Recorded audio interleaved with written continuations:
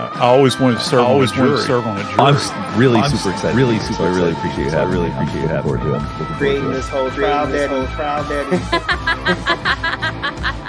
want to give a big shout out to the 13th Jury Podcast and Brandi. Yeah, I applaud you guys. Keep doing what you're doing. Do what you're doing. And then I just looked at the jury, and it's sort of like, I was in the eye of the storm. You guys were watching. Hey, it's important. Come pop in and say hey. You are a ray of sunshine, and I love what you've done with your YouTube channel.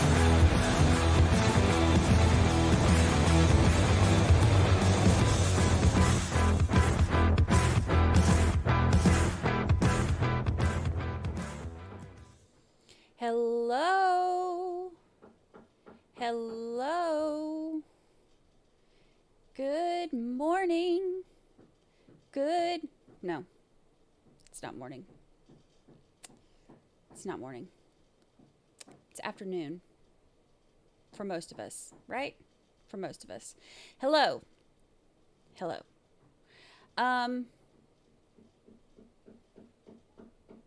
Do you hear the hammering? They started hammering and drilling literally as I set up our stuff, but whatever. I don't know what's happening. I just work here. Hello, welcome everybody. I am glad the hammering.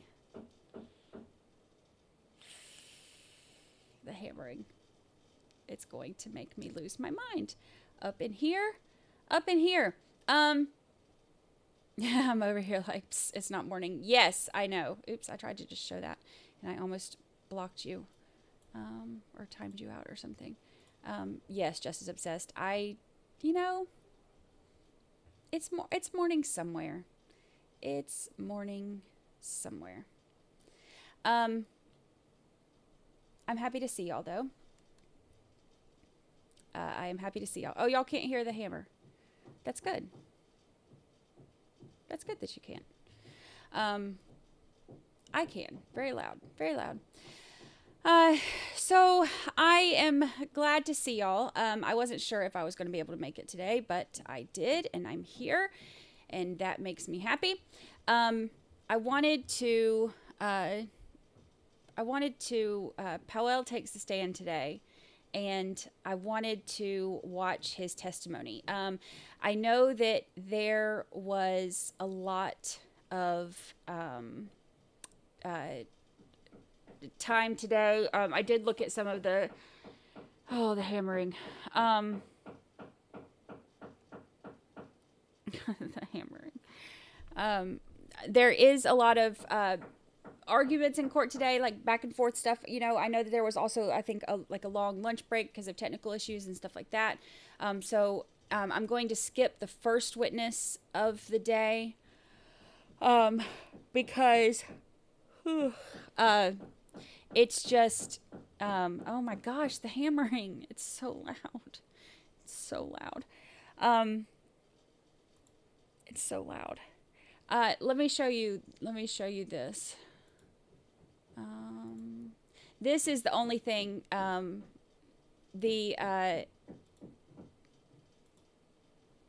it's like every condo around me, every single condo around me is constantly under construction. Like by the time one finishes, another one happens, which I know that that's normal for winter, but oh my Lord, or maybe it's the same one. I don't know. Maybe it's like, what is it? Winchester, where they have the house that's just, it can never stop being under construction because of the curse or whatever. That's what it feels like. That's what it feels like is happening now. But that's okay. It's fine. We'll get through it. It's fine. Anywho. It's very distracting though. The first witness of the day, Salvador Cavalieri or something, they had him come up, and basically he had another one of the cameras. It just ended. The stream ended. It shows me it's still live.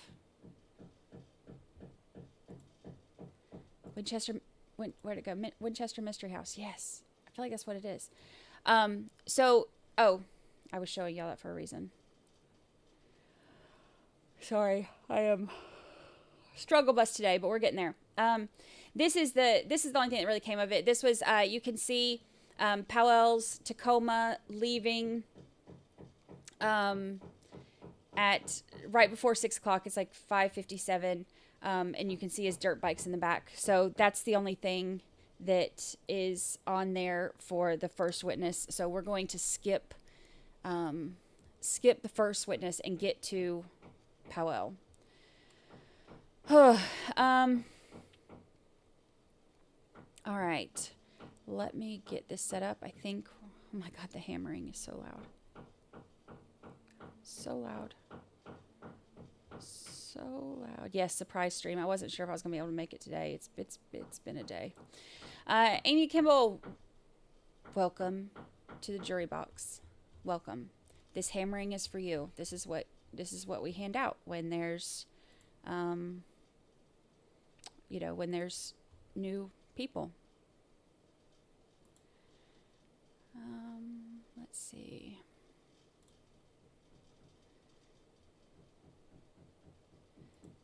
Got it. There we go. Okay, now I think I'm set up. All right, so we're going to go straight into Powell. We're going to listen at 1.25 speed. And we're going to see how long we can make it. We're going to see.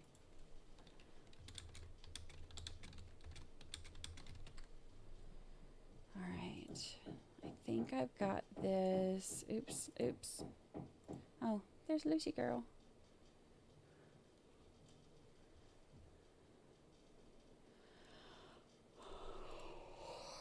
Okay. Oops.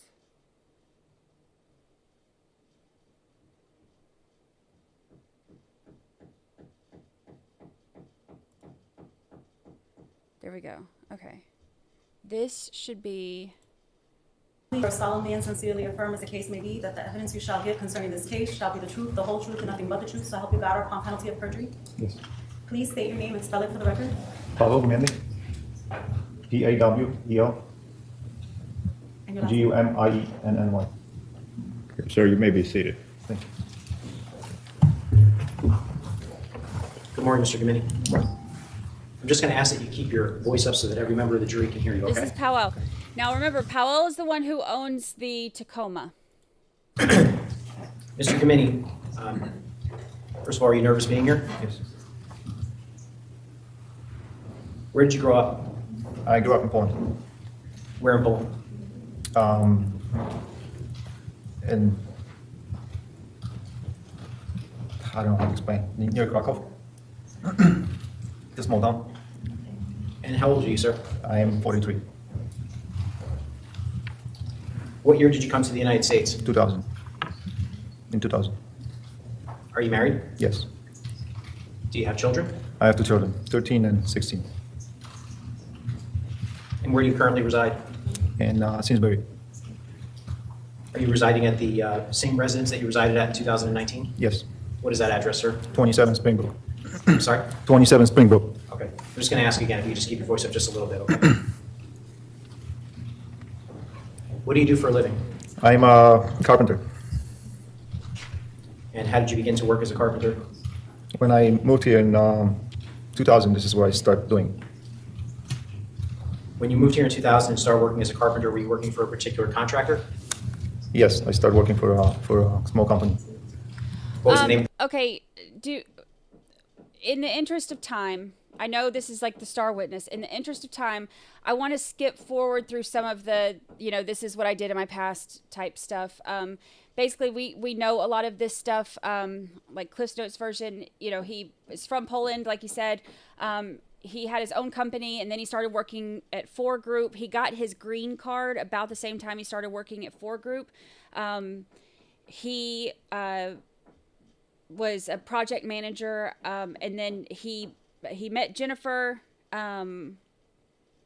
like a long time ago. I think like 2004, I think is what the stuff said. Like, so he met Jennifer like a long time ago. Thought she was really nice, seemed like a good person, and he did odd jobs around the house and stuff for her too. She also had him taking some of the furniture. Remember when she was trying to get some of the furniture out of the house and get it to her mom's house before she told Fotis that she was leaving? He had moved some of the stuff for her that, and then told her, I can't do it anymore because I'm going to end up losing my job. So that's some of the background stuff. I want to get toward the meat and potatoes of it. So we're going to skip forward just a little bit. Full group. No, the sister's name, I'm sorry. Rena. Okay. Why did you leave Dream Builders? I wanted to start my own into 2016 when I was managing projects by myself. The Dulos children? Yes. All right, here we go. Where he's talking How old about were the meat. children when you met them? Well, I was kind of meeting them. I don't remember. They were little, but Okay, so they were young children. All right. Were any of them born actually since you met Mr. Dulos? yes. And did you ever have opportunities to interact with Jennifer Dulos occasionally? Yes. How would you describe her?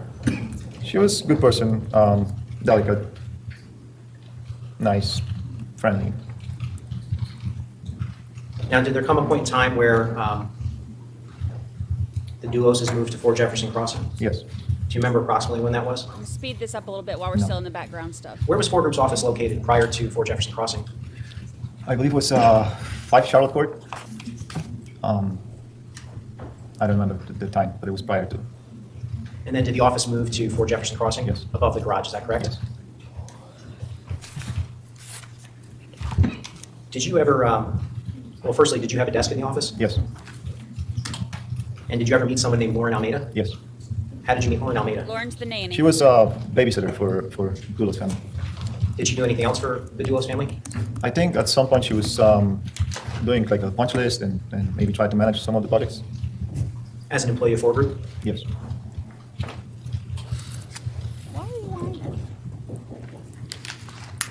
Now, did you ever do odd jobs for Jennifer around 4 Jefferson Crossing? Yes, a lot. What types of things would you do for Jennifer? Pretty much anything to do with the house. She would call me, as simple as replace a light bulb to, I remember I was building a swing set on the back for the kids. I would drive her a lot to Boston Airport or things like that. You mentioned that you would drive her a lot to the airport. What vehicles would you drive her in? I'm not sure, but I think mainly it would be the Suburban. Suburban have a little bit more space. When we were driving with the kids, then we would take the Suburban. Now, did there come a point in time when you met someone named Michelle Troconis? Yes. Do you see Mr. Troconis in the courtroom? Yes. Would you just point her out and tell us what color shirt she has on? Ray? Judge, you identified the defendant. Thank you. Now, there came a point in time when Jennifer moved out of 4 Jefferson Crossing, correct? Yes. Did you meet the defendant before or after Jennifer moved out of 4 Jefferson Crossing? I believe after. Do you remember approximately when that was? No. Do you remember approximately how long after Jennifer moved out you met her? No, I can't recall it. And when you met the defendant, where did you meet her? I believe she walked into the office with Fotis. And how would you describe her at that point? Objection, vague. Sustained. Well, was she friendly? Yes. You mentioned that Jennifer moved out at some point. I want to direct your attention now to Mr. Dulos and Jennifer's relationship. Did there come a point in time when Mr. Dulos indicated to you that he and Jennifer were going to be separating? Yes. Do you remember when that was? I remember we were having a team meeting in the office, and then he announced it to everybody that they're separating. Was Jennifer still living in the house at this point? Yes. And did Jennifer ever make any requests from you during that time period? Yes, she would ask me to move some of the stuff from her house to her family owned a house. I think it was Palm Bridge, house in the lake. So she would ask me a number of times to move some things from her house to the lake house. And would you do that for her? Yes. Why? Because I like her and I wanted to help out. Did you tell Mr. Dulos that you were doing this? No. Why not? At some point I told Jennifer that I have to stop doing that because this is going to get me fired.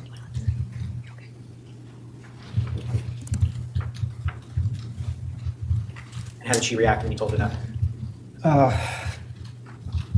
First she joked, she said, that's okay, so I'll have you to go and renovate the house. I'm going to check this hearsay. Well, it's a joke. I don't see how it's offered for its truth, Judge. Well, and I'll withdraw the objection. What did she joke? She said, then I'll have you renovate my house in Palm Beach. But after that conversation, did you ever move anything for her again? I don't think so, no. Incidentally, you mentioned that you had driven Jennifer in the Suburban. Did you ever drive her in your Tacoma? Yes. Can you tell the jury about that? Yes. Okay, this is important. He's about to say, though, that Jennifer, the hammering. Is it too early to okay. Hammering is going to drive me nuts. He's mentioning Jennifer Dulos being in the Tacoma before this. Now, remember, this is important because, let me slow it down for this part.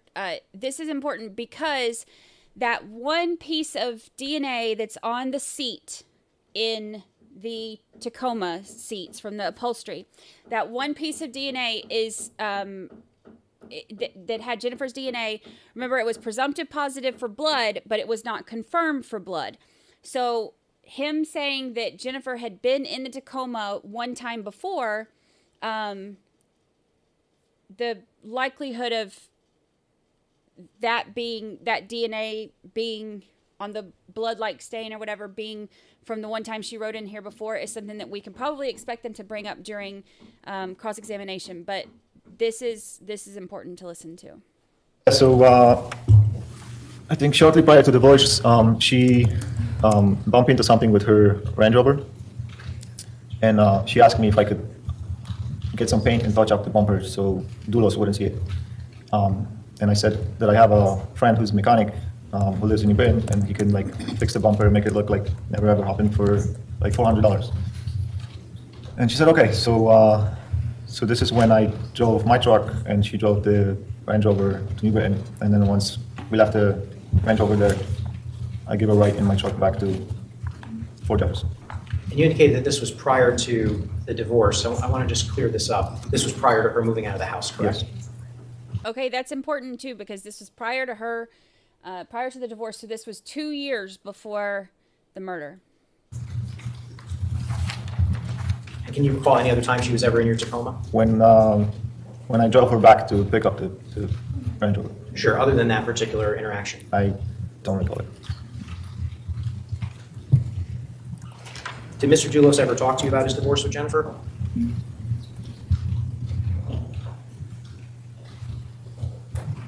Can you rephrase the question? What do you mean by that? Well, did Mr. Dulos ever indicate to you how the divorce proceedings were going or anything like that? Yes. What types of things would he say?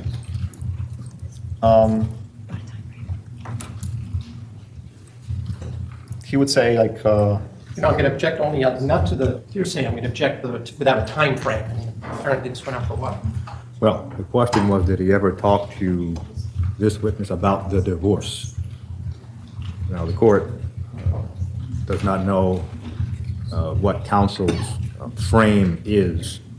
The filing of the divorce, the proceedings after the filing.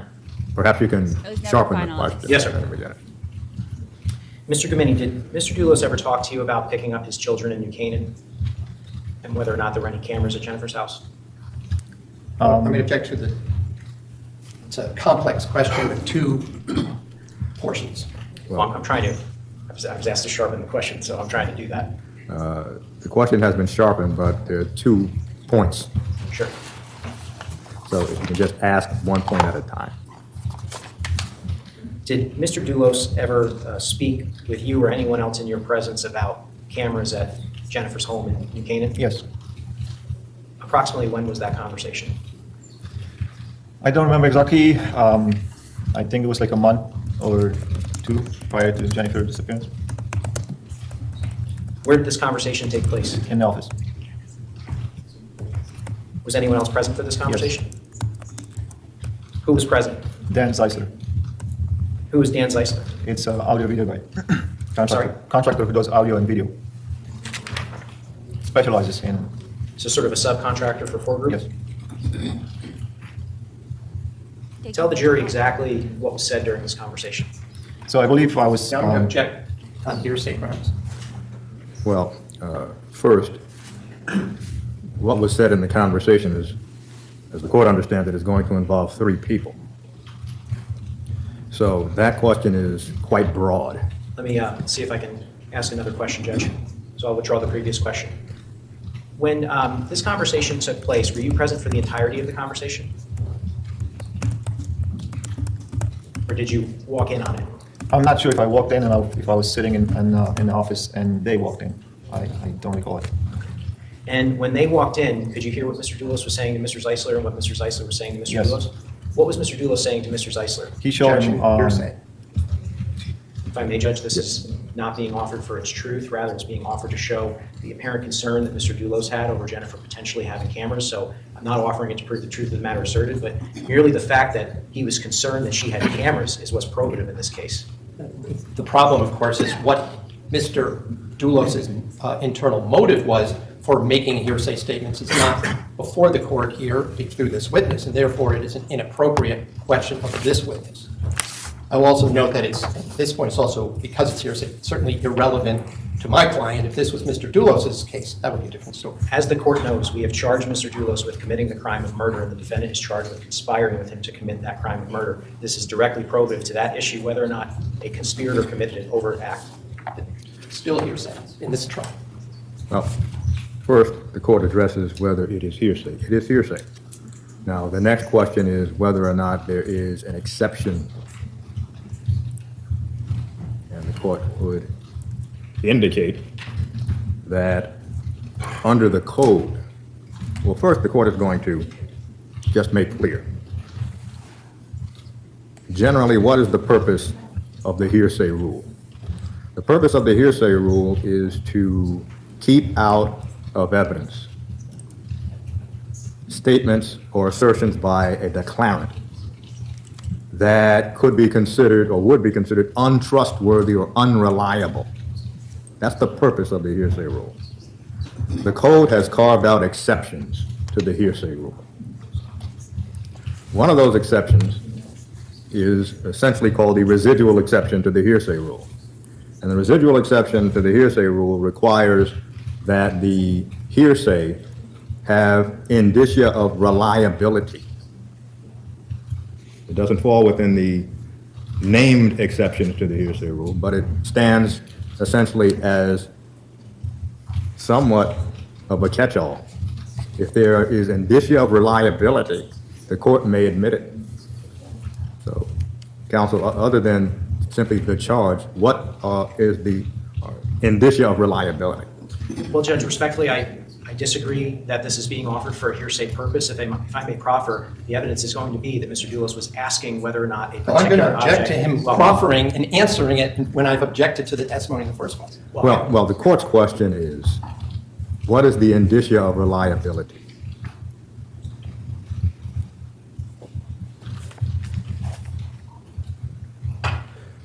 That presumes the court has found that this is hearsay. Counsel has stated it's not offered for the truth of the matter asserted. The court does not know what the content of the conversation was. Thank you, chunk of bacon and bacon bit. Perhaps the jury needs to be excused. Yes, Judge. Ladies and gentlemen, we have to take up a legal question. Please do not. Jury needs to be excused. So they're arguing over whether or not the hearsay stuff can come in, because normally hearsay can't come in, but there are exceptions. They're trying to now. He's Question gonna is, argue the exceptions. What was that conversation? The court understands that question to mean the conversation in which Fotis Dulos was a participant. What did Fotis Dulos say? This is just an example. Well, he said he wanted to know where the cameras were at 69 Wells Lane or wherever Jennifer Dulos was living at the time.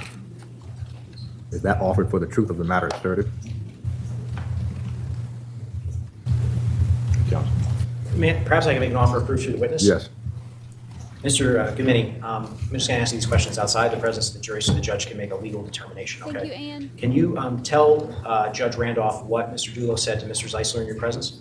Yes, he showed him pictures on his phone of Jennifer's house, and he was asking him if this is camera, if this is camera, if this is camera. And what did Mr. Zeisler say? I don't remember. I believe he said no. Okay, so I want to make sure y'all are catching that because I know sometimes, like with it playing at 1.25, and I try to stop when it's important stuff. So this whole thing is about a conversation that took place between Fotis and Powell was there and heard it. It was between Fotis and another guy that works at 4 Group. He said that it was in the office there, and there was a subcontractor who was like his job was like the audio and video stuff. So Fotis, he's saying that Fotis had a picture of Jennifer's house and was showing this audio video guy and saying, is this a camera? Is this a camera? And showing things on the house, trying to figure out if what he was seeing was cameras or not. That is a huge, huge deal. Right now they're talking about this outside the presence of the jury. So they're talking about whether or not this is going to be allowed in for the jury to hear. And then, did you at some point enter the conversation as well? Yes, I told him that I don't think those are cameras, but I told him, if Jennifer wants to record you, she can purchase one of those small square cameras and place it anywhere. Just basically don't do anything stupid, but And good advice. Don't do anything stupid. was he She can concerned record about you. picking up the children? Was that his concern, if you recall? I don't recall. Okay. So that would pretty much be the offer, Judge. And if I may, as I indicated, this is not being offered to prove the truth of any fact asserted. In fact, Mr. Dulos is asking questions. Mr. Zeisler is saying it's not a camera. I'm not offering that for the truth of the matter asserted. And then Mr. Gumini chimes in and says, well, she can record you with just about anything. Don't do anything stupid. None of that is being offered to prove a fact, except it's probative to the issue of, was Mr. Dulos concerned that there were cameras at 69 Wells Lane, which of course is extremely probative for the jury to understand whether or not he was planning this crime. I think the evidence at this point, Judge, shows that this was a well thought out, executed crime in which a body has never been recovered, in which evidence was disposed of and discarded. So the fact that Mr. Dulos is asking about cameras in the month leading up to Jennifer Dulos' disappearance is relevant. It's not being offered for its truth, and the court, of course, can give a limiting instruction on the appropriate purpose to the jury to minimize any potential prejudice to the defense, but it's not hearsay because I'm not offering it for its truth. So then it just becomes a question of relevance. So the question the court has, Attorney McGinnis, is... So, and keep in mind too, if Fotis is showing a picture of Jennifer's house, and this is like, what do you say, a month or two before she went missing, if he's showing a picture of Jennifer's house, asking an audio video guy, are these cameras, and Powell's telling him like, hey, she can record you on anything, don't do anything stupid, but he's trying to figure out if these are cameras or not, that can go toward proving that there was not only the murder, since there's no body, but proving that there was the murder and, potentially toward the, conspiracy, because if she's charged with conspiracy, Fotis would have been one of the other conspirators. So this is a really important argument. Would not the question, what was Fotis Dulos concerned about, avoid a hearsay objection? So I actually think, and I mean this respectfully, Your Honor, I actually think that would draw a hearsay objection, because then I apparently would be offering it to show what he was in fact concerned about. There to be a state of mind exception with respect to that. But I want to just ask him what Mr. Dulos was asking about. Certainly a question is not an assertion offered for the truth of the matter asserted. So our position is that this is a non-hearsay issue. It's just a question of basic relevance, and I think I've explained to the court why we believe that this is probative to the issue of whether or not Mr. Dulos was planning on committing this offense. If I may respond briefly. Okay. First of all, this was the subject of a motion to eliminate on January 10th. This goes to the issue of hearsay. Now, I don't disagree with part of what Mr. McGinnis just said. It is true they have to prove that under the way they charge this, that Fotis Dulos committed an intentional murder.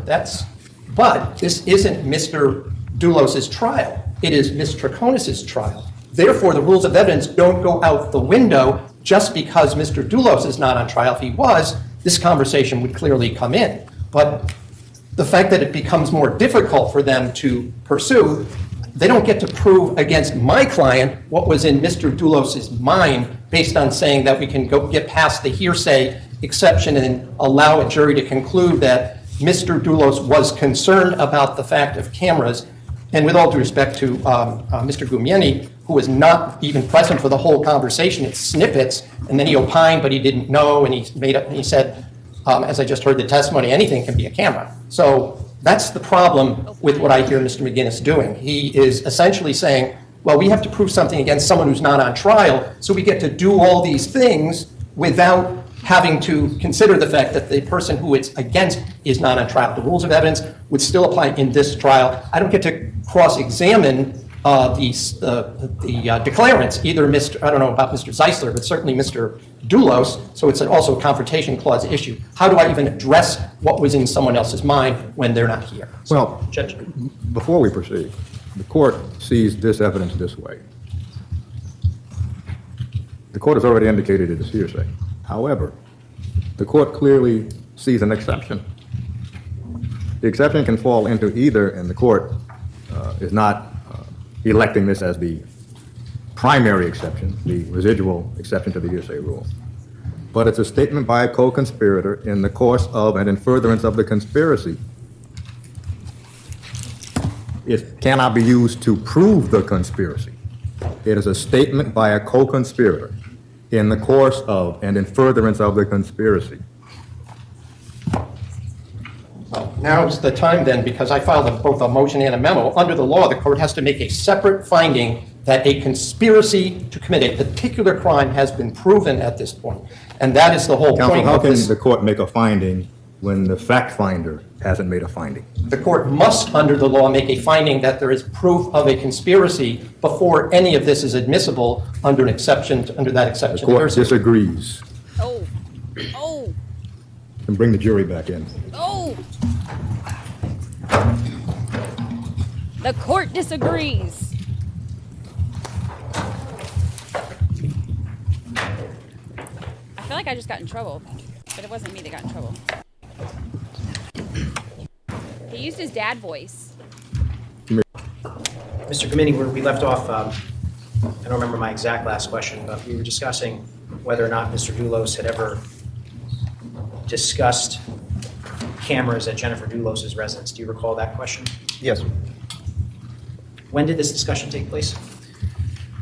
I want to say Hey, Abe. a month or two before the May 24th of 2019. And where did this conversation take place? Up in the office, for group's office.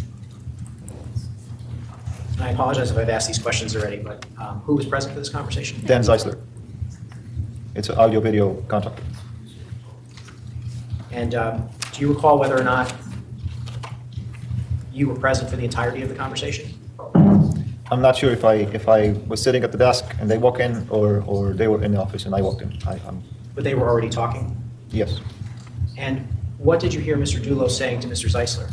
Mr. Dulos pulled out his phone and started showing Dan Zeisler pictures of Jennifer home with, which I believe was motion detectors, and started asking him if those are cameras. And what did Mr. Zeisler say? I don't remember. I think he said they are not. And did you participate in the conversation at all? Aggressive What did typers you back. say? I said I don't think so. I don't think those are cameras. Did you say anything else to Mr. Dulos? Yes, I researched it. I recently saw a commercial of like a small square cameras, inch by inch. I believe they were called cop camera. And I showed him that and I said, you know, she can record you with anything. Just don't do anything stupid when you go there. Don't do anything And stupid. when you say don't do anything stupid when you go there, what were you referring to when you said when you go there? I don't know, like whenever he was worried about.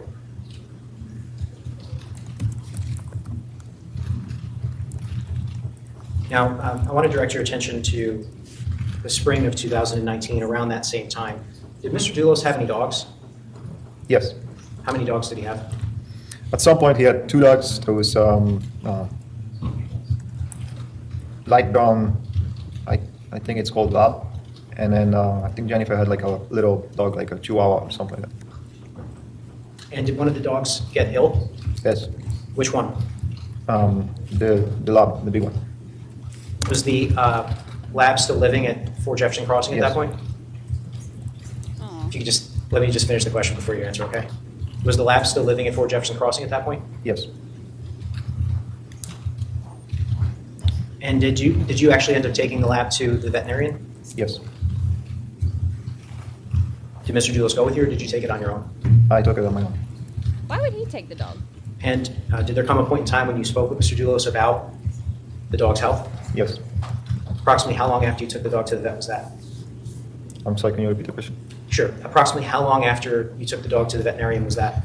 I don't remember exactly. I want to say a day or two after. And what did you say to Mr. Dulos? I asked him, how's Beckham doing? And was anyone else present for this conversation? Michelle. When you say Michelle, you're referring to the defendant, correct? Yes. Where did this conversation take place? I believe it was, I walked out of the office door in between the garages and they were standing there. So he took their sick dog to the vet. What did Mr. Dulos say when you asked if Beckham was... He said that Beckham is ill and he's going to have to put him to sleep. And he said something like, can you believe that Jennifer won't even let the kids come over and say goodbye to the dog before we put him to sleep? Did you respond to that comment? I don't remember. And you indicated that the defendant was present. Did she say anything at that point? Yes. Tell the jury what the defendant said. She said she should be buried right next to this dog. And when you say she, what exactly did she say? Can I use bad words? Yes. She said that bitch should be buried right next to this dog. And what was her demeanor like when she said this? I think she was trying to cheer Dulos up. He was like heartbroken that his dog is about to be put down. How did he react when she said this? I believe he just look at her.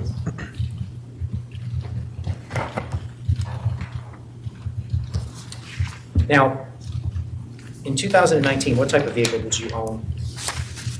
Red Toyota Tacoma. How long had you owned that vehicle? I don't remember. I believe I bought the car in like 2012. And if it was... He said, so if you missed it, he said, he's talking about how he took their dog to the vet. I'm sorry, but if Lucy was sick, ain't nobody taking her but me. And then I'm going to ask to like come back there and like play with her hair and tell her how much I love her the whole time. But whatever, he took the dog to the vet. So then he's talking to Fotis and Michelle about it. And Fotis said that the dog's going to have to be put to sleep. And he said that Jennifer's not going to let them come over and let the kids come over and say goodbye to the dog. And that Michelle said that bitch should be buried next to the dog.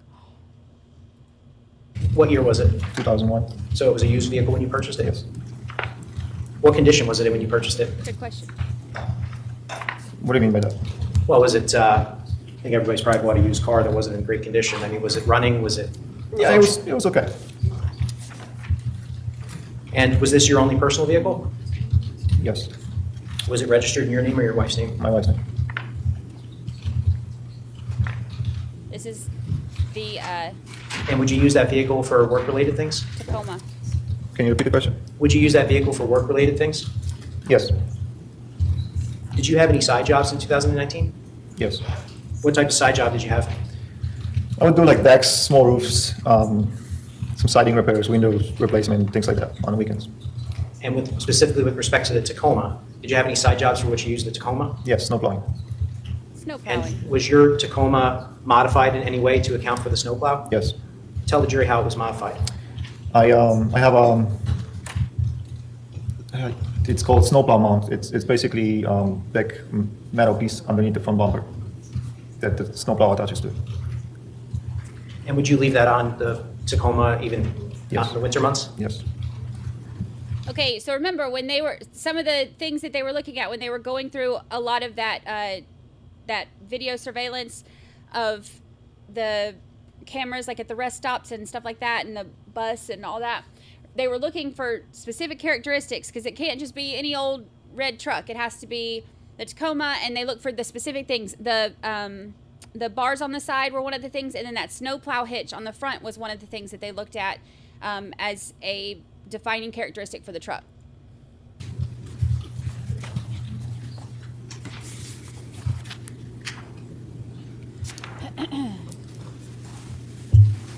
Now, I want to turn back to Ford Group.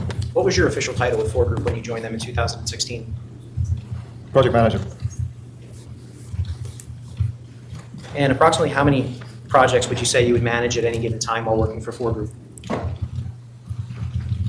Mostly one at a time, sometimes those two.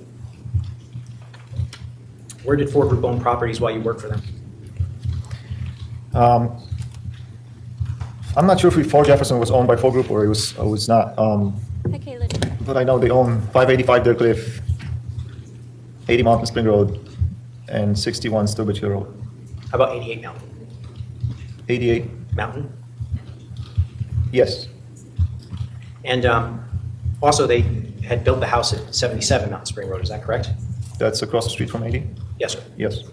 Were you a part of that build at all? No. How many project managers worked for Ford Group? Over what time, Your Honor? Check. From your time working for Ford Group beginning in 2016 until 2019, did the number of project managers vary? Yes. And at any given time, how many project managers were there as a minimum? One. And so were you always a project manager for Ford Group? Between 2016 and 2019? Yes. Yes. And who were some of the other project managers during that time period? Andy Loomis, Stephen Rage, Guillaume Villette, Matt Byrne. I think Lauren or Mandy at some point. And would some of these project managers leave Ford Group and come back? And what was the dynamic like? No, I don't think anybody was leaving and coming back now. Okay, so if they left, they left. Yes. How did Mr. Dulos treat you as his employee? Okay, the thing with him was, he was very hard-headed. He didn't like people. They say no to him. He didn't like to be told Easy word no. to say. Well, did you enjoy working for Ford Group? It was a good job, good pay. Why did you like working there? I like to do that kind of stuff. When you say that kind of stuff, you mean manage projects? Building houses, manage projects. You indicated that Mr. Dulos could be hard-headed. Did there come a point in time where you built your own house? I renovated. And that's the house that you currently live in? Yes. And did you ever have any discussions with Mr. Dulos about whether or not Ford Group would be a part of that renovation? He offered me help, yes. Did you accept his help? No, I refused it. Why? Because I want my house to be done the way I wanted to get it done. I don't want him to say that you got to do things this way or that way. Like, he was very stubborn about things. Did you ever socialize with Mr. Dulos outside of work? No. And I'm using socialize in the broadest terms. Did you ever attend Greek Easter at his house? Yes. Greek How Easter. often? I want to say I went there 2 or 3 times. Do you recall what years you went to Greek Easter at Mr. Dulos' house? Could have been 2017, 18, and 19. Why did you go to Greek Easter? He was inviting everybody. Did your wife attend? I think once. Did you feel sorry for Mr. Dulos at any point? And that's why you attended Greek Easter? Objection. Relevance. Relevant, counsel. Well, the relevance, Judge, is that it provides the reason why Mr. Gumeni went to Greek Easter in the first instance. It explains his presence, and if I may proffer, he's going to indicate that he went because Mr. Dulos' family was not present. Well, Still not relevant. that question by itself is not relevant. Court is not foreclosing the avenue. It's the same. When you went to Greek Easter in 2019, were any of Mr. Dulos' children present? 2019? Yes, sir. No. Was Jennifer Dulos present? No.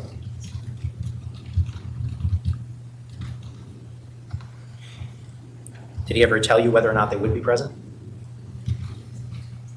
I think he mentioned that to me, that Jennifer won't let the kids come to Easter because Michelle and her family is there. Now, what days of the week did you work at Ford Group? Monday to Friday. What were your typical hours? 8 to 5, but it wasn't set hours. I was basically given a project, and if I was there from 9 to 6 or 8 to 5 or 7 to 4, it didn't matter. Mr. Dulos wasn't clocking your time, in other words? Is that correct? That's correct. Were you a salaried employee? Yes. Would it be fair to say that Mr. Dulos' priority was simply that the project be completed on time? Yes. And so whether you worked 35 hours or 40 hours in a given week didn't really matter to him. Is that fair to say? Correct. batches. Now, you mentioned that you renovated a house in Simsbury. How many times well, firstly, let me ask it this way. Did Mr. Dulos ever go to your house? Yes, How many times? twice. Did you consider Mr. Dulos to be a close friend? No, He was your boss. yes. You mentioned your personal vehicle, the Toyota Tacoma. Did Ford Group own any vehicles in 2019?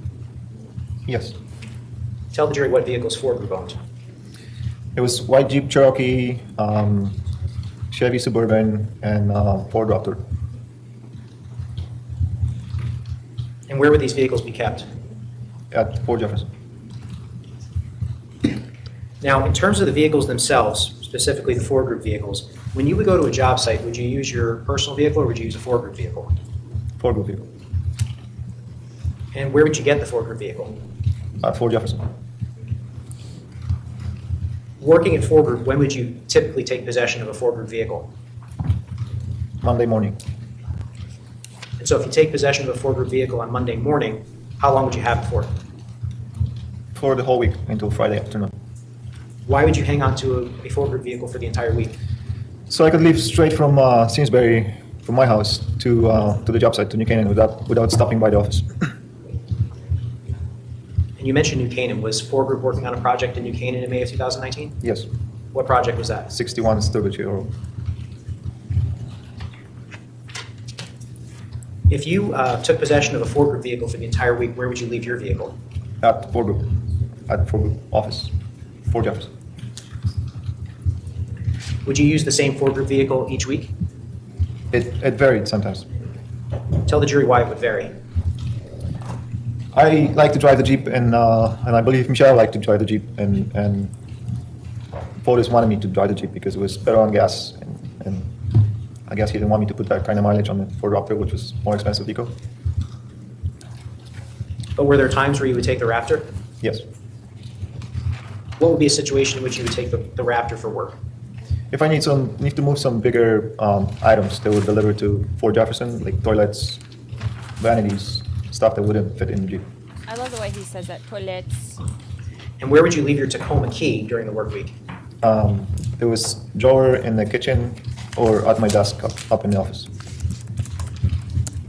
Now, you mentioned that you would drive straight to projects. Did you ever return to the Ford Group office during the week? Sometimes. Why would you go back to the Ford Group office during the week? Some paperwork, invoices, basically to touch bases with Dulos about project and things like that.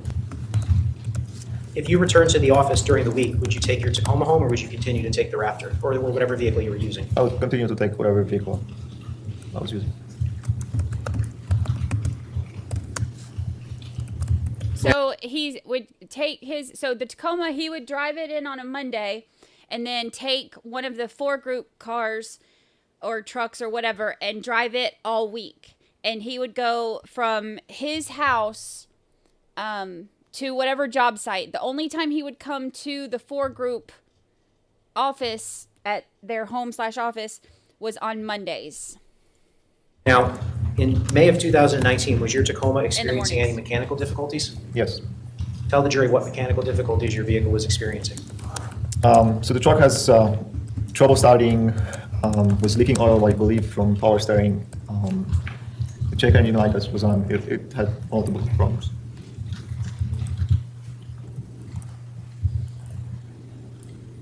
Did Mr. Dulos ever drive your Tacoma? Yes, he did. How do you know? I would find like Starbucks coffee cups in it, and I was telling him not to drive it because the car was having mechanical problems, and I was concerned that he's gonna get an accident or something. On your insurance? Yes. He would drive. Did Mr. Dulos ever call you him. about any mechanical issues with your Tacoma? Yes. When was that? I don't recall the exact day. I want to say about 2 weeks prior to May 24th. What did Mr. Dulos say to you? He called me and he said that he can't start the truck. How do you start it? What's wrong with it? And I told him it's the starter really. He asked me if it's the battery. The battery is not good. I said, no, just keep turning the key. My start is to start earlier.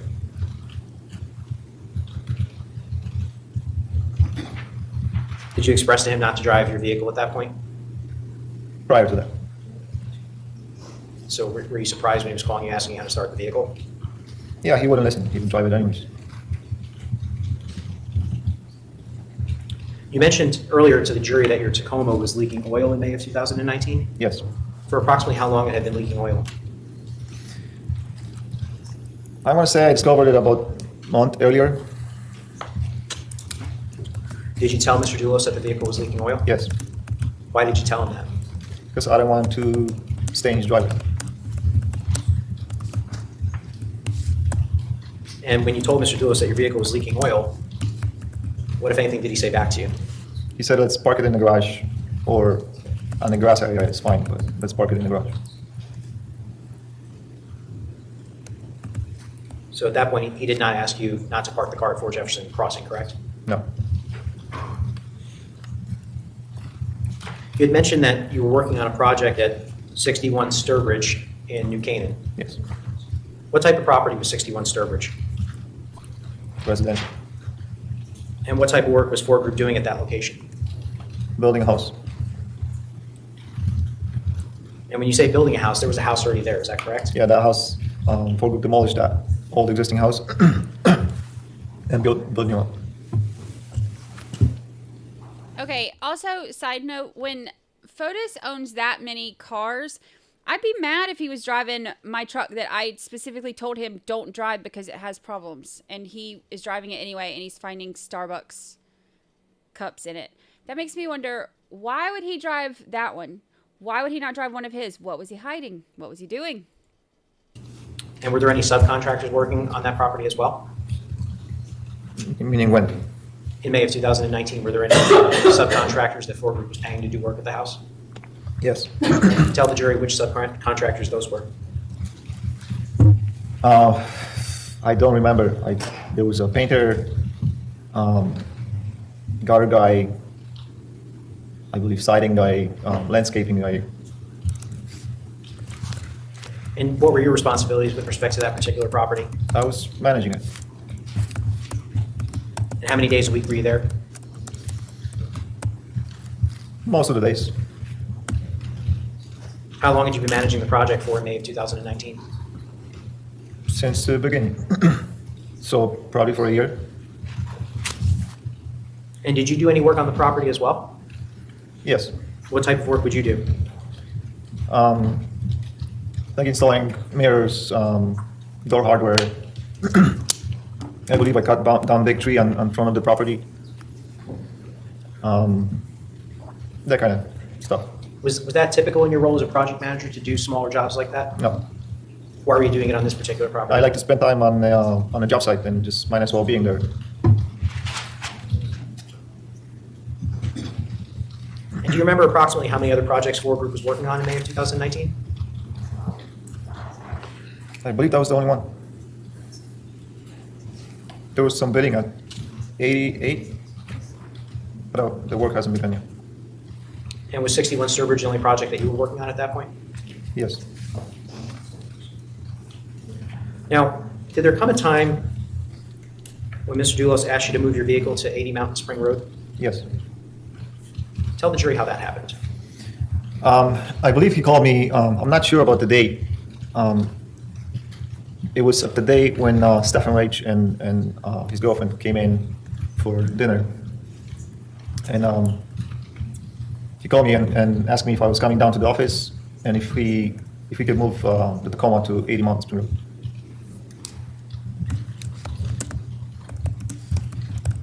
Hi, advocate. And I believe you indicated you can't recall the date, but you recall Stefan Reich and his girlfriend? Yes. Where were they present? When I came back from 80 Mountain Spring Road with Dulos in the Raptor, and then I was pulling out of 4 Jefferson Crossing, I believe Stefan pulled in with his car, and we talked for a minute. Now, I want to talk to you about this for a second. You indicated that you came back from 80 Mountain Spring Road with the Raptor. Yes. I want to direct your attention now to the week of May 20th, 2019, Monday, May 20th. Did you have the Raptor for that particular work week? You mean May 20th, the whole week? Yes. Yes. Nurse for God gifted 10 memberships. And do you recall when you picked up the Raptor? I believe it was like a week prior to that. So May 13th? Yes. Why did you have the Raptor for 2 entire weeks? I don't remember. I think it had something to do with moving door slab from one of the contractors to 61 Sturbridge. So would it be fair to say then that you had the Raptor over the weekend of the 18th and 19th? Or to the best of your recollection? Yes. Thank you, Nurse for God. I appreciate it. Did Mr. Dulos tell you why he wanted the Tacoma moved to 80 Mountain Spring Road? No. Was that the first and only time you were ever asked to move the Tacoma to 80 Mountain Spring Road? Yes. Where did you meet up with Mr. Dulos to do this? I pulled into Fort Jefferson and the garage door was open and he was ready to leave.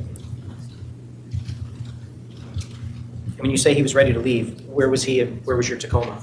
I believe my Tacoma was in the garage and I just pulled into the parking lot with the doctor. And at some point, did he leave Fort Jefferson Crossing with the Tacoma? Yes, he just told me to follow him. And did you follow him? Yes. And did you follow him in the Raptor? Yes. Approximately how far away is 80 Mountain Spring Road from Fort Jefferson Crossing? I want to say 5-minute drive. Not terribly far? No. Did the two of you head straight to 80 Mountain Spring Road? Yes. And did you drive one behind the other? I believe I was a little bit farther behind him. They took me some time to turn around or something, I don't know. Did you ever ask Mr. Dulos why we're moving the Tacoma to 80 Mountain Spring Road? No. Why not? I didn't. I thought it might be he was upset the oil is leaking in his garage. I don't know. I didn't ask. You indicated that you were following behind Mr. Dulos. Did you arrive at 80 Mountain Spring Road at approximately the same time that he did? Yes. And did you see him park your Tacoma? Yes. Can you describe for the jury how he parked the Tacoma? So he pulled in around the garage and turned the truck around like it was ready to leave, and parked it on the side of the driveway. The parking spot. And when you say ready to leave, did he back it? So the front of the truck was facing outward? Yeah. And after he parked the vehicle, what happened next? He got in a Raptor and we drove back to Fort Jefferson.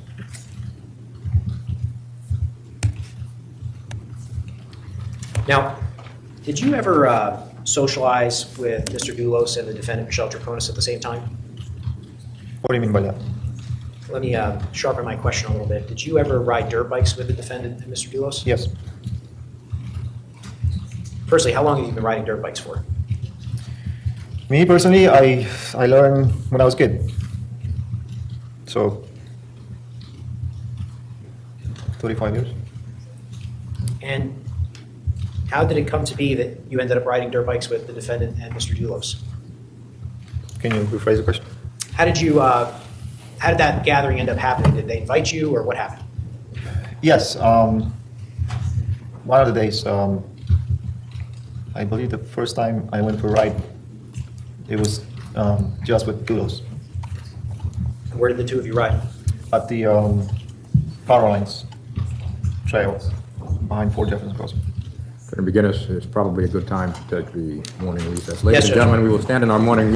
Okay, so he has so far told us that about Fotis wanting him to move his Tacoma and start keeping it at the workhouse right down the road from the regular house and / office. And he is now talking about riding dirt bikes with Fotis and Michelle. Say comes in under the exception. The court was agrees, but I thought it was. We have arguing. Shocker.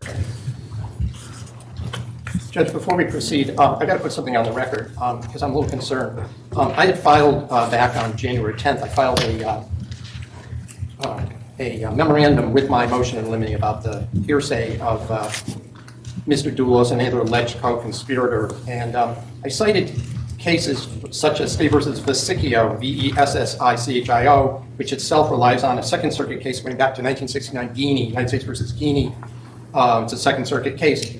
And I know Your Honor disagrees, but I thought it was settled law in Connecticut that before any co-conspirator hearsay, alleged co-conspirator statements hearsay comes in under the exception, the court was required to make specific findings that are based on things besides the statements. In other words, the court excludes the statements and then determines whether or not there is a finding by preponderance of the evidence, and the court must actually make that finding that there is a preponderance of the evidence independent of the hearsay, that the court must decide that first that a conspiracy existed, that the declarant and the defendant were participants in the conspiracy, and that the statement was made in furtherance of the conspiracy. And I submit that so far that none of those things have been shown. The court has disagreed, but I need to put that on the record because, you know, if this has been the law of Connecticut since I think I started practicing, and the court is disagreeing, again, I don't know what to do other than, again, to move for a mistrial because I just don't know what to do.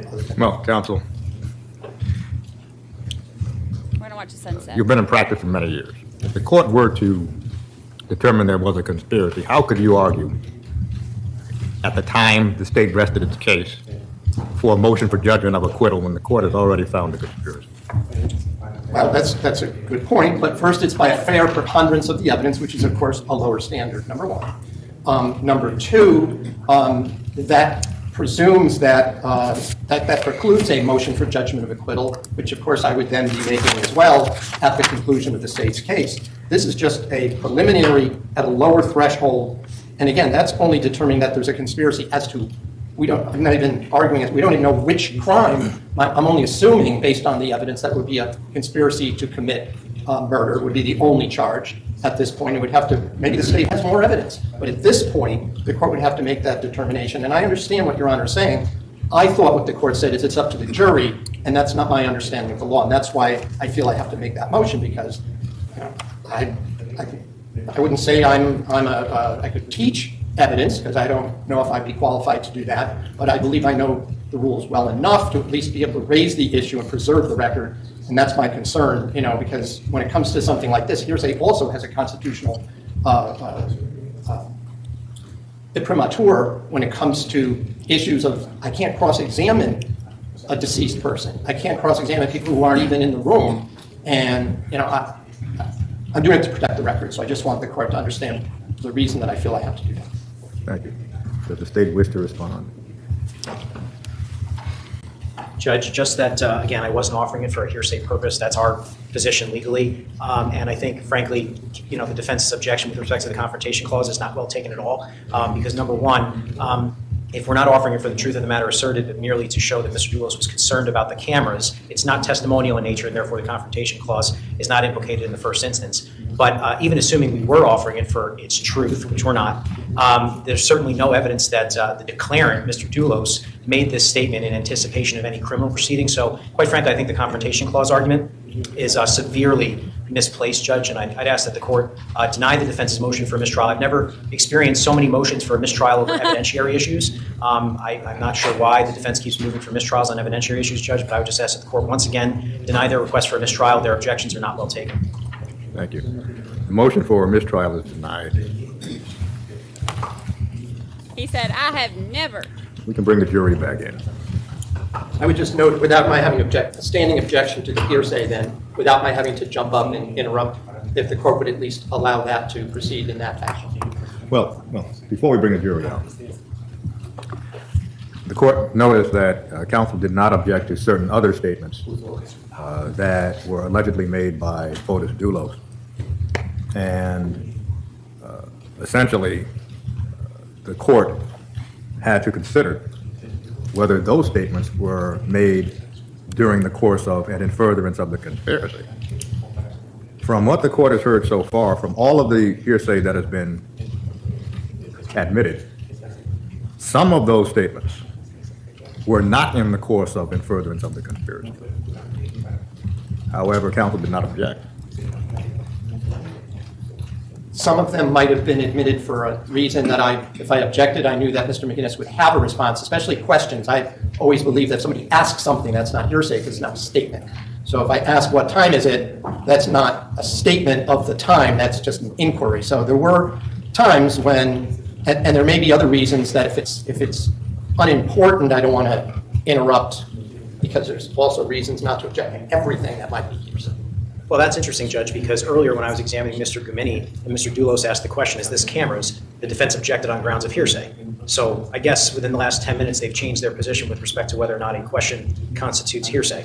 I object to any sort of continuous objection, Your Honor, because as the defense aptly pointed out, this is an area where we agree. Not every statement that I'm offering is for the truth of the matter asserted. In fact, much of what Mr. Dulos said is not being offered. Interpreters can ask counsel to slow down. Thank you. Much of what Mr. Dulos is alleged to have said in this case is not being offered for the truth of the matter asserted. So it need not meet any hearsay exception. So I think if counsel has an objection to specific things, then he should raise them at the time so the state, so the record is very clear, has an opportunity to respond and indicate what the purpose of the offer is. Well, Your Honor, that's absurd because there's speaking objections that are being allowed where the state is being narrating what they're going to get in regardless of the court's ruling. It's on this issue of things that Mr. Dulos said that I'm asking for a continuing objection. If the record were later show that some of these statements would have been admissible under other exceptions, that's for a different court, not for this court. But for me to have to object every time that hearsay is being elicited through this witness, and I'm assuming that's going to go on for the rest of his testimony, that's my concern. Well, Judge, in this court's view, a continuing objection puts the burden. Sorry, real quick. Nurse for God just gifted 5 more memberships. Nurse for God, thank you, thank you, thank you. That is very generous. I appreciate it. Trudy Martin, Jessica M72, Sarah Dahlgren, Tracy, Buffy, welcome. You look good in green. Thank you so much. I appreciate it. On the court to determine what should be objected to. The court does not carry that role. If there are objections to be made, counsel is obligated to make them. The court is not going to carry that burden that counsel can ably carry. Do you wish to be heard, counsel? No, Judge. You can bring the jury in. Selena K just gifted a membership too. Selena K 101. Thank you so much. LD Stelts, welcome. You look good in green. You were gifted a membership by Selena K. Thank you, Selena K. I appreciate it.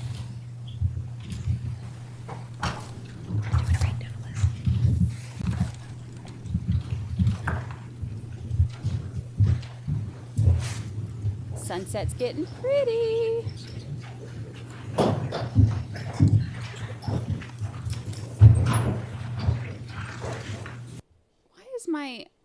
I'm having computer. Counsel.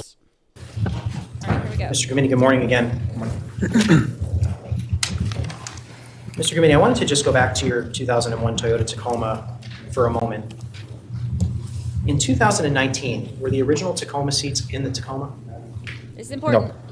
What types of seats were in the Tacoma in May of 2019? I believe Ford Focus. Okay. Were those Ford Focus seats? Remember that lines up with what we heard, because remember he made a big deal about, like, oh, you can't call them Tacoma seats because they're not Tacoma seats, but they were in the Tacoma. They're not Tacoma seats. He said they were from a Ford. So he's saying that's right. These were Ford seats. In the vehicle when you purchased it? No. Who put the Ford Focus seats in the vehicle? I did. Why? When I bought the car, I bought it from a mechanic, and they were just dirty. Candace, red. thank you. Candace Hopkins. And I decided to change it. And do you recall where you purchased the seats? It was a mechanic in New Britain. I don't remember. Thank you for the super chat. But it was the same one I brought the Jennifer Range Rover to. Now, I believe where we left off prior to the break, you indicated that you had motorbiked or dirt biked with the defendant and Mr. Dulos. Is that correct? Yes. How many times did you do that? Once just with Dulos and once with Dulos and Michelle. And I believe you referred to an area as the power lines. Yes. Where is that area? So Back left corner of Fort Jefferson, there was like a small trail that was connecting to it. Sunshine Girl 6431 gifted 5 memberships. And how large was the trail? Thank you, Sunshine. Miles. I don't want to miss these because I appreciate y'all. Queen Swope, Skylar, Marsha, is it Braga? Retired Shirt, Jody Buzek. We're all gifted memberships. Thank you so much, Sunshine Girl. Can you describe the trail for the jury? Thank you.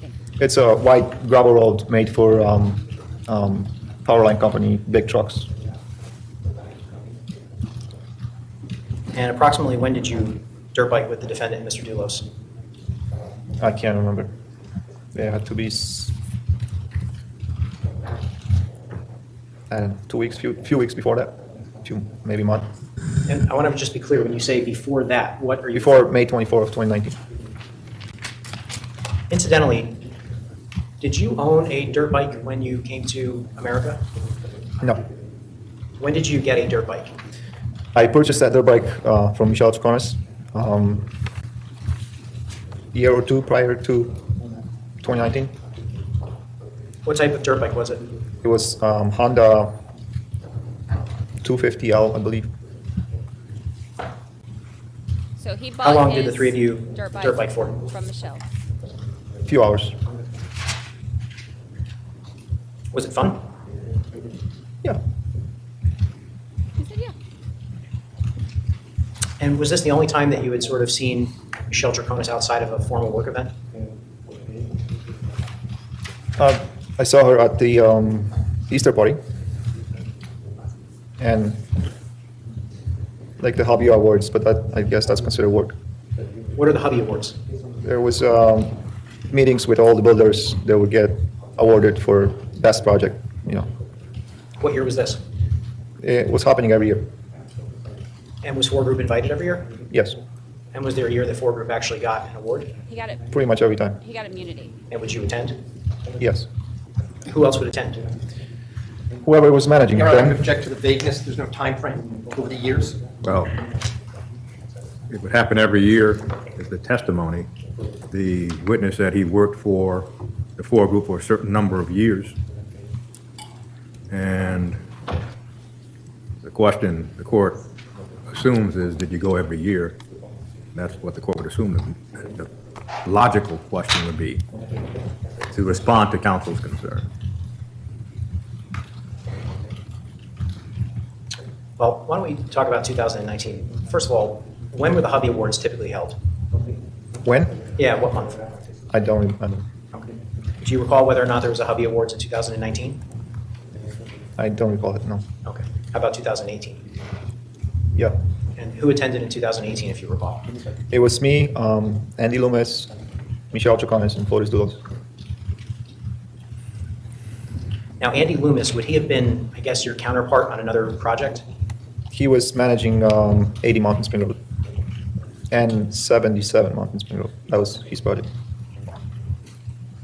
In May of 2019, what were the status of 80 Mountain Spring Road and 77 Mountain Spring Road? They were finished. And when a project is finished, what happens then? It's on the market, waiting for potential buyer. And were there any realtors that 4 Group would work with usually? Yes. One of them was Stefan Rich, and there was a few other ones. They came and go, but I don't remember their names. Were there open houses at the projects? Yes, every now and then. And would you ever attend? Yes. You mentioned that you had purchased a dirt bike from the defendant. Where would you typically keep the dirt bike? Typically would be on my house. And so if you kept the dirt bike at your house, where would you normally ride it? I just play around with my son a little bit on backyard.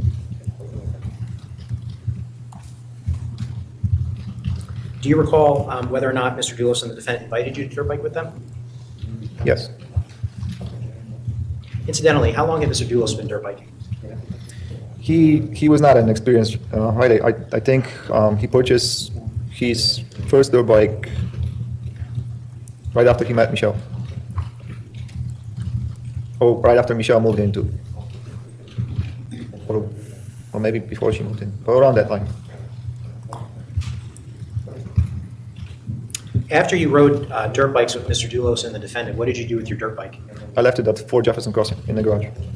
Why did you leave the dirt bike at 4 Jefferson I Crossing? was exhausted and just want to go home. So he says, like, yeah, just leave it here. Do you remember what day of the week this was?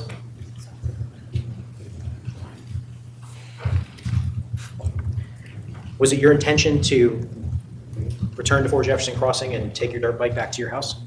When? On May 24, 2019? Yes. Okay. Did you ever? Remember, we saw, before we started, I showed y'all, I didn't go through the first witness because we're on a time crunch today to see how long I can make it before I pass out. But we I did show the picture, just the screenshot of the Tacoma with the dirt bike in the back.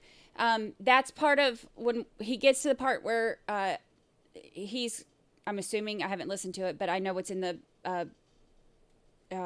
arrest warrant.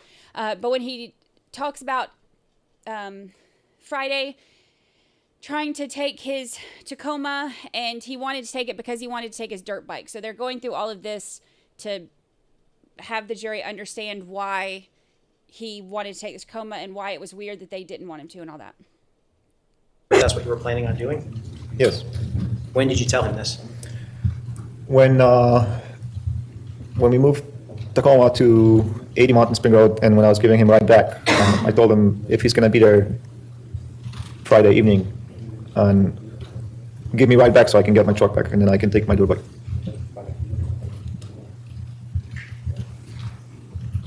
Did you have any conversation that day with Mr. Dulos about what he would be doing on May 24, 2019? I believe he told me... Objection, hearsay, and again, not applicable to my client. I am definitely not offering this for the truth, Judge.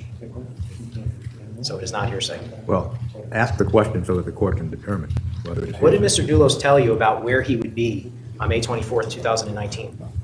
Sounds like hearsay and relevance to my client. Well, what did Mr. Dulos tell you about where he would be?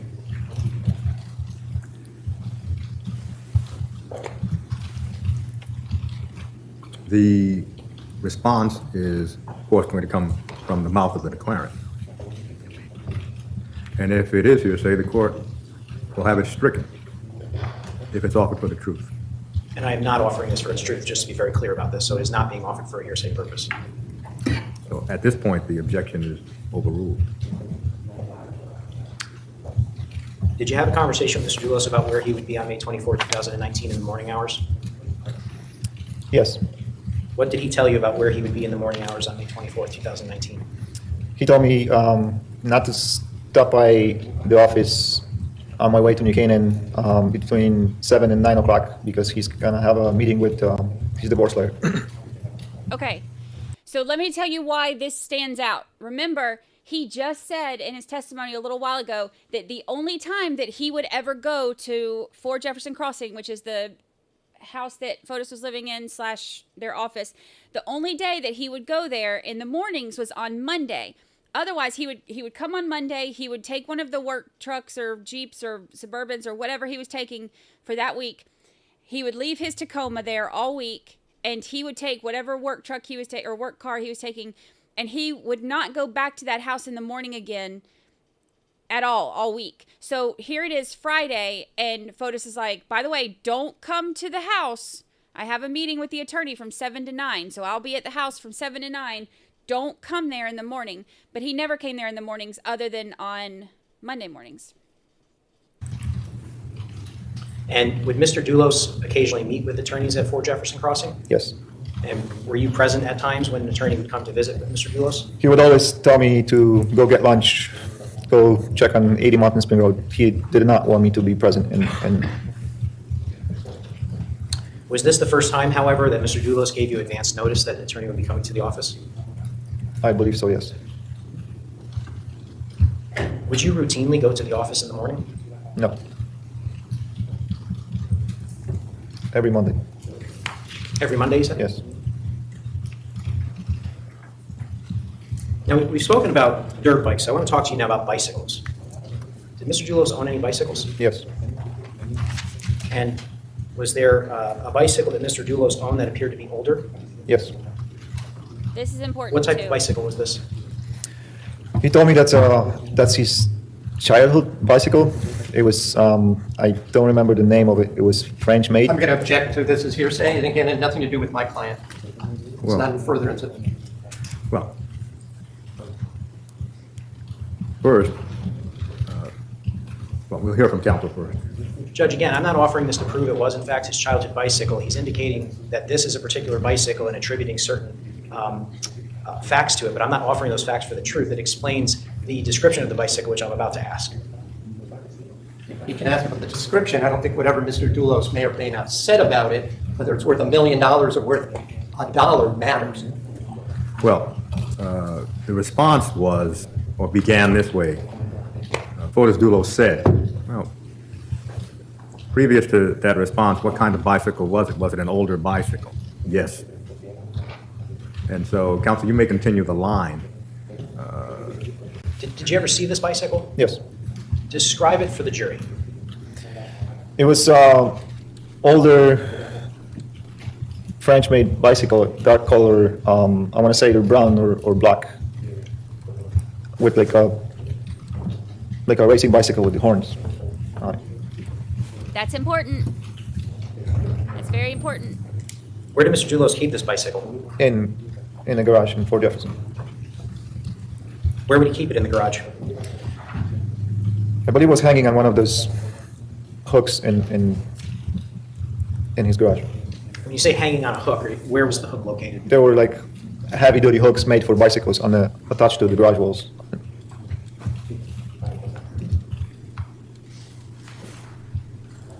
I want to direct your attention now to Friday, May 24th, 2019. That was the Friday of Memorial Day weekend, is that correct? Yes.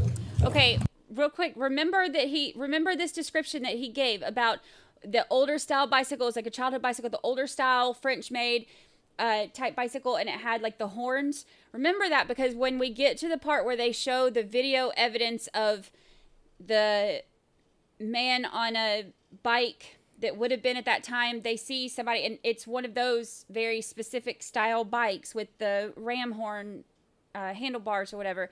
That's going to come up at some point in the trial because we know that they have that video footage. So this description of Fotis's bike is important for that reason. Incidentally, does your wife celebrate a birthday around that time? Yes. When's your wife's birthday? May 30th. When you began your day that morning, where were you? I was home.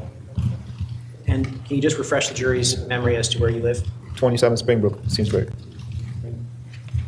What vehicle did you have when you began your day? Ford Raptor.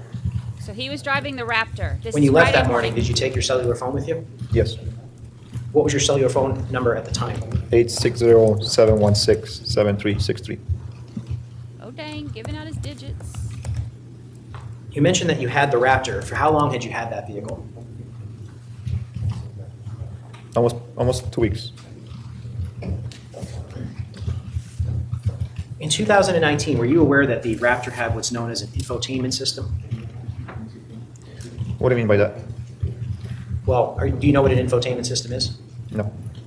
Did the Raptor have the ability to hook up to Bluetooth speaker with your cell phone and things of that nature? Yes. Did you know that that infotainment system tracked the GPS of the Raptor? I didn't.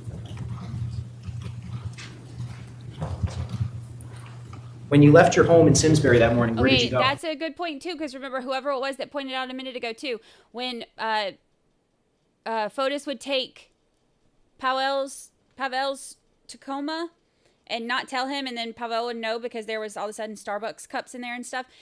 It was the only car that didn't have the infotainment center. Straight to the job site in New Canaan.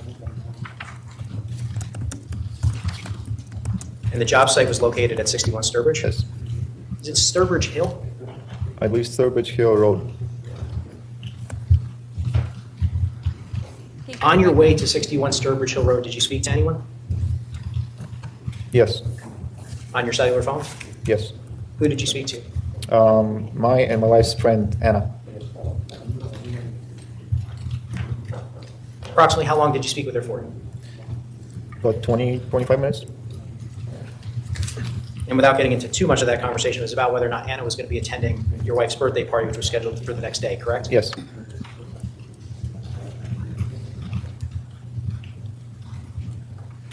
When you arrived at 61 Sturbridge, was anyone else at the location? I don't remember. Can you tell us whether or not you met up with any subcontractors at 61 Sturbridge that day? I don't remember if I meet with anybody at the job site. There's possibility that I met I with. object to speculation of what's possible. Well, He's expanding on his answer. Well, his response was, I don't remember if I met any subcontractor that day. And then the next sentence was, there's a possibility.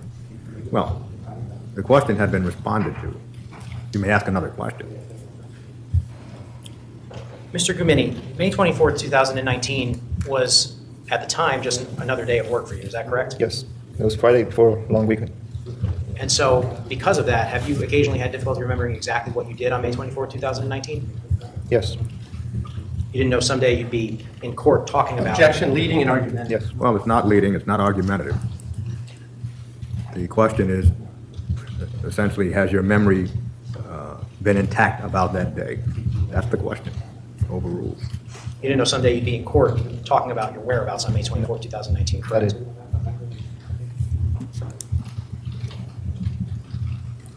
And you never wrote a timeline about where you were on May 24th. Objection, leading. Well, it is a corollary to the previous question. If you cannot remember, a logical corollary is, and you did not memorialize it, correct? You never wrote a timeline about where you were on May 24th, 2019, correct? Never. Never wrote a timeline. Or an At alibi the script.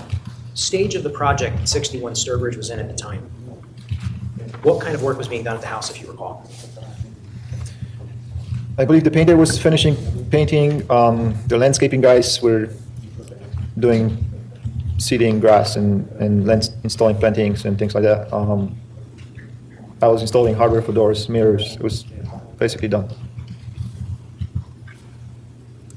Approximately how long were you at 61 Sturbridge for? I believe I arrived around 10 o'clock, and I left, I want to say 2:30.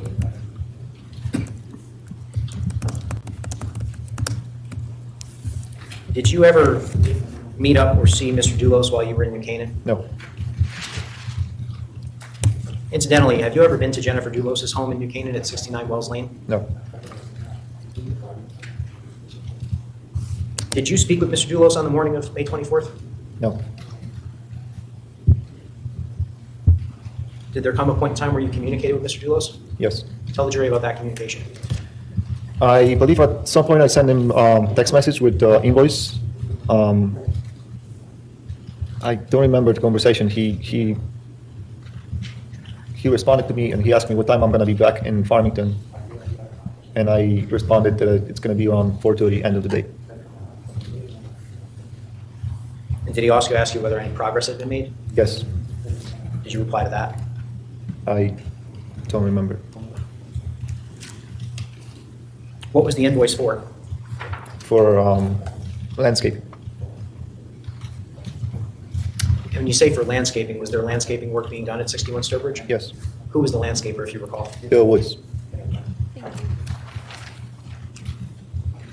Approximately what time was this exchange? I can't recall it. It had to be after lunch hours.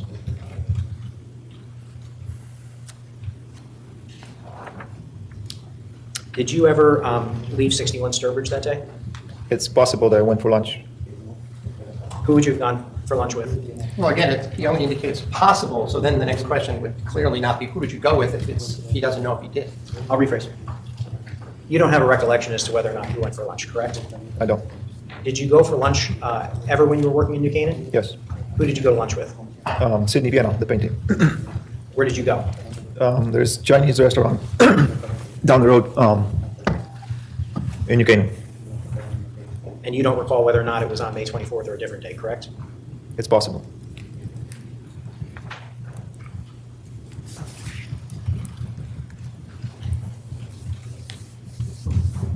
After you left 61 Sturbridge, where did you go? I went back to Farmington. What vehicle were you driving? Ford Raptor. Okay, so now he's Did getting... you stop anywhere on the way? I believe I stopped by gas station across from Yukon in Farmington to fill up the Raptor. Now, you've obviously driven the Tacoma and the Raptor for a few years, is that correct? Up until this point? Yeah. Now he's getting to the point of getting back. Did the Raptor take more gas than the Tacoma? Yes, he did. Do you recall approximately how much more gas? I believe Tacoma won't take more than 17 gallons of gas on empty. And the Raptor, definitely more, but I don't know how much more. It has a bigger gas tank. Did you fill the gas tank of the Raptor? Yes. Did you get a receipt? Yes. Did you hang on to that receipt? Yes. Can you tell the jury why you hung on to that receipt? I was using a company credit card, and every end of the month I would give my boss Dulos the receipts. So you paid for the gas with a company credit card? Yes. Where was this gas station located? I don't remember the address. I believe it's Babu gas station or something like that. It's across the street from Yukon. Yukon? Yes. In what town? Farmington.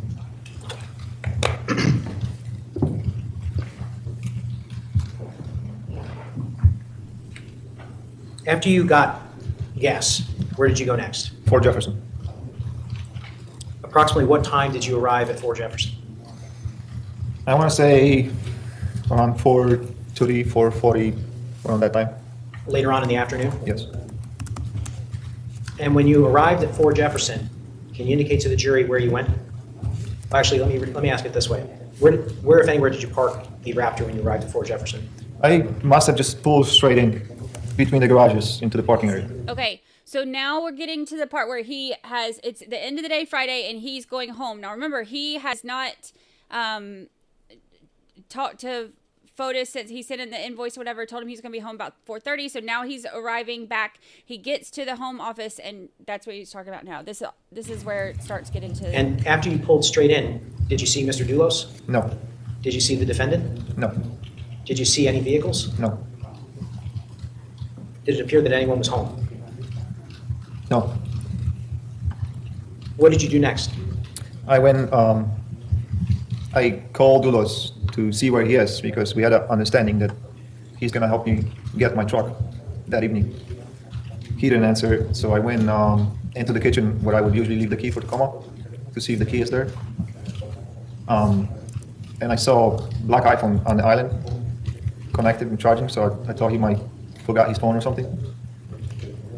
And I went upstairs to the office to look at my desk and his desk if he didn't leave the key for the truck there, and I didn't see him. You mentioned earlier that it was your intention to get your dirt bike on this particular day. Is that correct? Yes. Was that another reason why you wanted the key to the Tacoma? Yes. Can you explain to the jury why you wanted the key to the Tacoma so that you can bring your dirt bike home?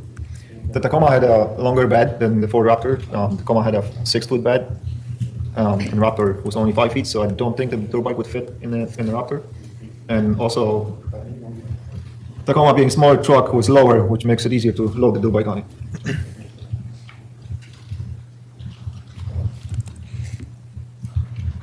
Did you locate your key in either the kitchen or the office? No.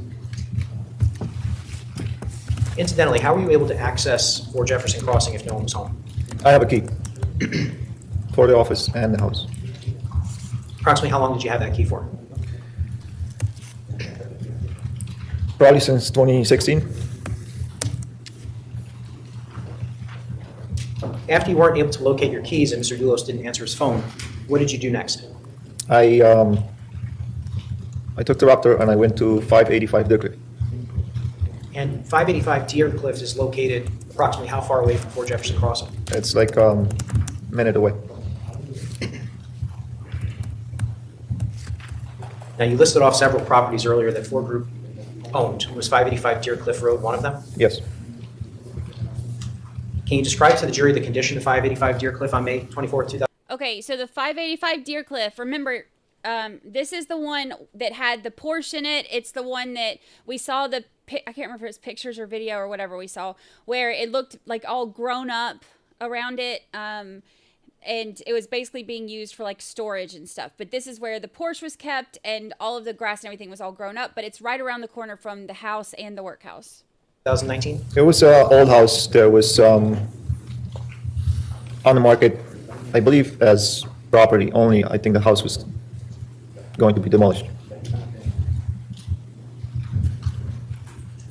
And why did you go to 585 Deercliff?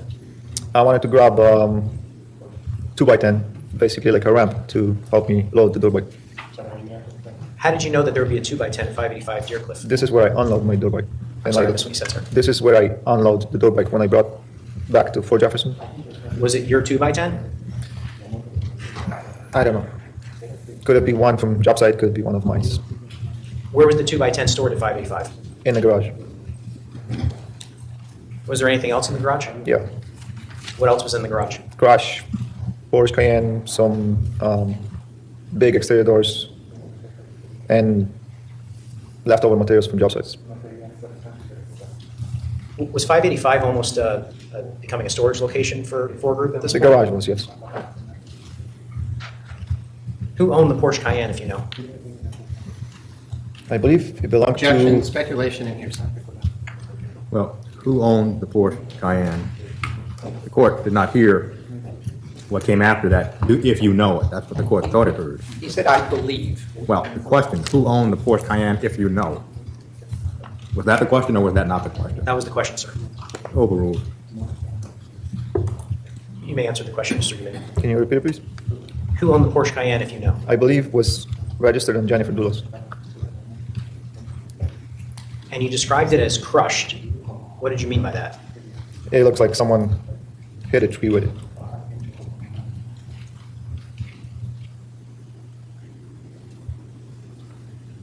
Was the Porsche Cayenne functioning at the time? No. Approximately how long were you at 585 Deercliff during this particular trip? A minute. Was the garage door open, or did you need a key? It wasn't locked. You just left it up and opened it. If it was your intention to take the Tacoma home that weekend, why did you load the 2x10 into the Raptor? First, I thought I was gonna try to load the dirt bike on the Raptor, but as I was pulling out of 585, I thought maybe I'll stop by 80 Mountain Spring Road and see if the key is in the truck, or maybe Dulos is there, or. And you mentioned that you wanted to see if the key was in the truck. That was where you had gone with Mr. Dulos to park the Tacoma earlier in the week, is that right? Yeah. Was Mr. Dulos at 585 during this trip? Yes. 585. Oh, no. I'm sorry. No. Was the defendant at 585? No. Approximately how long did it take you to travel from 585 Deercliff to 80 Mountain Spring Road? I want to say about 7 minutes. 5. Fairly quick ride? Yeah. When you arrived at 80 Mountain Spring Road, where did you go? I pull right next to my truck. I'm putting it 1.5 for a minute because they. Can you just describe 80 Mountain Spring Road for the jury in terms of the driveway and its relationship to the house? So it's a pretty long wavy driveway. It comes in and it goes around the back of the house. And where was your Tacoma parked? Exactly the way we left it the day before. Now, 80 Mountain Spring Road has a 4-bay garage, is that correct? Yes. Was the Tacoma parked in front of one of the garages? Or bays, I should say? No, it was not close to the garage. It was away from the garage. Were there any other vehicles present when you arrived? Yes. What other vehicles were present? By Jeep and Chevy Suburban. Okay, so the Jeep and the Suburban were there when he Was got Mr. there. Dulos present? Yes. Was the defendant present? Yes. How did Mr. Dulos react when he saw you? The way I can say it, look like surprised for a second or two. How did the defendant react when she saw you? About the same way. Where were they located? So Dulos was standing next to the Suburban, I believe, by the first bay, and Michelle was way back where the Jeep was, like, I want to say 15 feet away. And just to be clear here, when we're referring to the Jeep, we're referring to the white Jeep Cherokee, correct? Yes. And we're referring to the Suburban, we're referring to the black Suburban, correct? Yes. Did the black Suburban have anything on its roof? Yeah. What did it have on its roof? It's like a trunk. I guess it's called two-roll. Did you get out of your vehicle? Yes, I did. Well, not your vehicle, out of the Raptor, I guess. And did you say anything to Mr. Dulos? Yeah, I made a comment about his hair. And when you say you made a comment about his hair, describe his hair for the jury. He was closely shaved. In 2019, Closely how were you shaved. wearing your hair? Exactly the same way. Exactly the So same. what did you say to Mr. Dulos about his hair? I told him, what are you doing? You shave your head. You're wearing dirty or work clothes. You're trying to be as handsome as me. And how did Mr. Dulos respond? I think he just smiled. Okay, so if you didn't catch that, this is something we've talked about before too with Fotis. Fotis shaved his head really close, which is the same way that Pavel was wearing his hair at the time. And he said he got out at the workhouse and he said that Michelle and Fotis both seemed surprised to see him. And he made a comment or made a joke to Fotis. He was like, oh, you're wearing your hair exactly like mine. Like you shaved your head, you know, like exactly like mine. And you're wearing work clothes like me. Are you trying to be as handsome as me? Which is actually funny. Kudos to him for having a sense of humor. Not funny once you find out, you know, what happens later, but, you know. Did you ask Mr. Dulos what they were doing at 80 Mount Spring Road? Yes, I did. And what did he say? He told me they were cleaning. He told me Michelle was cleaning the windows, and he was cleaning some stuff outside. Overruled. You can continue. He told me Michelle was cleaning the windows, and he was cleaning some stuff outside. Said he was. How long had you known the defendant at this point? Michelle was cleaning. Approximately. Or that's what they were there to About do. 2 or 3 years. And isn't it true that in all those years you never saw her cleaning a project site? I don't recall it. Red flag. Did you see any garbage bags? No. Did you see any cleaning supplies? No.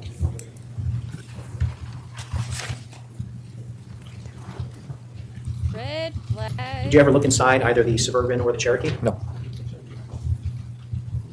At that time, referring to your first interaction with Mr. Dulos, do you recall the defendant saying anything? I don't know. You mentioned that Mr. Dulos and the defendant initially appeared surprised to see you. Can you describe their demeanor eventually as you continued to interact with them? I'm sorry, can you repeat the question? Sure. You mentioned that they initially appeared surprised to see you, correct? Yes. Did the interaction ever change? Did it become more normal? Yes, after I made the joke. And were they both acting normal at that point? Yes. What did you do next? I think I made a comment about the grass that I seeded there a few weeks prior to that. So you had done some work at 80 Mount Spring Road? Okay, yes. Why did you seed the grass? Dulos asked me to. And was the grass sort of cornered off at all? Roped off, I guess? No, I guess when they originally seeded it, it didn't take off well, so I had to reseed it. What was Mr. Dulos wearing at 80 Mount? He was wearing light blue jeans with holes in it, and brown shoes. I don't remember the t-shirt.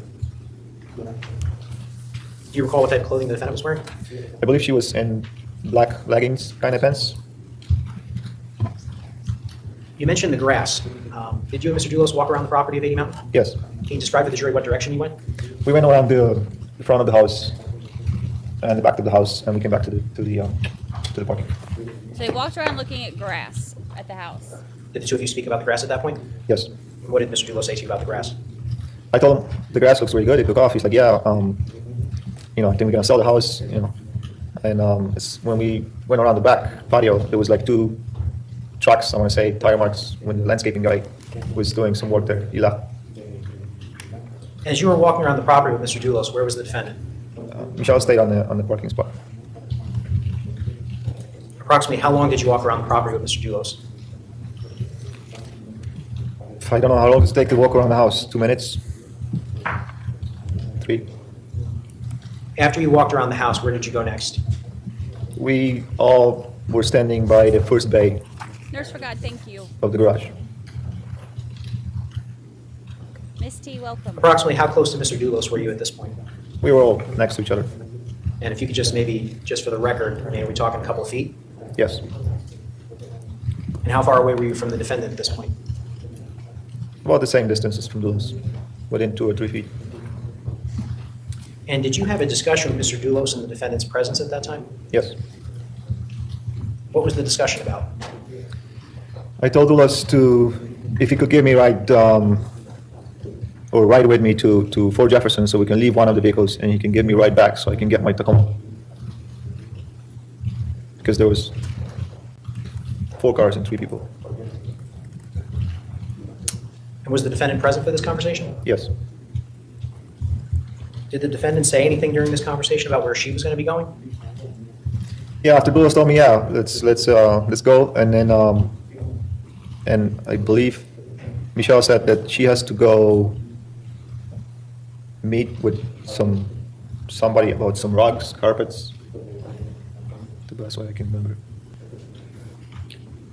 What happened next?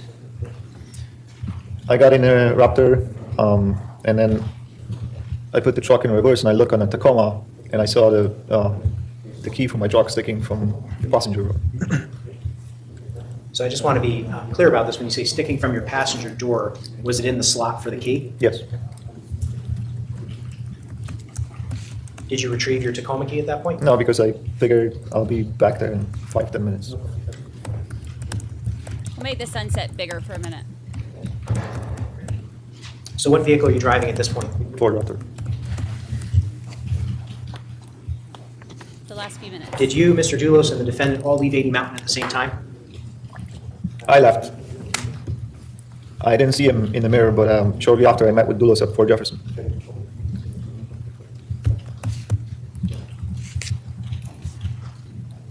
Do you know what vehicle Mr. Dulos was driving at that point?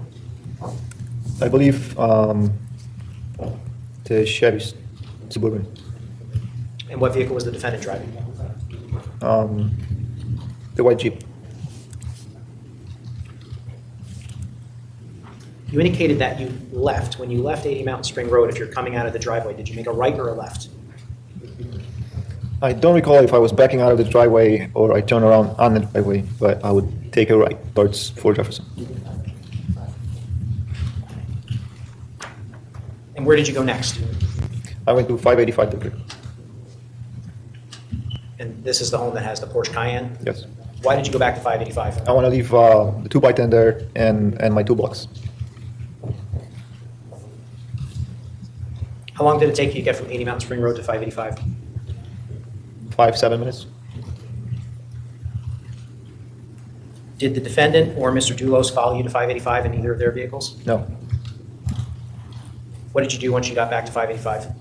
I unloaded the 2x10 and my toolbox, and then I went to Fort Jefferson Crossing.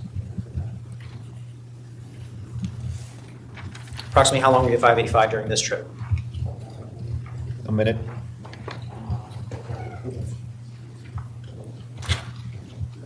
You indicated that you went back to Fort Jefferson Crossing. How long did it take you to get there? Another minute. Is 585 Deer Cliff closer to Fort Jefferson Crossing than 80 Mountain Spring Road? Yes. When you arrived at Fort Jefferson Crossing, what did you see?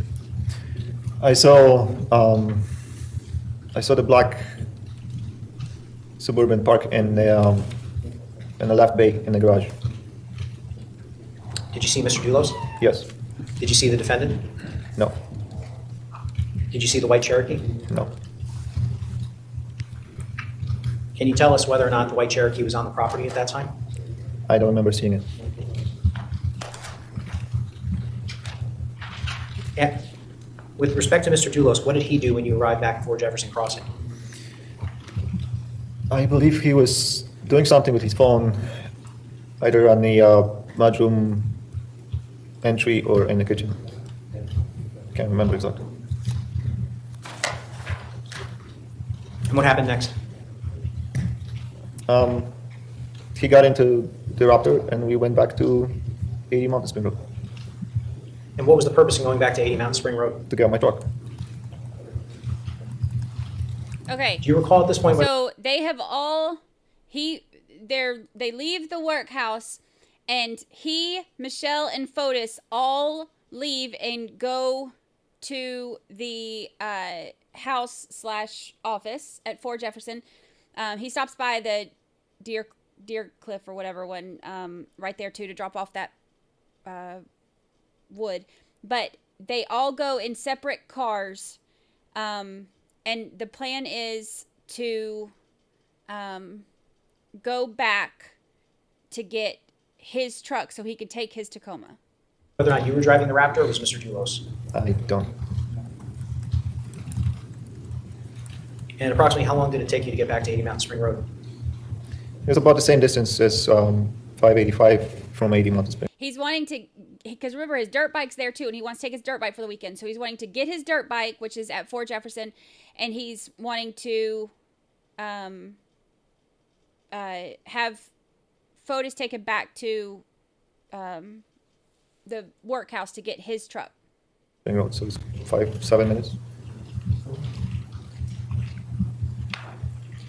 When you arrived back at 80 Mountain Spring Road, was anyone present on the property besides you and Mr. Dulos initially? No. Did you see your Tacoma? Yes. Were the keys still in the passenger door of your Tacoma? No. Did you see your keys anywhere on the property at that point? No. Okay, so this is important too, because why? Look at that sunset. My windowsill is lit up orange right now. It's like this camera doesn't even do it justice. It's so pretty. But this is important too, because they left specifically, you know, to like the plan was to come back and get his Tacoma. His Tacoma was at the workhouse with the key in the door.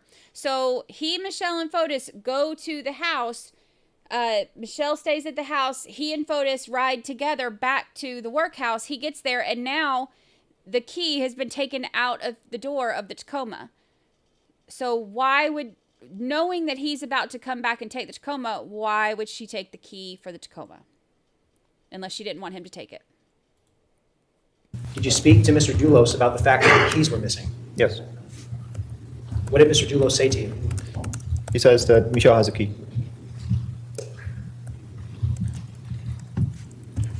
So he knew that she had the keys? That's what he told me. Yeah.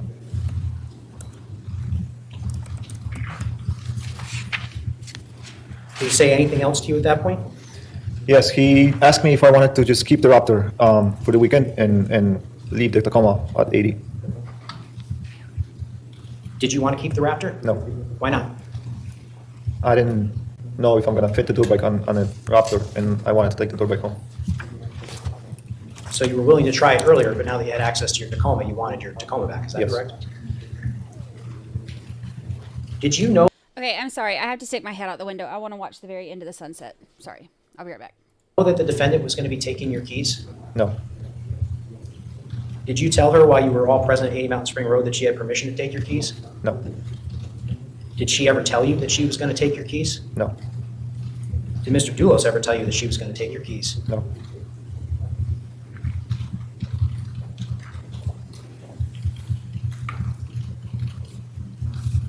After you indicated to Mr. Dulos that you wanted your Tacoma, what happened next? I believe he called Michelle. And was that done in your presence? Yes. And did he indicate to you whether or not she would be coming back with your keys? I don't remember. At some point, did the defendant arrive at 80 Mountain Spring Road with your keys? Yes. As you sit here, do you recall what vehicle she was driving when she arrived? No.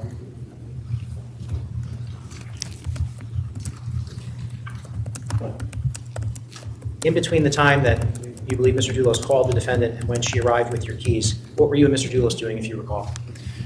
I don't recall it. We could have walked down the property, fixing the ribbons, by the driveway, something like that. And I can't remember if I asked you this, but how long did it take for the defendant to arrive? I want to say between 5 and 10 minutes. Who actually gave your keys back to you? Dulos. And after he gave you the keys, did the three of you leave again? Yes. Which vehicles are everyone driving at this point, if you recall? I don't know what Michelle was driving. I know Dulos was taking the Raptor that we came in. sorry, I missed that. I know Dulos was driving the Raptor because we came with the Raptor, and I was taking my Tacoma.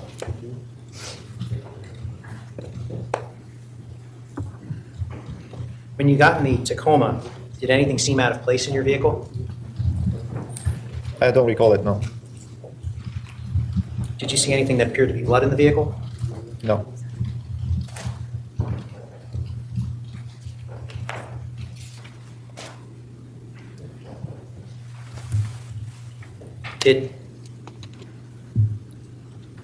Where did you go after leaving 80 Mountain Spring Road? I went to 585 Dirklet. Did anyone follow you to 585 for this Dulos trip? did. Why did he follow you to 585? I was going to leave my Tacoma at 585 Dirklet, and he needed to give me a ride back to Fort Jefferson. And why were you going back to Fort Jefferson? To get the dirt bike. How were you planning on getting the dirt bike to 585? I just drove it.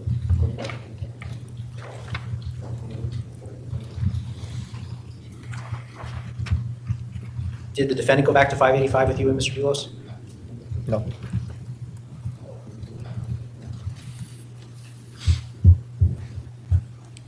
When you got back to strike that, did you and Mr. Dulos travel back to Fort Jefferson Crossing? Yes. Approximately how long did that take? From 585. a minute. And when you got to Fort Jefferson Crossing, what did you do? I was having trouble starting the dirt bike, so I had to use the battery booster to start it. I was playing around with that for a little bit. Did Mr. Dulos help you with the dirt bike? Yes. How did he help you? He gave me the battery booster and basically stand next to me. On all of these trips, including when you were with Mr. Dulos in the Raptor and when he was assisting you at Fort Jefferson Crossing with the dirt bike, can you describe his demeanor for the jury?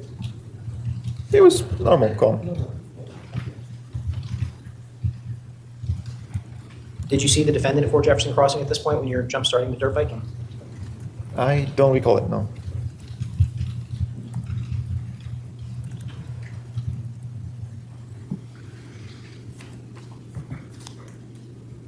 How long did it take you to jump start the dirt bike?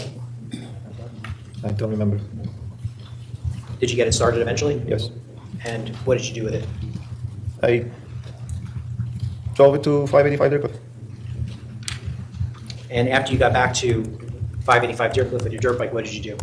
I loaded it on the back of my Tacoma, strapped it down, put the 2x10 right next to it, and went down to Simsbury. Did you go home immediately? No. Where did you go first? I stopped by my neighbor's house. He called me earlier and asked me, he was gonna be away for the weekend, and he asked me if he could show me around for that weekend.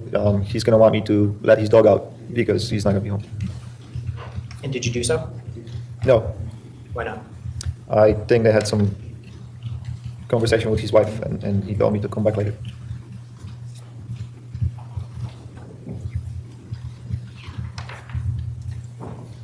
Now, Mr. Gomini, I want to talk to you now about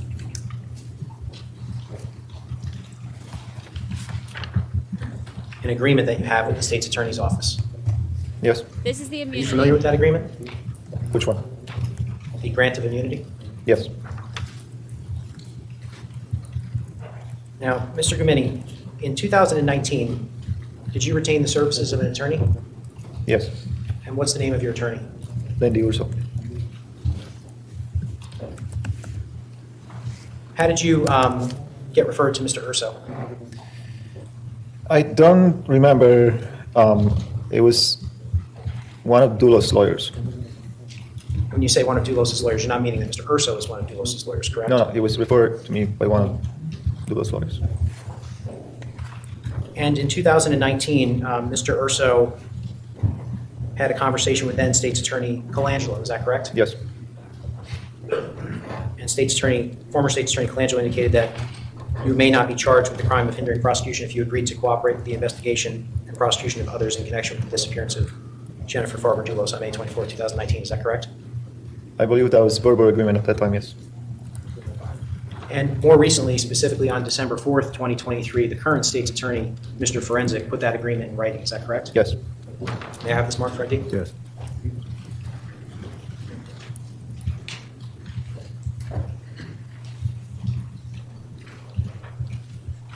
Judge, this is states 124. I don't think there's an objection.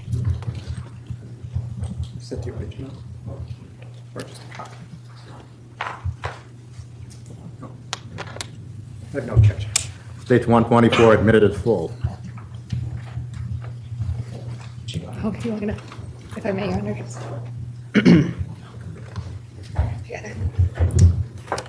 I haven't endeavored with this machine yet, Judge, so Attorney Manning's going to help me. So it's basically like they could, to avoid possibility of hindering prosecution charges.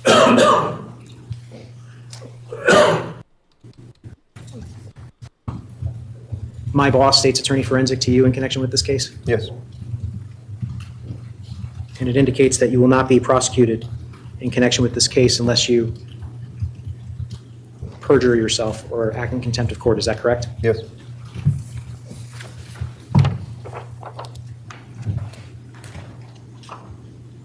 Just returning 124 to the clerk.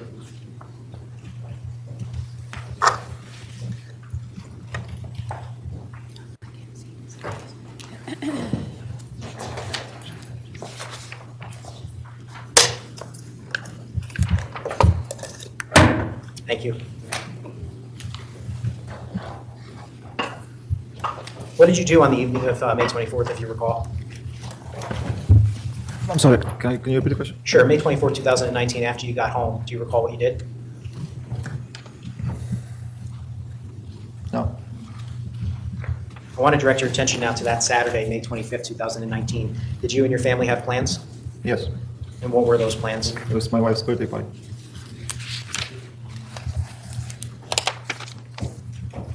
Earlier in the day, had you had any communications about selling a lawnmower? Yes.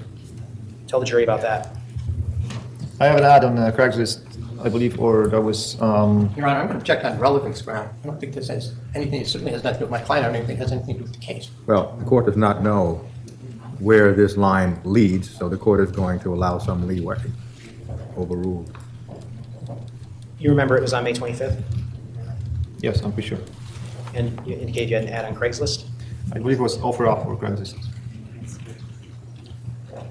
And did you actually sell the lawnmower that day? Yes. Who did you sell it to, if you recall? I don't.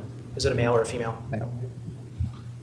And approximately what time of day was this? Again, Your Honor, it has nothing to do with anything. Well, we don't know that, counsel. The court is going to ask counsel, where is this going? Well, I'm just describing his day, Your Honor. It is getting to a phone call that he receives. I'm just walking the jury through the day. Well, that is not relevant. Sustained.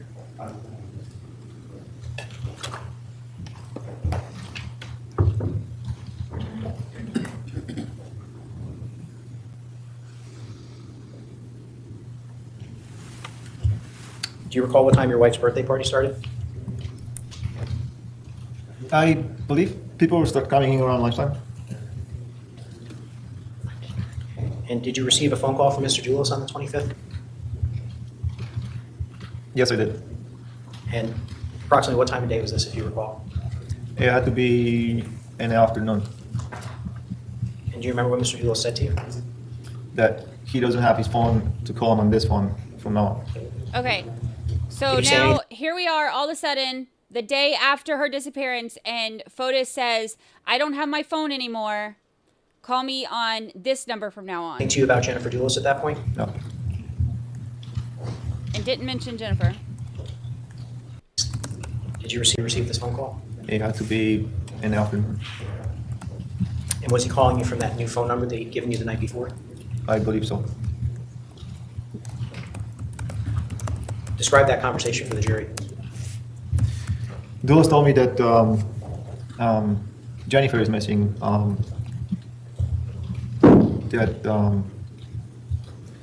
I don't recall exactly the conversation. He said that he wishes that she's gonna show up, that would show that she's not capable of overseeing the kids. And he was asking me when I'm gonna be back to work. Were you surprised when he asked you that? I'm going to object to that, Your Honor. I'll rephrase. Was Monday supposed to be a scheduled off day for 4 Group? Yes. And was that in recognition of the Memorial Day holiday? Yes. So given that you had a scheduled off day, what did you say to Mr. Dulos about when you'd be returning to work? Tuesday. So he says he tells him about Jennifer Dulos missing, and instead of being like, "Oh my gosh, she's missing. I'm so worried. She's the mother of my children." He's like, "See, this just shows she can't take care of kids." This guy, Fotis is.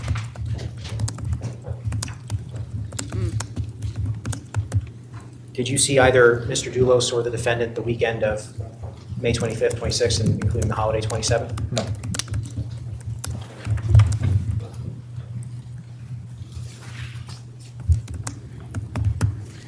I want to direct your attention now to Tuesday, May 28th, the day that you return to work. All right, so remember, it's a holiday weekend, so he's now How going did you back get to on work? Tuesday.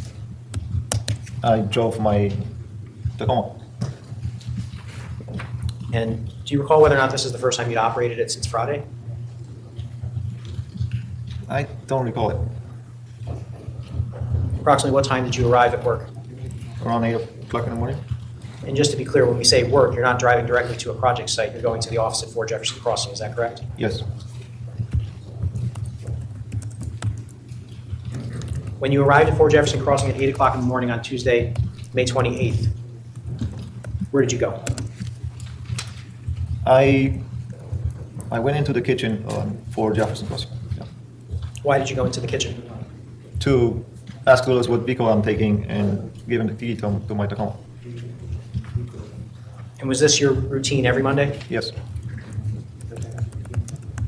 Unless I saw him in the office. I'm sorry? Unless I saw him in the office. When you got to the kitchen, who did you see? I saw Fotis Dulos and Michelle Troconis.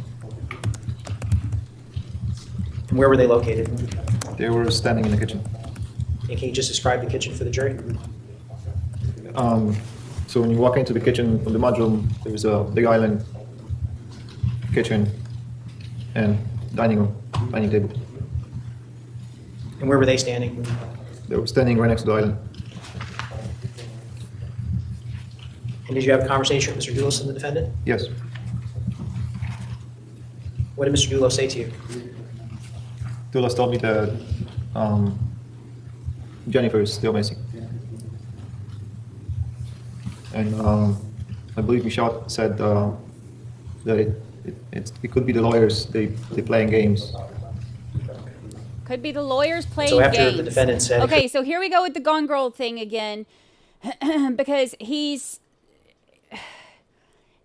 this is kind of how the whole... Well, it was his lawyer who brought that up. But he said that that Michelle said at this point... when Fotis said that Jennifer's still missing, Michelle said it could be the lawyers playing games. Could be the lawyers playing games. Did Mr. Dulos say anything else? He asked me where was I on Friday. How did you respond to that? I told him that I was in New Canaan. Were you surprised that he was asking you that? Yeah. What else did he say? He asked me if there was any contractors with me, and I told him that I think yes, but I'm not sure. And did he say anything about writing down your whereabouts? I'm going to check leading and hearsay. Well, sustained on leading. What else did Mr. Dulos say to you? He asked me if I was calling him that morning. I'm sorry? He was asking me if I was calling him that morning. Calling him from your phone? Yes. And after he asked you this, what did he do? I said, I don't remember. Let me look on my phone. And I pulled my phone out, and I started looking at it. And he asked me if he can see it. And what happened next? So I handed him my phone, and he started looking through my calling history, I guess. That's so weird. That's so weird. Approximately how long did he have your phone? I want to say a few minutes, 5 minutes. And how far away was he from you when you had your phone? About 6 feet. I'm sorry, but if you're like, let's say you show up to work on a Tuesday after a holiday weekend, your boss's wife, like estranged wife, is missing, and he asked to see your phone. like, hey, where were you? What time did you call me? I need to see your phone. I need to see your phone log. That's weird. What's the defendant doing as Mr. Dulos has your phone? She was standing right next to me. Did Mr. Dulos ever bring up writing a timeline? Yes. Tell the jury about that portion of the conversation. He told me that police took his phone, that he spoke with his attorney, and he told him to write down timeline. And he told me to look through my phone and write down where I was, who was, throughout the day. What did you say when he told you to write down where you were throughout the day? I was surprised. I told him, and what am I going to do if police is going to come over and ask me? I'm going to pull out a piece of paper and read it to them? So you did not agree to write a timeline? No alibi script for Pavel. Did you find it strange that he was asking you to write a timeline in the first place? Objection, relevance. Overruled. Did you find it strange that he was asking you to write a timeline in the first place? Thank you, Yeah, that's why I responded that way. After you told Mr. Dulos that you wouldn't be writing a timeline, I'm sorry, can you repeat that? after you told Mr. Dulos that you would not be writing a timeline, did the defendant say anything? Yes, Michelle said she's not going to write it either. Michelle said Approximately she's how not long gonna did this write. conversation between the three of you last? Yeah, you The ain't whole getting conversation? Yes, sir.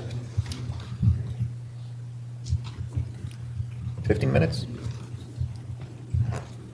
And after the conversation ended, did you give Mr. Dulos the key to your Tacoma?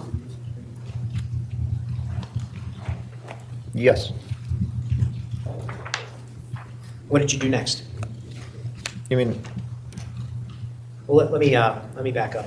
The conversation ends at some point, correct? Yes. And then what do you do next?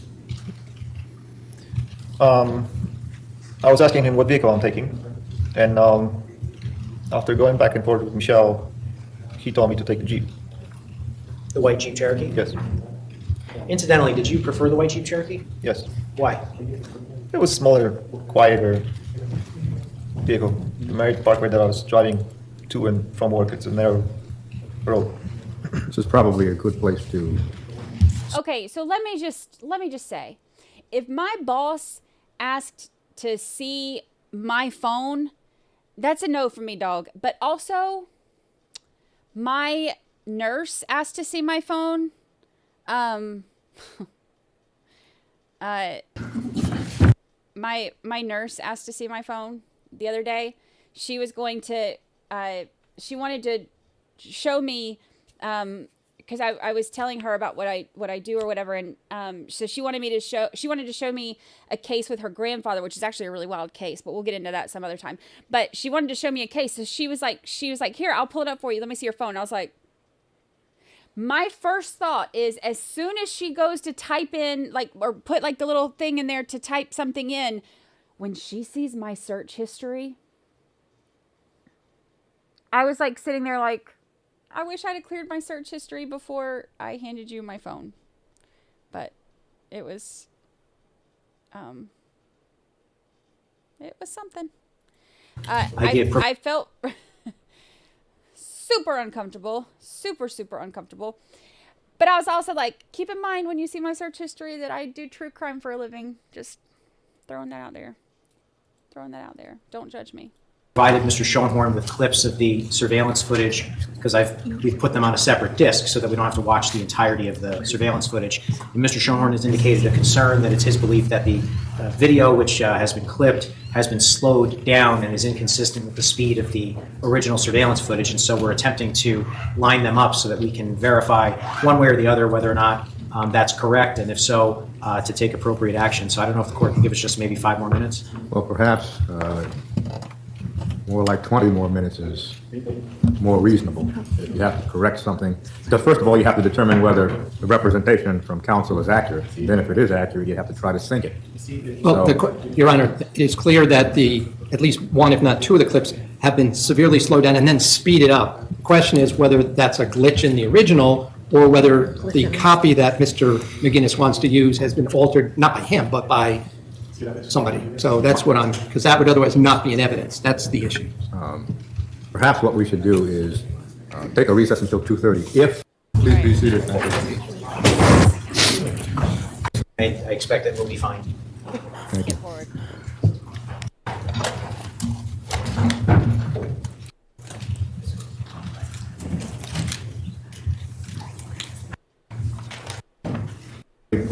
Yes, Judge. Yes.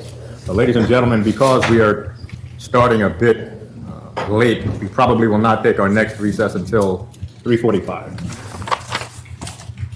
Couldn't begin. Mr. Gamini, where we left off, we were discussing a conversation that you had had on May 28th with Mr. Dulos and the defendant. Do you recall those questions? Yes. You testified earlier.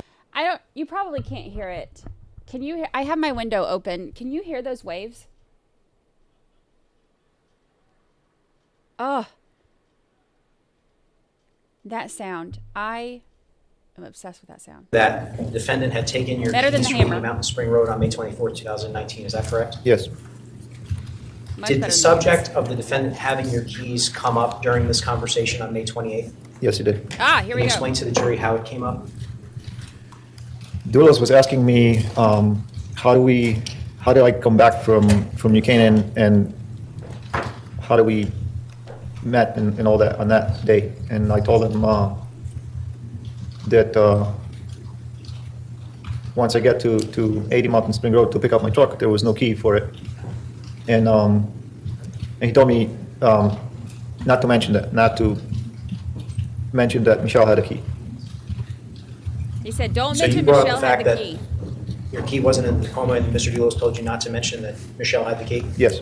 What were his exact words, if you recall? I can't remember. Let's not mention that, or something like that. So he didn't want him to mention that Michelle had the Tacoma key and had to bring You it back. testified earlier that there was some conversation about which vehicle you were going to take, and that it was agreed that you would take the Cherokee. Do you recall that testimony? Yes.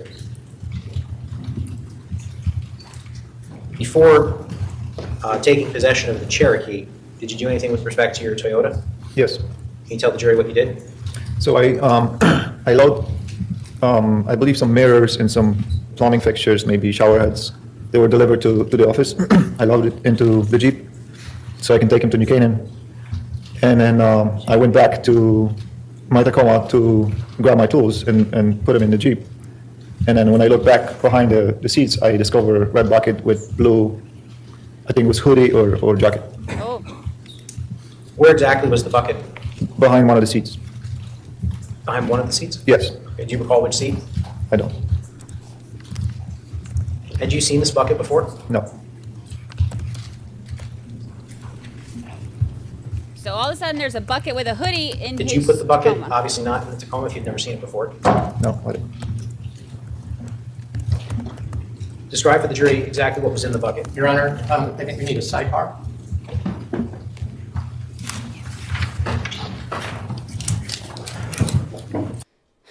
Sidebar.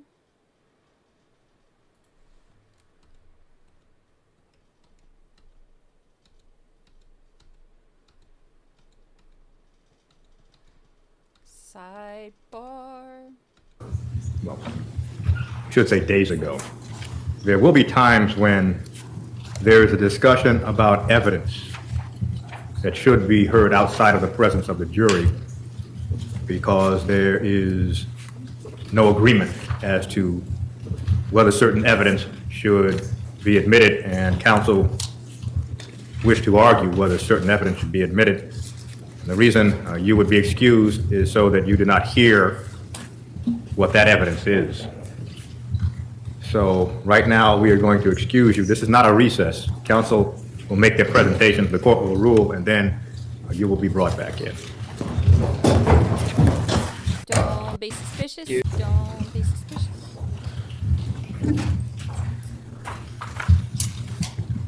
All right, we're doing 1.5 for them arguing. If it's too fast for you, you could slow it down on your end. Well, first, what the court will do, because at the sidebar, Attorney Schoenhorn began to state his position, so the court will allow Attorney Schoenhorn to speak further. Yes, Your Honor. What I believe we're about to get into is the discovery of a blue hooded sweatshirt that was found in the red bucket by this witness, who then said that he took it out of his truck and placed it in the laundry room. That's my recollection. This was the subject of extensive litigation. In fact, delayed this case for almost a year. I was represented just for the court's edification because I don't know if Your Honor was involved back then. I think it was still Judge White who was handling the case at that time. The issue arose that a hooded sweatshirt was turned over by then attorney Tara Knight, now Superior Court Judge Knight, to the police, to the state police. It was tested by the state police, a navy blue hooded sweatshirt, and it had the, if I recall correctly, the DNA in the neck and maybe in the hood, but in the interior of that sweatshirt. Mr. Gumieni denied that that was his sweatshirt, but then later, after I don't know if he consulted with his attorney or not, later said, yes, I actually have that exact same brand in my closet, and that could have been the sweatshirt, but his recollection is that the one that was shown to him was darker than the one he remembers turning in. Now, what makes this more difficult is the state moved to disqualify me because, if Your Honor may recall from the record, it turned out that in the box that was turned over to by Attorney Knight to the state police, there was a letter of conveyance from my office to Attorney Knight regarding at least some of the items that were in that box. This led to their motion to disqualify me, my motion to therefore disqualify the state's attorney's office because it involved the disclosure and use of an attorney-client privileged communication that I submitted was by my client. As a result, I retained an attorney, Gulash from Bridgeport, who came here, was involved in extensive negotiations. I think the state, Mr. Forensic, brought in a retired state's attorney from Danbury because of the potential of conflict in their office to negotiate. There were several discussions that I was not privy to. I'll just note, I was here for the court matters, but there were a lot of negotiations going on. And as I understand it, I believe there was some writing, which I don't have with me, that it would be as if that sweatshirt did not exist and the case would proceed without us proceeding with regard to that. My recollection is Mr. Gulash made clear that if a sweatshirt was brought up, that agreement would therefore no longer be in effect, and I'd be allowed to cross-examine this witness regarding that. I hear Mr. McGinnis at sidebar saying, well, that's not his understanding. That's my understanding, and I had an attorney. So if we're going to get into this issue, then I would obviously require the presence of Mr.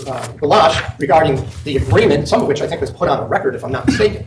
But having said that, there's the separate issue that they're not going to be able to tie in that sweatshirt. It is completely irrelevant, but to the extent that it might be, I would be entitled now here in the whatever week of trial, third, fourth week of trial, just cross-examine this witness about his denial of knowledge about that and how his DNA was in the interior of it, and then later admitting, well, it very well could have after he checked and he realized he had the identical brand sweatshirts in his closet. So that's where we're at. That's why I'm objecting, and I think that it's certainly prejudicial. It's certainly going to raise issues that I want to keep in mind. I denied and disagreed that there was a conflict of interest that would require me to be disqualified. But that started a very lengthy, months-long process with negotiations between then Special State's Attorney Sedensky and Mr. Gulash. So here we are. Here we're about to get into something that I submit is certainly irrelevant to my client, but it will be clearly prejudicial since I would be prevented from cross-examining this witness about his claim with regard to that sweatshirt and his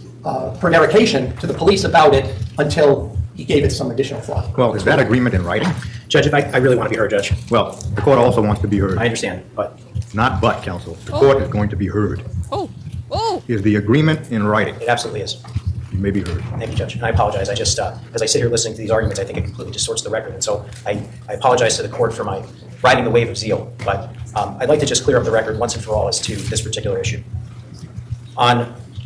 In March of 2021, Tara Knight, then Attorney Knight, now Judge Knight, reached out to then Chief State's Attorney Colangelo and indicated that she had evidence related to the Dulos case. Arrangements were made for certain police personnel to go pick up that evidence. When the police personnel arrived at Tara Knight's office, she had a box, and she indicated that she was turning over the evidence to them. When they opened the box, there was a letter from Mr. Schoenhorn to Judge Knight in the box, and there was a blue sweatshirt along with some tools. Now, at that point, Attorney Schoenhorn never claimed attorney-client privilege. The evidence was seized. It was subsequently submitted for DNA testing, and Pavel Gumieni was considered, I believe, I don't have a report in front of me, a contributor on that particular blue sweatshirt. Incidentally, the defendant's hair was found on that sweatshirt along with her DNA being on the tools that were in the box, which I think is also relevant here. Okay, so I slowed it down for him to say this part, or for us to hear this part. I know that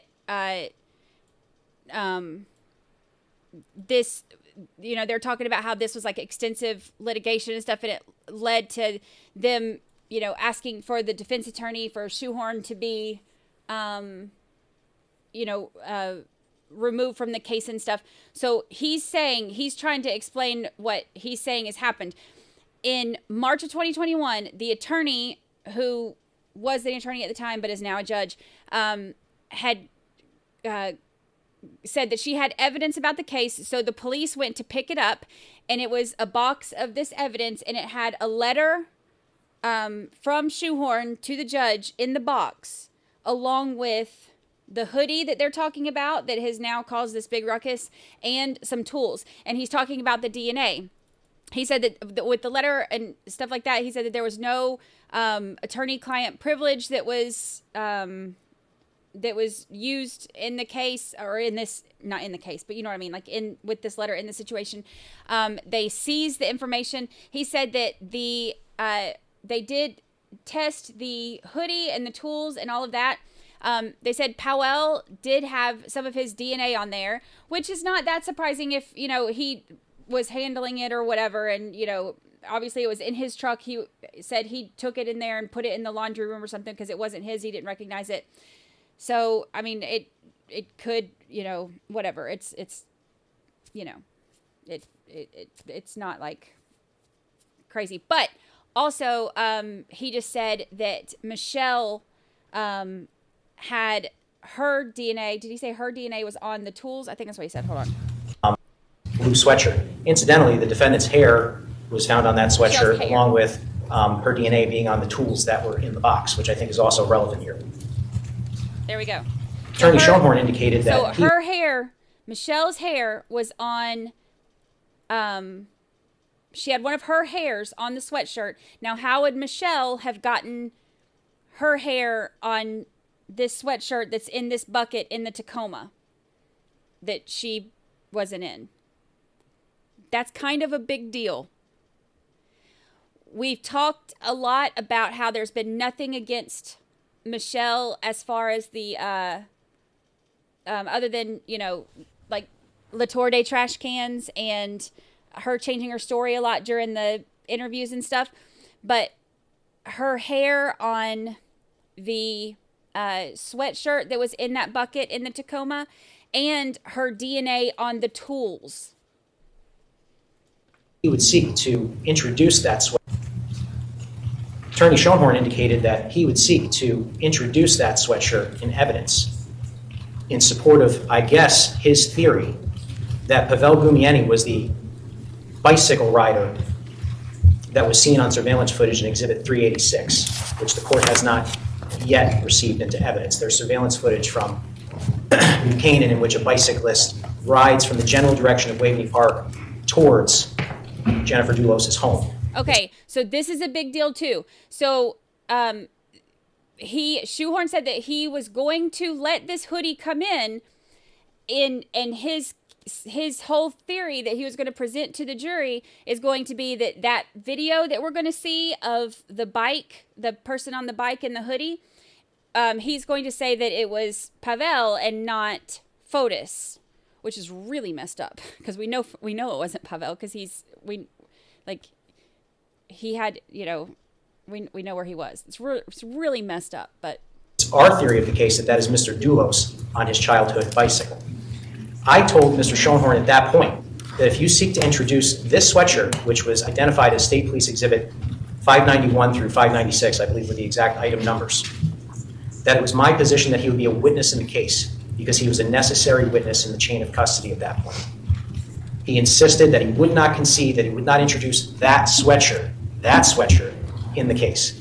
We proceeded to file a motion to disqualify him on the grounds. Okay, so this part is what he was talking about a motion to disqualify him. So he's saying the state told him, okay, if you introduce this hoodie, then you're going to end up being a witness in the case. You cannot be an attorney and a witness in the same case. So you would be a witness in the case because now you are part of the chain of custody. So you would have to come in and explain, especially with it having Michelle's hair on it and it having, the DNA on the, tools and stuff, like everything that's in that, the stuff in that box, if he's wanting to introduce this hoodie and say, oh, here's this evidence and it was Powell on the thing, then he's saying you can do that, but you can no longer be the attorney because you will then be part of the chain of custody. One of those ones that we hear that comes in and is like, I'm the next one who did it, and these are my initials, and this is how I got it, and all of that. He would be, go ahead, Jim Griffin. Yeah, making it, basically. That he was likely to be a witness given his stated intent to introduce that sweatshirt into the case. He then hired, he also misstates what Pavel Gumini said. Pavel Gumini never said he owned that exact brand. I believe he said, and I'm relying on my colleagues here, Judge, he indicated that he owned similar shirts to that, and he has had similar shirts looking to the one shown to him. So there was never any identification as to the brand. Mr. Schoenhorn hired attorney. That's very important too, because that's a huge misrepresentation. Him saying, when he said a minute ago that Pavel said, that he had never seen that hoodie, and then he said he had one exactly like it, and then he later said, oh, well, the one he has is darker. That makes it sound fishy, right? But that's a huge misrepresentation, because with him saying, I have similar shirts, that's totally different than saying, I have one exactly like it. Goulash to represent him in a potential disqualification proceeding. Attorney Goulash for months negotiated with myself and Attorney Sedensky to basically get us to agree to not introduce the Weed Street footage, which shows the bicyclist, in exchange for Mr. Schoenhorn not using the sweatshirt during the trial. We refused. And we were prepared to proceed with the disqualification hearing. And you'll recall, Judge, because we actually filed a motion to seal the courtroom, and the court granted the motion to seal the courtroom. Attorney Goulash, at the 11th hour, reached an agreement. And I believe I was actually part of this agreement. I was certainly the one standing there on the record when we effectuated it, that Mr. Schoenhorn would agree to not use that sweatshirt, which was identified as Exhibit 591, or any of the items identified as 591 through 596, i.e., the items that were seized at Tara Knight's office. And in exchange for that, the state indicated, well, that he's no longer a necessary witness. Judge White did an extensive canvass of the defendant on the record, and she waived any potential conflict from Attorney Schoenhorn, conceding that he would not use items 591 through 596. There was never an agreement, ever, where the state said that we would not mention the red bucket or the sweatshirt inside of it during testimony. And the reason for that, Judge, is because there is no way, absent Mr. Schoenhorn, I guess, potentially testifying, to say that the sweatshirt which was in that bucket is the same sweatshirt that Mr. Schoenhorn turned over to the state police in March of 2022 through Tara Knight. So okay, so he's saying now, he's basically saying the attorney, Goulash or whatever, that was representing Shoehorn, when it came down to this whole, you've got to be disqualified or whatever, he's saying now that Goulash tried to make a deal with them and said, okay, if you don't use the bike video, then we won't use the hoodie. And the state refused. That bike video is a very important, because it is a huge part of how it explains to the jury how Fotis got from the Tacoma to Jennifer's house. So that's a huge piece of evidence. So of course the state's going to turn that down. So they said, no, we're not making that, we're not going to make that deal. They need that piece of evidence. It's really important. So they finally ended up, Goulash finally reached an agreement and said that they wouldn't use the hoodie or any of the stuff that was collected at Tara Knight's office. So that includes the hoodie, the tools, basically the stuff that had Michelle's DNA and the hair, but also the hoodie having Pavel's DNA on it, the stuff that was in the red bucket. So the state said, okay, fine. If you're not going to introduce it, then you are no longer a witness, so you can continue on as attorney. So he's saying, the state is saying, that was the agreement. If you're not going to, enter it, if you're not going to enter it in as evidence, you're no longer a chain of custody witness. But he's saying we never had the agreement that we wouldn't talk about it or we wouldn't mention it. So they're disagreeing right now on what that agreement is. I think, quite frankly, this is a huge distortion of the record. The stipulation should be in the clerk's file. I believe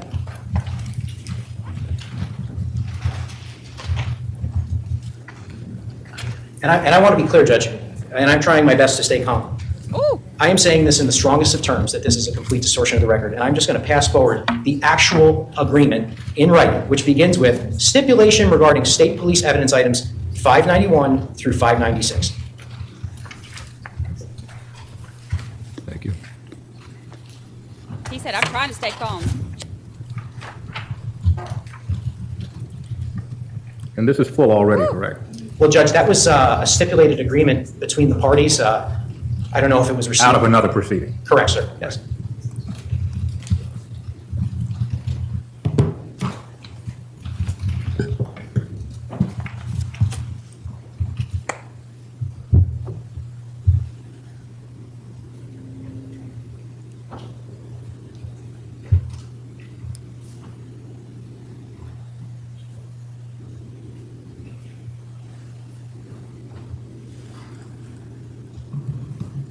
The stipulation is in 2 paragraphs.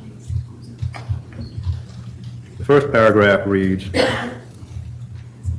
and first the court will put this stipulation into context.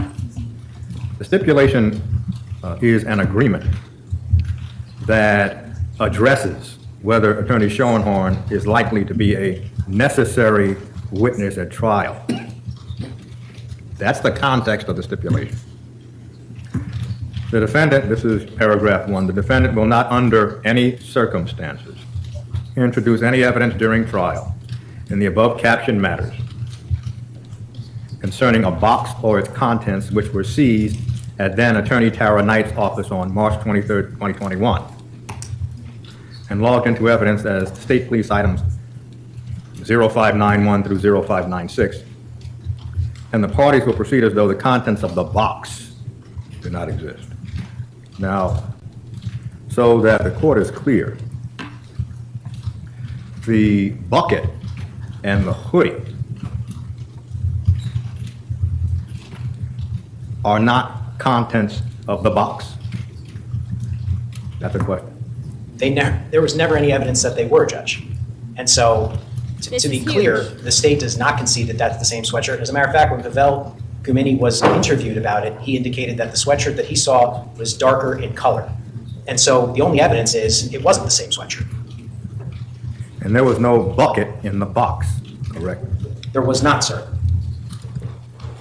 So Well- this is the darker in color argument that the defense was making earlier. The defense said that he said originally that he had never seen the sweatshirt. Then he said, oh, I have the exact same one. And then he said, oh, well, the one I have is darker. Or the one I saw is darker, or whatever he said. So now, so the state is saying, again, he's clarifying what his version of this is, what he says the argument was, or what the statement was. He's saying that the sweatshirt that was in the box is a different color than the one that was in the bucket. So the state is saying that's what he said, and that's what's happening. So now we got to find out what happens. I haven't seen any of this. As this was a stipulation between the parties, the court is not going to litigate the stipulation. This is a matter of record. The representation by the state, it is that the bucket and the hoodie were not contents of the box. That's the representation of the state. Attorney McGinnis, specifically as an officer of the court. Well, I don't want to interrupt, I just want to be clear. There's no evidence that it was, and so that's my position. And the defense specifically indicated that they would not, under any circumstances, introduce those items, and we offered something in exchange for that. But what we offered was not, we did not indicate we would not mention the bucket or the sweatshirt that was in the bucket at all. What we offered was to withdraw our motion. May I respond? Yes. At sidebar, I did not say I intended to introduce the contents of the box.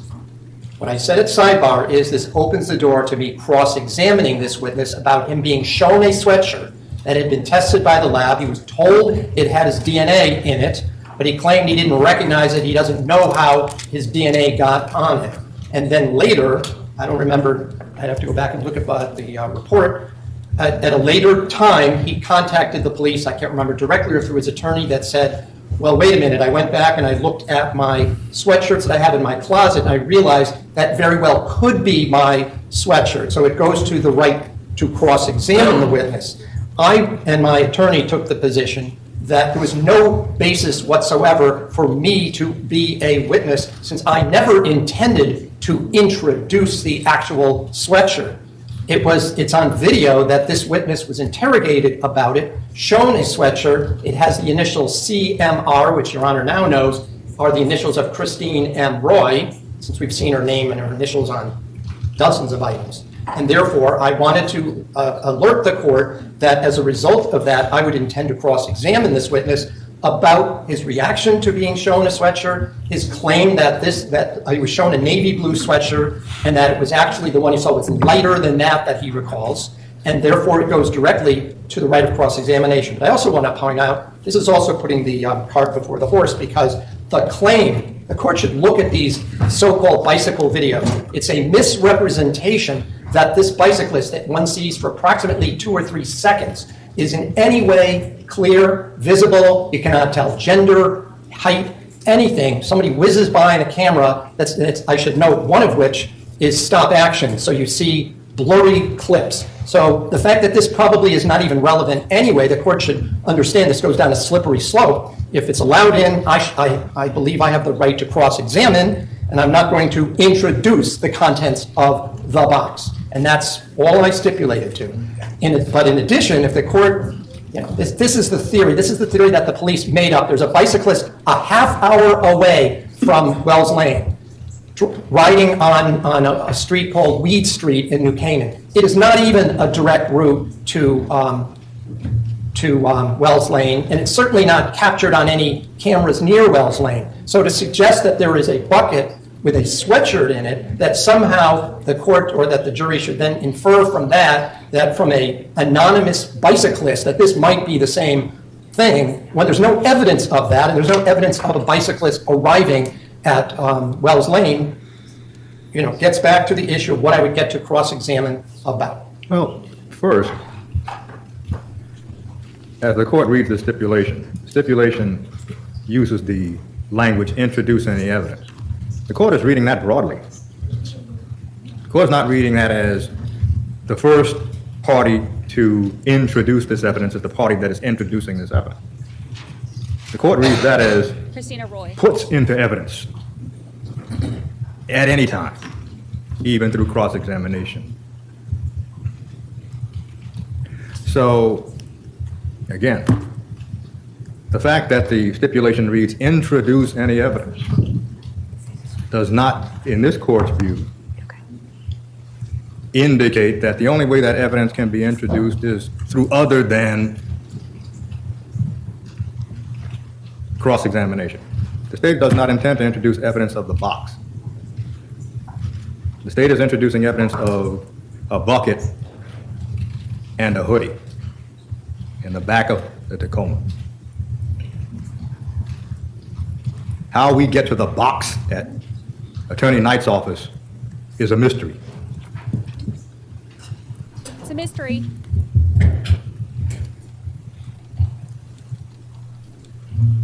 In other words, the court is indicating that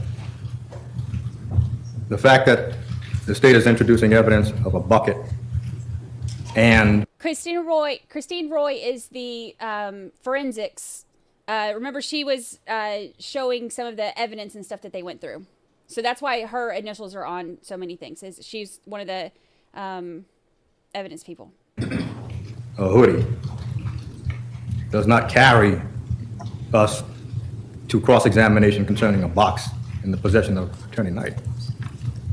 Okay, so this is huge. Okay, so he's saying they're still arguing over what exactly that stipulation means, and they're having the judge kind of put his 2 cents on it, as you know, how he perceives it to go with the law, right? So the defense is saying that him talking about this opens this door for him to be able to cross-examine Pavel and talk to him about the hoodie with his DNA on it, and him saying that, he went back and looked at his hoodies and, it could have been one of his or whatever. And about his, being shown the hoodie and talking about one being a lighter color or whatever. So he's saying that this is opening the door for him to be able to cross-examine him on all of this stuff. He also says that the bike videos, he's going to fight on those too. Those bike videos, he says, it's just an anonymous biker whizzing by and you can't even see anything. You can't see the gender. You can't see, details. It's blurry. You can't tell anything about what's happening, which also makes sense as to why he said that he was fighting about the bike videos earlier. Didn't he say that they were slower than they originally were? I was wondering why he was fighting about that, but that makes sense as to why. He doesn't want them to be slower because he doesn't want the jury to be able to see details of the biker, because he doesn't want the jury to see that it matches the description of Fotis's bike. So that's huge too. So he's saying it's just, he's saying that he only stipulated that he's not going to introduce the evidence from the box. He says that the bike video isn't even close to Jennifer's house. So by showing this bike video and then suggesting he said is that if the state shows this bike video and then suggests to the jury that this random anonymous biker that you can't even see is, also the owner of this hoodie, that's presenting them with, I'm hitting my microphone. That's presenting them with, a far-fetched tale, and it opens him up to cross-examination. The judge is saying, okay, that's not what he said so far. That's not the stipulation as he's reading it. He's saying that mentioning the hoodie that was in the bucket and what was in the bucket does not open up communication or open him up for cross-examination for the hoodie that was in the box, because he's saying state is saying those are not the same hoodie. So that's what they're arguing now. Does that make sense? I'm trying to explain it the best I can for. So as the court did not read the second paragraph. In exchange for the defendant's agreement not to introduce said evidence and proceed as though the contents of the box do not exist, the state agrees that the first argument in its motion to disqualify filed on October 11, 2022 is now moot, to wit, that Schoenhorn is likely to be a necessary witness at trial, and thus there is a compelling need for his testimony.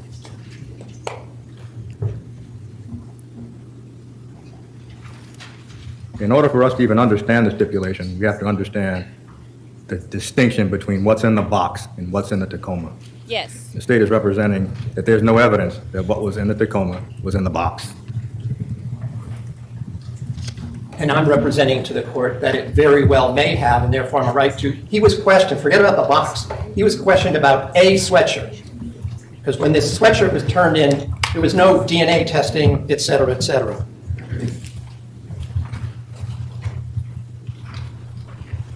He was shown a sweatshirt. He didn't recognize the initials on them that said CMR. I'm just looking at notes right now, because this is a videotaped interview with this witness. I mean, technically, to the extent that it is relevant, I could cross-examine about the contents of the video. There's no mention of the box, if I recall, in that interview. He's shown a sweatshirt.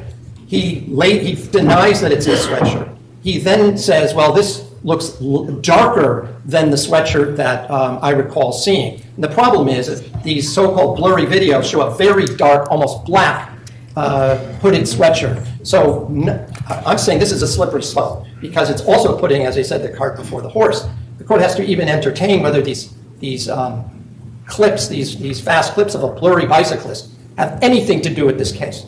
Anything. There's no one who's going to identify this other than the state claiming that they think it's Fotis Dulos riding on a bicycle. But the only sweatshirt that Mr. Gumieni is shown has his own DNA in it, and he doesn't understand why, and then later says, well, that could be mine. Again, the court is reading. So the defense is saying, all right, the hoodie that he was shown from this box is one that he potentially owned, that had his DNA on it. He potentially owned it, so it could have been his. So the state is saying, yeah, okay, that one could have been his. We're not saying that that is the one that was in the bucket. So the state is saying there's no evidence that the hoodie that he was shown is the hoodie that was in the bucket, especially because Pavel even said, I don't think that's the same one. So now it comes down to Hoodiegate. We always have a conspiracy for everything, or a scandal for everything. So the big argument now becomes, is the hoodie considered, are they going to look at the hoodie that was in the box? Is that going to be considered the same as the hoodie that was in the bucket? State says no, defense says yes. The language shall not introduce broadly. And to put it in lay terms, no mention. That's how the court reads it. No mention at any time. So the court is going to allow the inquiry.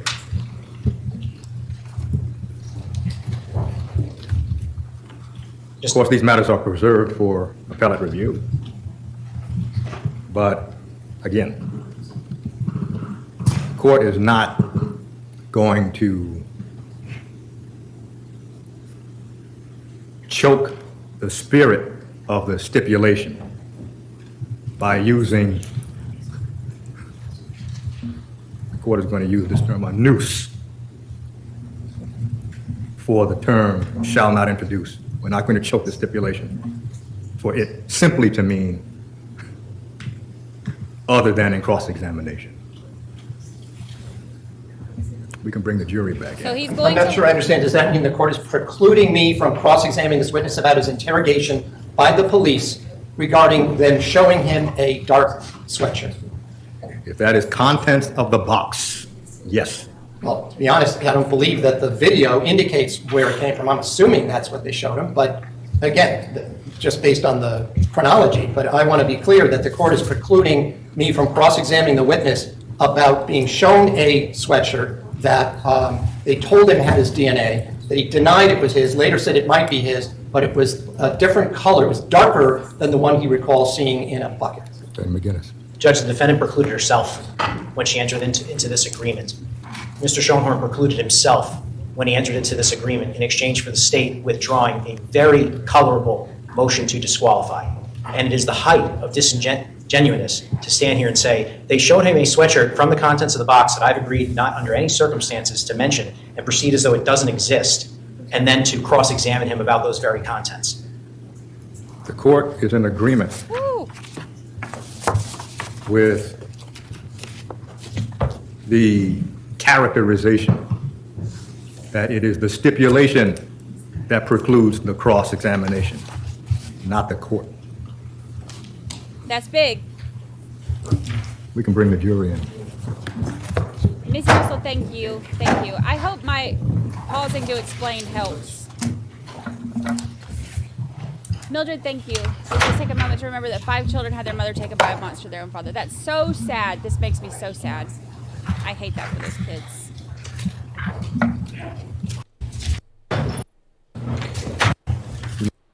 All right, here Mr. we go. Kamini, I can't remember exactly where we left off, but I think you were discussing a bucket that you found in your Toyota Tacoma. Is that correct? Yes. And what was inside the bucket?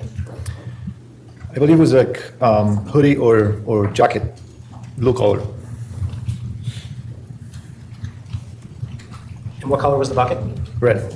Can you describe the bucket to the jury in terms of its size? It was smaller than 5-gallon bucket with like a, like little nose in it, like cleaning bucket that it makes it easier to pour it to water to a smaller container. Did you notice anything else in your vehicle at that time? No. What, if anything, did you do with the bucket? I took the bucket and I went upstairs through the office. I didn't see Dulos there, so I left it in the laundry room. And then I believe I saw him on my way back when I gave him back the key to my Tacoma, and I told him that I left the bucket in the laundry room. Did he say anything about the bucket? I said like thank you. I don't recall it.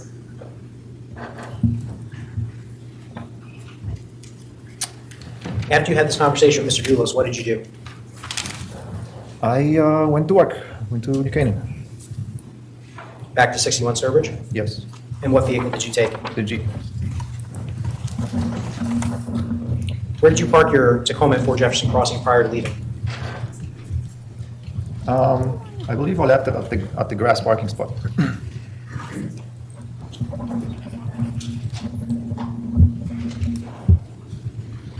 Now, this week began Monday, May 27th. I want to talk to you about other things that happened during that week, if I could.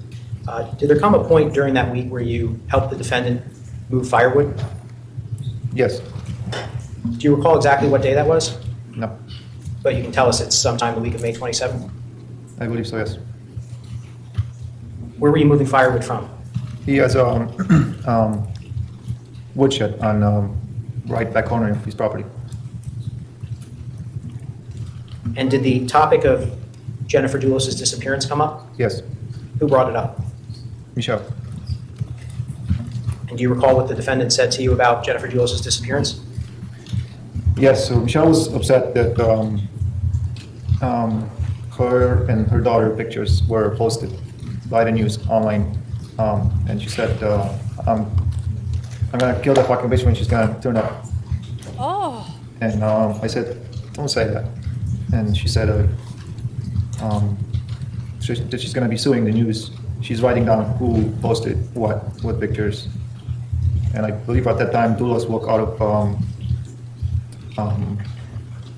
dining room door, and then he was asking us, it like became awkward. He asking us, well, what are you guys doing? And Michelle said, nothing, we're just talking. Like, this is how the conversation ended. Whoa. And Mr. Gumeni, you've recently disclosed that conversation, is that correct? Yes. Why did you decide to recently tell my office about that conversation? You know, those things, I didn't think, people say those kind of things, and they don't mean it. And I just wanted to minimize my involvement in all this. She said, he said that he was talking to Michelle about Jennifer. Michelle brought up Jennifer's disappearance and said that she was mad because her and her daughter's pictures were posted by the news online. And so she was upset about it. She wasn't upset about like the actual disappearance. She was upset because her and her daughter's pictures were posted by the news. And she said, I'm going to kill that effing bee when she turns up. When you say minimize your involvement, what do you mean? Like I said, I didn't think that I was supposed to say those kind of things, I guess.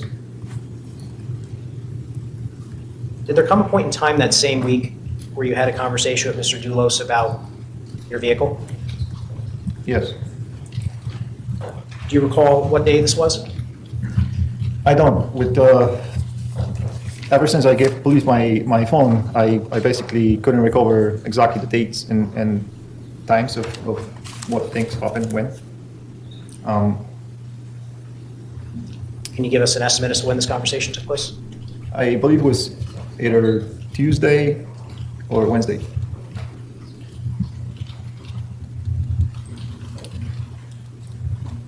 Tell the jury, firstly, where that conversation took place. At Fort Jefferson. Why did you go back to Fort Jefferson? When I switched cars on Monday, I left my truck at Fort Jefferson, and I forgot to take my vape charger from that truck to transfer it to the Jeep. Attorney McGinnis, at this point, the dates have not been cleared. Certainly. You indicated that you believe this conversation took place on Tuesday or Wednesday, so that would have been either May 28th or May 29th, correct? Correct. Thank you. So you went to get your vape charger, and maybe for those of us that don't know, vaping is electronic. Sorry, can you repeat it? Vaping is electronic cigarettes? Yes. And you had a charger in your truck? Yes. Okay. Approximately what time did you arrive before Jefferson Crossing? I don't remember. It had to be after lunch. When you got to Fort Jefferson Crossing, was anyone home? I didn't see anybody, no. And because you didn't see anyone, did you make a phone call? Yes. Who did you call? Dulos. And did he answer the phone? Yes. Did you tell the jury about that conversation? So I call him and I ask him, where's, like, Fotis, you have my truck? And he says, yes, I'm coming back from the car wash. And I told him, you wash my truck? He says, yes. I said to him, thank you, did you get it fixed too? He made a joke out of it. He says, no, just wash it. Okay, so this is the car wash video. So Fotis, or Pavel didn't know that Fotis was taking his Tacoma to the car wash. He forgot his vape charger. So he goes back to Fort Jefferson, which is like the house and the office or whatever where he's left his Tacoma. And he's going to grab his vape charger out of the Tacoma so he can put it in the Jeep because he's going to be driving the Jeep that week. So he goes to get it, and it's his Tacoma's not there. So he calls Fotis. He's like, "Where's my truck?" And Fotis is like, "Oh, I'm on the way back from the car wash. I took it to the car wash." Oh, there's a bug. I need to go shut my window. I'll pull a screen shut. So he said he's like, "You took it to the car wash?" And he said, "Yeah." And he's like, "Did you get it fixed too?" So he's like making a joke about, like, you know, why are you taking my truck? It's weird. I gotta shut my window. And did he indicate whether he was coming back to Fort Jefferson Crossing? Yes, he said, I'm coming back. I don't want to miss anything. Hold on. I'll be right back. I just gotta shut my window. I'll be right back.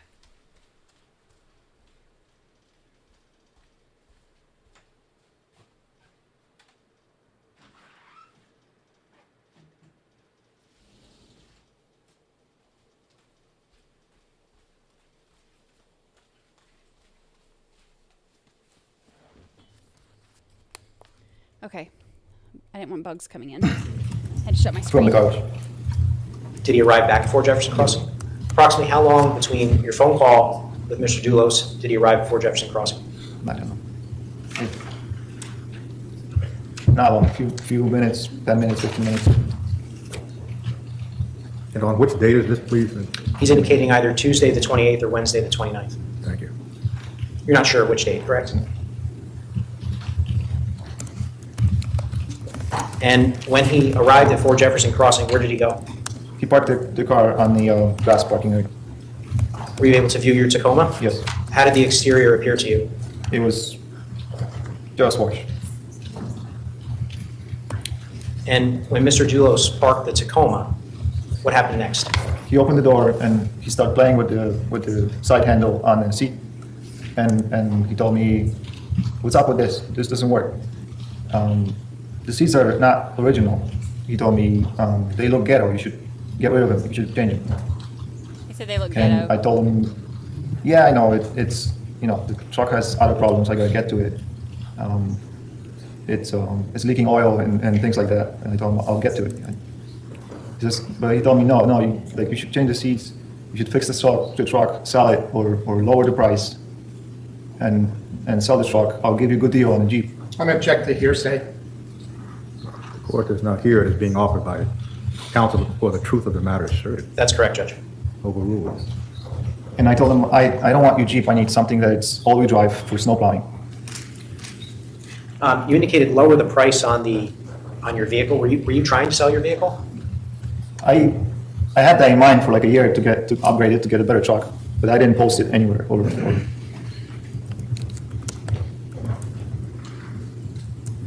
You told us earlier that you actually would use the Tacoma for snow plowing in the winter. Is that correct? Yes. So having a vehicle that had the ability to hold a mount for a plow was important to you? Yes. And would the Jeep Cherokee have been? It was two-wheel drive. It's just not. The Jeep Cherokee wasn't all-wheel drive. Did Mr. Dulos mention you go to a dealership also? I believe that he mentioned that to me on another day.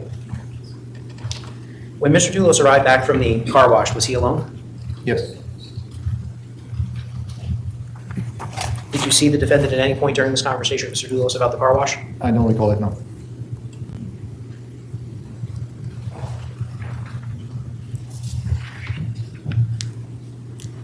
Now, after you had this conversation with Mr. Dulos, did you take your Tacoma key back? I believe when he got out of the truck and he was telling me about the seats, he handed me the key. Now, did he tell you why he was giving you the key? No. What did you do with the key? I just put it in my pocket. And did you go home that evening? Yes. What vehicle did you take home? The Jeep.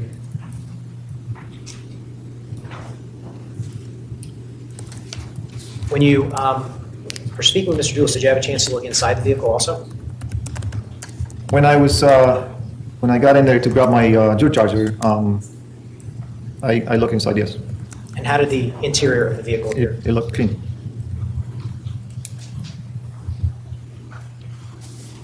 How many years had you been leaving your Tacoma at 4 Jefferson Crossing?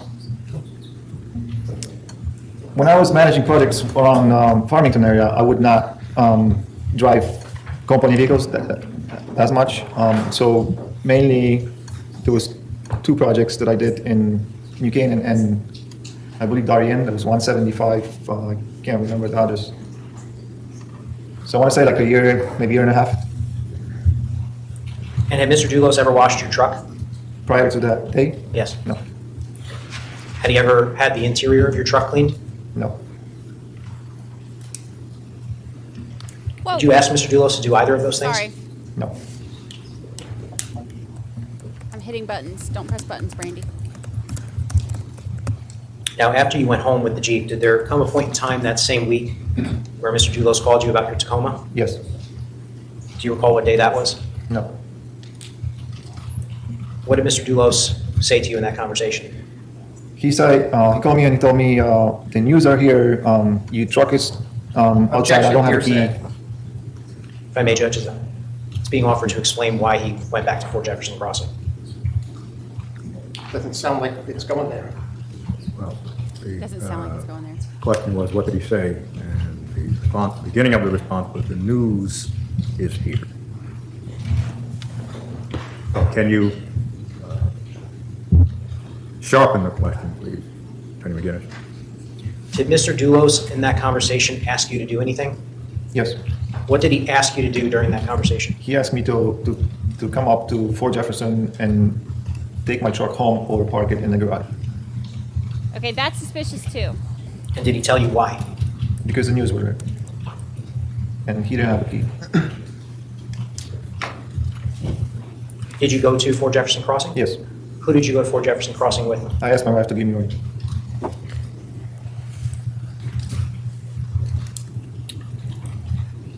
Now, by this point, you knew that Jennifer Dulos was missing, correct? Yes. Were you nervous at all about the fact that Mr. Dulos had washed your truck? Not until I have this next conversation with him. At this point, were you suspicious that Mr. Dulos was involved in Your Honor, this? I'm going to object this is now leading and irrelevant. But certainly you could ask him how he reacted, but he's asking a leading question. Well, the testimony so far is that the court is characterizing the testimony. Mr. Dulos had kept the Tacoma out of the possession of the owner for a period of time. And the next question characterizes, were you suspicious having heard that Jennifer Dulos had disappeared? The previous question, if I may recall, was that he went and picked up the car and his wife brought him there. So it wasn't about there was nothing about him keeping the vehicle at that time. He had taken the key. He was asked to take the car because, quote, the news was there. And then we get into, well, were you suspicious at this point? And that's what I'm objecting to. Well, the court understands counsel's concern, but the evidence already is that at some time before this conversation, Mr. Gumani wanted his truck at a certain time and it wasn't given to him. And so the question as the court hears it is, taking all of this into account, including the disappearance of Jennifer Dulos, did you become suspicious? Overruled. I love the way he Mr. explains Gumani, at things. this point, Were you suspicious that Mr. Dulos was involved in the disappearance of Jennifer Dulos? Don't be Not at this suspicious. point, no. Can you tell the jury why not? I knew this guy for a very long time, and I trusted him that he was a good guy. I want to direct your attention now to Thursday, May 30th, 2019. Did you have another conversation with Mr. Dulos about the seats? I believe that was the Thursday when I had the conversation, yes. What was the date again, please, Counselor? May 30th, 2019. Thank you. How did that conversation begin? I believe he started with telling me if I wanted to go down the road to the Chevy dealer and see if I can buy a small Chevy. And I told him that I don't like Chevys, I like Tacoma. And he told me, he asked me where can I buy seats? Junkyard? And I told him, yeah, I think I can get them in the junkyard. He told me, go to junkyard, get Tacoma seats or some other seats, pay cash, and I will invoice you for it. And then there was conversation about work. He asked me what I was gonna do tomorrow, and I told him I have to go to New Canaan. I believe I had to meet with the guard guy, and I had some other things to do over there. And he told me yes, so go do that, and after go to junkyard and buy seats. And he told me if I call you or if we talk about it on the phone, let's not call it seats, let's call it hardware. Was this conversation that you were having with Mr. Dulos in which he referenced the term hardware in person or over the telephone? I believe in person. Do you remember where it was? At Fort Jefferson. Do you remember about what time of day it was? I don't.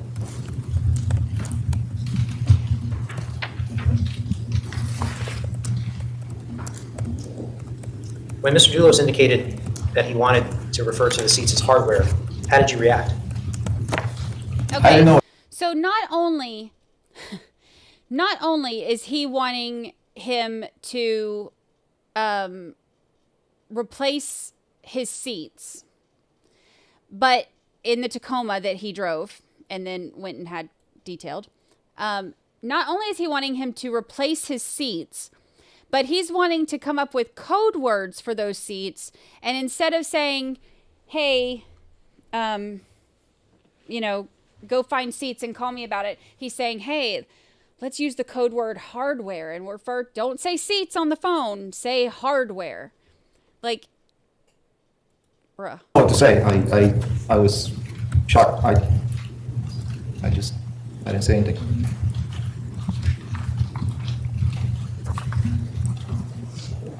Did you agree to try to find seats? I did. Next day I went to the junkyard.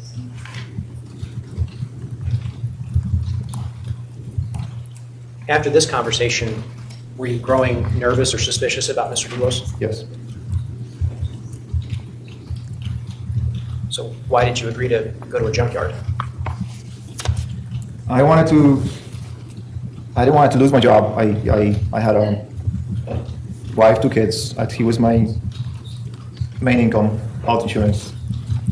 And on top of all that, I have a non-compete signed with him. So if I lose my job, I'll have to move out of state, basically. There was a guy who used to work for him and quit his job, and then he was going after him really hard with the non-compete. When you say he was going after him really hard, you're referring to Mr. Dulos going after the former employee really hard? Is that correct? Yes. What were your plans for Friday, May 31st, 2019? I was gonna go and meet with the gutter guy at 61 Sturbridge, and I have some things I was doing at 61 Sturbridge, and I believe in that week I had a flood in the basement. I might have brought some dehumidifiers and set them in the basement. And had you been in communication with Mr. Dulos during the course of that week about the project at 61 Sturbridge? Yes, I believe so. And would that communication have been over the telephone? Yep. Approximately, did you travel to 61 Sturbridge on Friday, May 31st? I believe so, yeah. What time did you arrive? I don't remember. What would it have been? Morning, afternoon, evening? It would have been morning. And when you arrived, what was going on at the house? I believe the guard guy was there. I met with him, and I could have set up the humidifiers in the basement. Approximately how long were you at 61 Sturbridge? I believe I left shortly before noon. Was the gutter guy still there? Yes. After you left 61 Sturbridge, where did you go? I was driving back towards Farmington. And are you still in the white Jeep Cherokee at this point? Yes. When you were on your way back towards Farmington, did you receive any phone calls? I believe Dulos called me, yes. What did Mr. Dulos say to you? He asked me if I was going to go and get the hardware, meaning The hardware. the seats. Was this the first time he had referred to the seats as hardware with you over the telephone? I believe so, yes. What were you thinking as he said this? Objection. Well, what were you thinking when he said, are you going to go get the hardware? Ground. Grounds. Speculation, irrelevant. What he was thinking. For all I know, he was thinking about going to the movies. Well, Maybe I could ask. the question can be asked in a different way, so as asked, sustained. Mr. Gamendi, when Mr. Dulos referred to the hardware, were you thinking about going to the movies? No. What were you thinking? Again, speculation and... So the whole thing with the immunity, he's had an immunity deal in place since 2019. He did a few interviews with law enforcement, and I can't remember if it was 3 or 4. My brain is foggy, but after the first couple, they were like each 8-hour interviews, and he did the first couple or whatever, and then he the next one he did with his attorney, and he was like, okay, I'll tell everything there is to tell, as long as I get immunity. But it was like from hindering prosecution, because he didn't come right out and say everything right away. So in the first couple of interviews, so he's saying, so the whole immunity thing was during that interview in 2019, when he, after the first couple without an attorney, then he went in with the attorney under the understanding that I will tell you everything, even stuff I didn't tell you in the first interviews, but you can't charge me with anything now if I didn't tell you before or whatever. So hindering prosecution, I think, is what the term is. Well, the witness would know what he was thinking. However, what can be asked, because what the witness was thinking may not have become what the witness acted on. So perhaps it can even be a sharper question. After Mr. Dulos asked you whether or not you'd taken care of the hardware, what did you say? He said, I'm going to go and look and see if I can find any.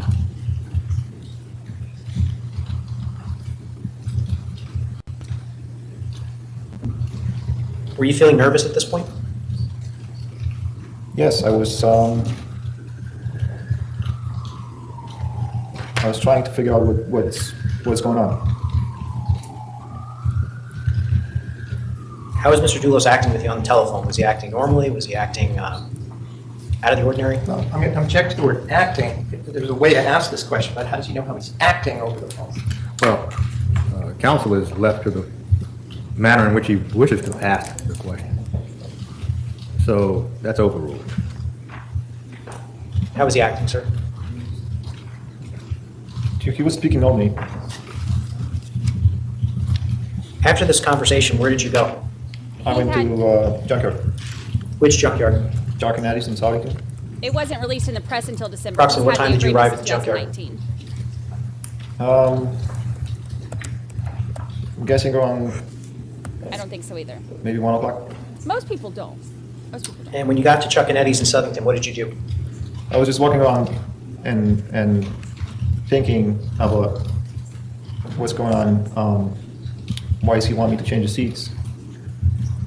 Why I does was he want trying to to analyze him that Friday when I met with him on the 24, you know, and I was trying to thinking like, how do I get out of it? Not to get fired basically, and not to change the seat. Did you end up purchasing seats at the junkyard? No. How many vehicles does Chuck and Eddie's have? I don't know. The gas probably 400. Did you walk around the junkyard? Yes.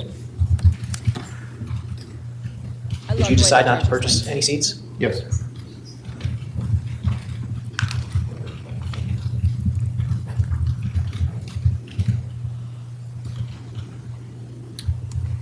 Incidentally, you testified earlier that you referred to Mr. Urso by one of Mr. Dulos' attorneys. Is that correct? Yes. Did you ever speak with Mr. Dulos or his attorney at the same time during that week of May 27th? I did. And did the subject of your green card status come up during that conversation? Over the phone? No. Did it come up at any point? Yes. When did it come up? I don't remember the date. He sent me. Let's just be clear. When you say he, who's that? Dulos. Send me. I believe his lawyer phone number and his best friend Mark Marcial. And he told me I send you some phone numbers in case if you get approached by police or something, don't talk to them. Call the lawyer, have them talk to the lawyer. And I told him I can just talk to them and I can just tell them where I was. Like, why do I need a lawyer for? And he told me that no, you don't understand. You're on your green card here. You don't want to talk to police. They're gonna put you in the corner. They're gonna ask you questions. They're gonna lie to you. They're gonna threaten you that they're gonna arrest you and deport you out of here. You don't want to do that. Just have them talk to the lawyer. How did you feel as he was saying these things? Your Honor, could we get a time frame, first of all, and second of all, it's I thought he said it was an email. Now it's sounding like it's a telephone conversation, which I'm not sure I understand. And then third, how does he feel about that is irrelevant. So Well, Judge, first, if the whole thing is irrelevant, we need not address the first two. Overruled. how did you feel after this conversation about your green card status? Well, I don't think he said anything. The question had it. Well, this is now the question. If the other question was different, apparently it has been abandoned.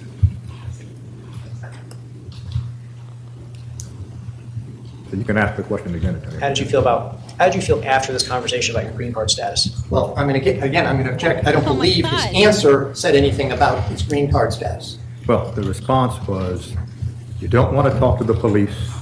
They'll put you in a corner. They'll lie. And something about the green card. Also, that he would be deported. So overruled. You may answer the question.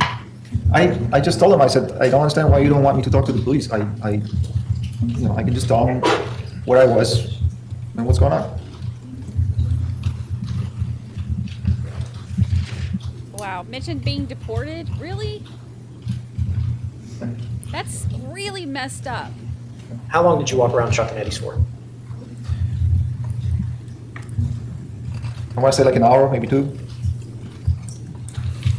And did you eventually leave Chuck and Eddie's? Yes. Where did you go? I went to second junkyard. It was more like a used parts junkyard. And I asked the guy there at the register if I gave him my year and model of my Tacoma, and I asked him if he has the seats for that kind of truck. And he told me yes. They were like $150, and you can have them in 2 days. If you were growing increasingly suspicious about Mr. Dulos, why did you go to the second junkyard? Because I was like thinking about what's going on and how to get out of it, and I wanted to go back to the office and tell them that I can't find him and I can't change it.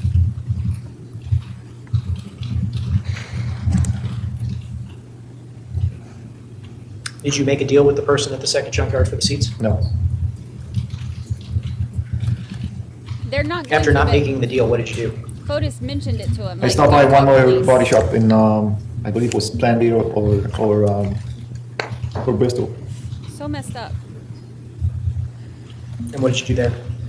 I asked the guy if he has some seats for my truck, and then if he can fix some mechanical issues.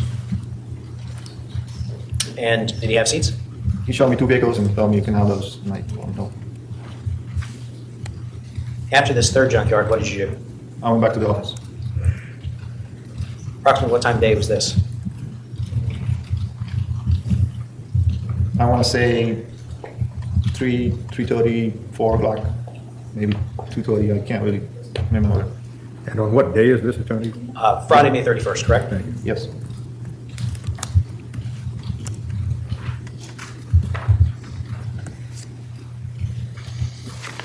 When you arrived at 4 Jefferson between 3:30 and 4 o'clock, where did you go? I went upstairs to the office. When you got into the office, was anyone present? Dulos was, yes. Did you speak with Mr. Dulos at that time? Yes. What did you say to Mr. Dulos? I just couldn't hold it anymore, and I just went off on him. I told him, what's up with my truck? Why did you clean it? And he smiled at me and says, because you were never going to do it. And I told him, seriously, why did you clean my truck? And he says, don't worry about it. There's nothing going on. I went to Jennifer's house for Mother's Day. I gave her a hug. I held the cat. And then I came back, and I was having the same clothes, and I was driving your truck. There might be hair in it or something. I just want to clean everything. The police might come in. They find something. They're going to destroy my name, destroy the company name. No one's going to ever want to build it with me. And I said, why you want me to change the seats? What's up with the seats? And he said, like, can we not talk about it? Can you just do it? And then he'd keep on pressing me on it. And then Let me stop you there. When you say he keeps on pressing you and pressing you, can you describe his demeanor for the jury? yeah, he was growing angry, and he keep on saying, like, you gotta do it. Can you do it? Did he appear scared? At a little bit later point. After he pressed you, did you make any suggestions to him? Yeah, he become scared and angry when I told him that I went to a couple junkyards. I can't change him because I don't physically have him. I couldn't buy him. And what do you want me to do? And then he kept pressing, and he was growing angry. And I finally said that the only seats I can think of would be the Cayenne seats. And he says, yeah, do that. And just to refresh the member's memory, the Cayenne is the Porsche Cayenne at 585 Deer Cliff Road? Yes. The porch seats. And after Mr. Dulos said, yeah, do that, what happened next in the conversation? I went to 585. Well, let me ask you this before we get there. Did Mr. Dulos offer to help you? Not at this point. Okay. So what happened next? I went to 585, and I opened the door. There was like 2 huge exterior house doors right next to the Cayenne. I had to move those. I opened the door. I got into the Cayenne, and the battery was dead, and I couldn't. The seats were electric. I couldn't move them back and forth to get to the boat. So I was like, screw that. I went back to Fort Jefferson, and I told him, listen, the seats are electric. The battery is dead. I can't move them. I can't do it. I'm not gonna do it. He says, no, you gotta do it. Get the battery booster, get the wrench, and get him, take him out, change him, and get rid of him so nobody will ever find him. Wow. And then I think this is when he offered me, I'm gonna go with you. I'm gonna help you. And after he said get rid of them so no one will ever find them and offered to help you, did you accept his help? No.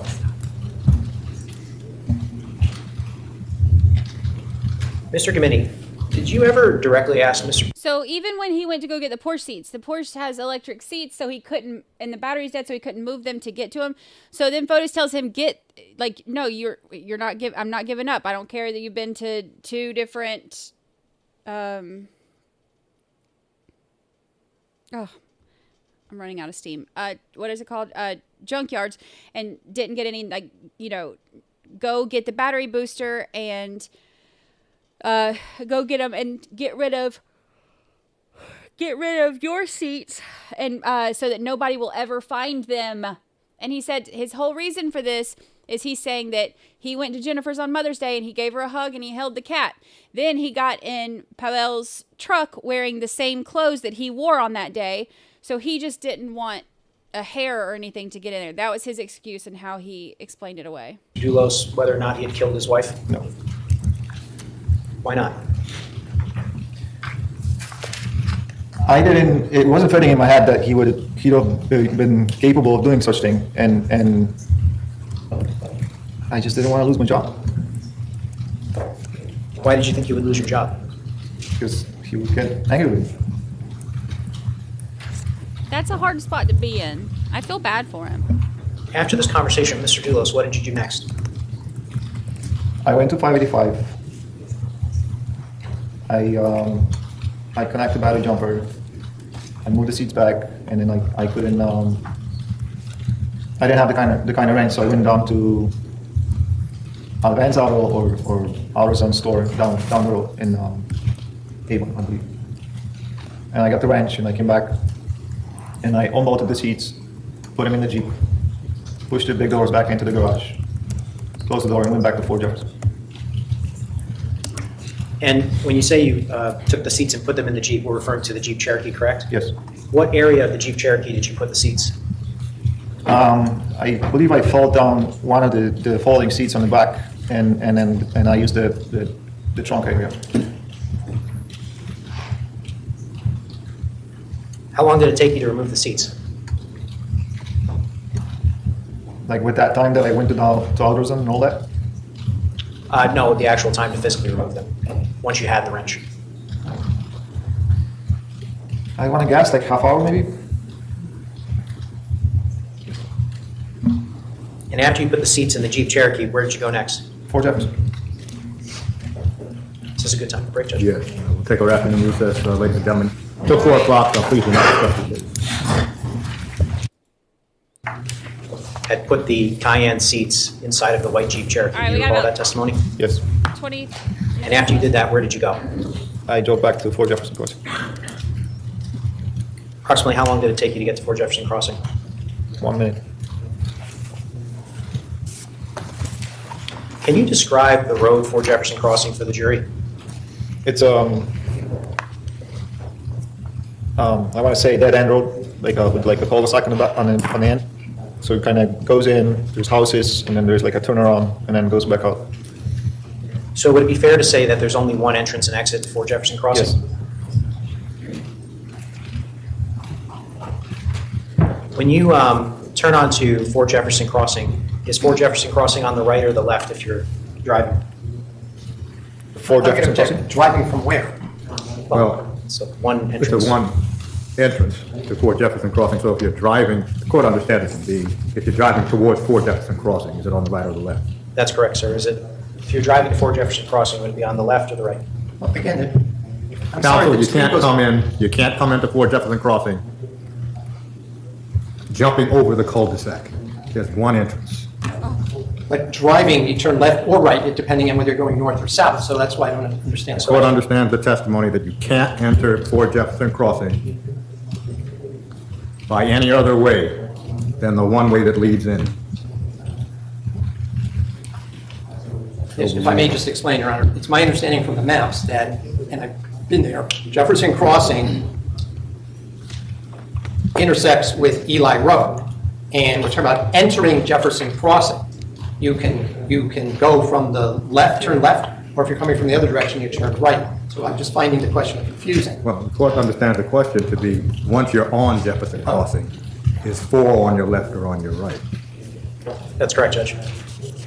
Once you're on Jefferson Crossing, is 4 on your left or your right? He is On the over right. it.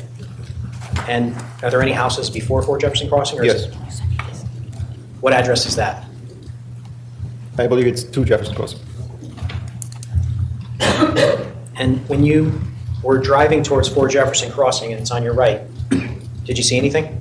I saw a couple cars with some people there. Did you know who they were? Not at the first look, no. Did you think that they were police officers? Could have been. How fast were you driving at this point? I was going pretty slow. Did you stop at 4 Jefferson Crossing? No. Why not? I saw cars there, and I just didn't want to bother anybody, and I just kept driving. Mr. Grimini, was the fact that you had these seats in the back of your Jeep also a factor in not stopping? No. Where did you go after you passed 4 Jefferson Crossing? I went to the end of the road, I turned around, and I was slowly driving back. And as you were slowly driving back, as I understand it, 4 Jefferson Crossing would now be on your left-hand side, is that correct? Yes. Where were you going at that point? I was driving back slowly, and the police came to the road, and they signed me to stop. And did you stop the vehicle? Yes. How many police officers approached you? I don't remember. I want to say 3 or 4. Do you remember a trooper named Detective Michael Butin approaching you? Yes. Did Mr. Butin ask you where you were, did Sergeant Butin ask you where you were coming from? Yes. What did you tell him? I believe I told him I was coming from New Canaan. Why did you tell Sergeant Butin that you were coming from New Canaan? I don't remember. I could have misunderstood. I could have not. I don't remember. Had you been in New Canaan earlier in the day? Yes. Were you asked to step out of the vehicle at any point? Yes. And what happened when you were asked to step out of the vehicle? He asked me if if I have any drugs or if there's any weapons in the car. And what did you say? I said no. Did you give permission to search the vehicle at that time? He asked me if they can look or search the car, and I said yes. Were you nervous at this time? I don't know. I mean, my heart's going. I just had a heated conversation with Dulos, and I was just removing the seats and fighting with the big doors in the 585. Well, let me ask you this: were you concerned about the fact that the police were at Mr. Dulos' home? I didn't have time to think. It was just everything was happening fast. And did you tell Sergeant Butin at that time that you were, well, strike that. Did Sergeant Butin ask you about the seats in the back of the Jeep? Yes. And what did you tell him you were doing with the seats? I told him that I removed them from the crash can at 585, and I was planning on putting them in my truck. Did you tell him that you were doing that at Dulos' instructions? Your Honor, I'm going to object to the leading nature. Well, it is leading, but you can I'll rephrase it. actually withdraw that, Your Honor. So, go ahead. Did you tell him that you were doing that at Dulos' instructions at that time? No. Why not? He didn't ask. And why didn't you offer it? I didn't want to get into that. I didn't know what to do.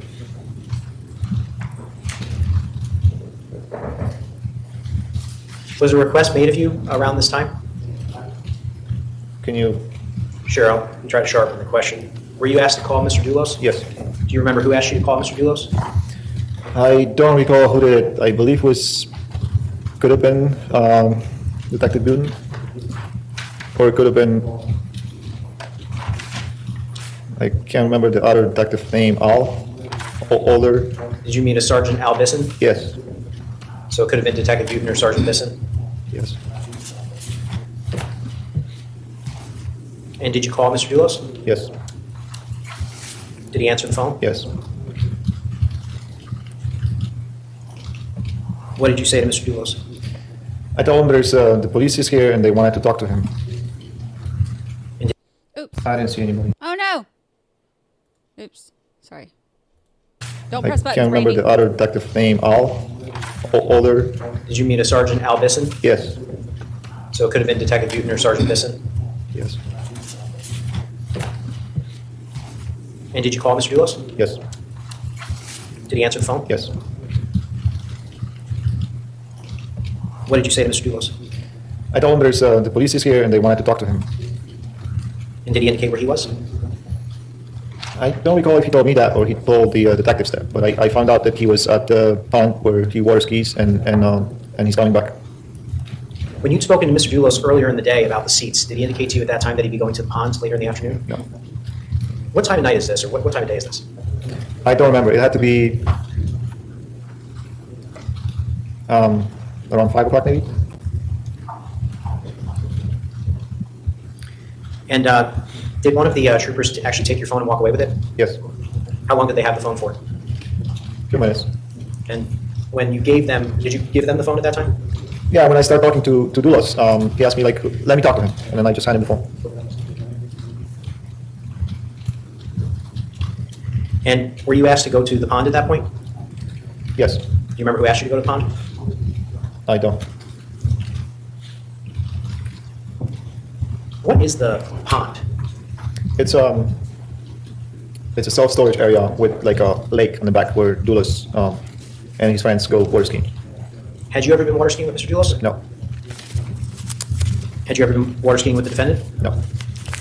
What was your purpose in going to the pond at approximately 5 o'clock p.m. on May 31st, 2019? I was asked to go and pick up Michelle with her daughter and her mom, I believe.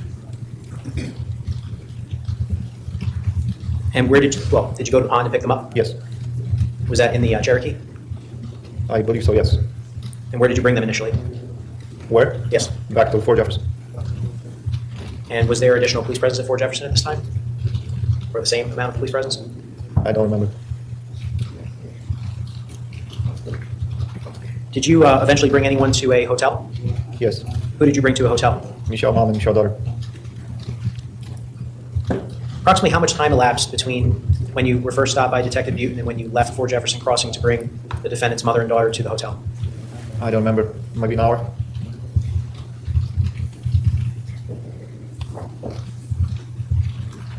I want to direct your attention now back to the Cayenne seats, which were in the Jeep Cherokee.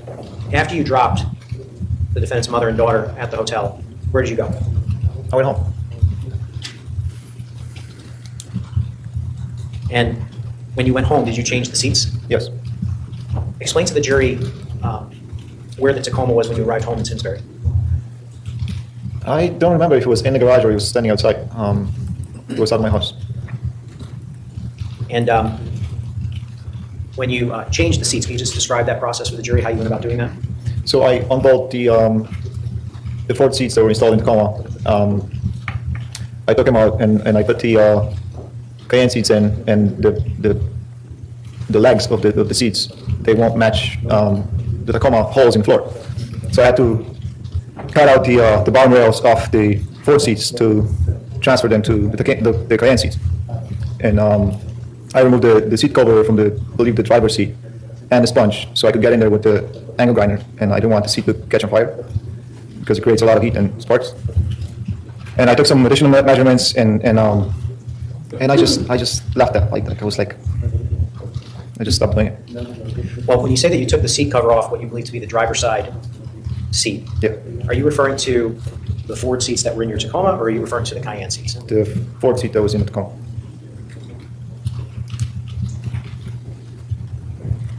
And were you able to get both Ford seats out of your Tacoma? Yes. Those are the seats At that point, you what told did you do him with to the get rid Cayenne of. seats?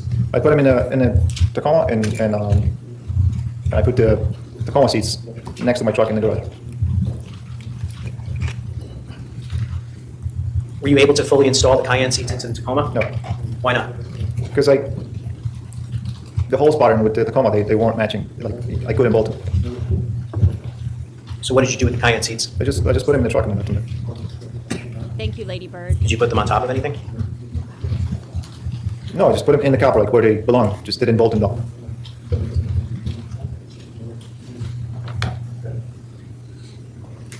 The Ford Focus seats that you removed from your Toyota Tacoma, you indicated that you put them next to the Tacoma? Yes. Can you tell the jury why you did that? I wanted to keep him just in case if there's anything going on with the truck. If the police is asking about it, I just wanted to keep him next to it. Were you concerned at this point that those seats may have been used in a crime?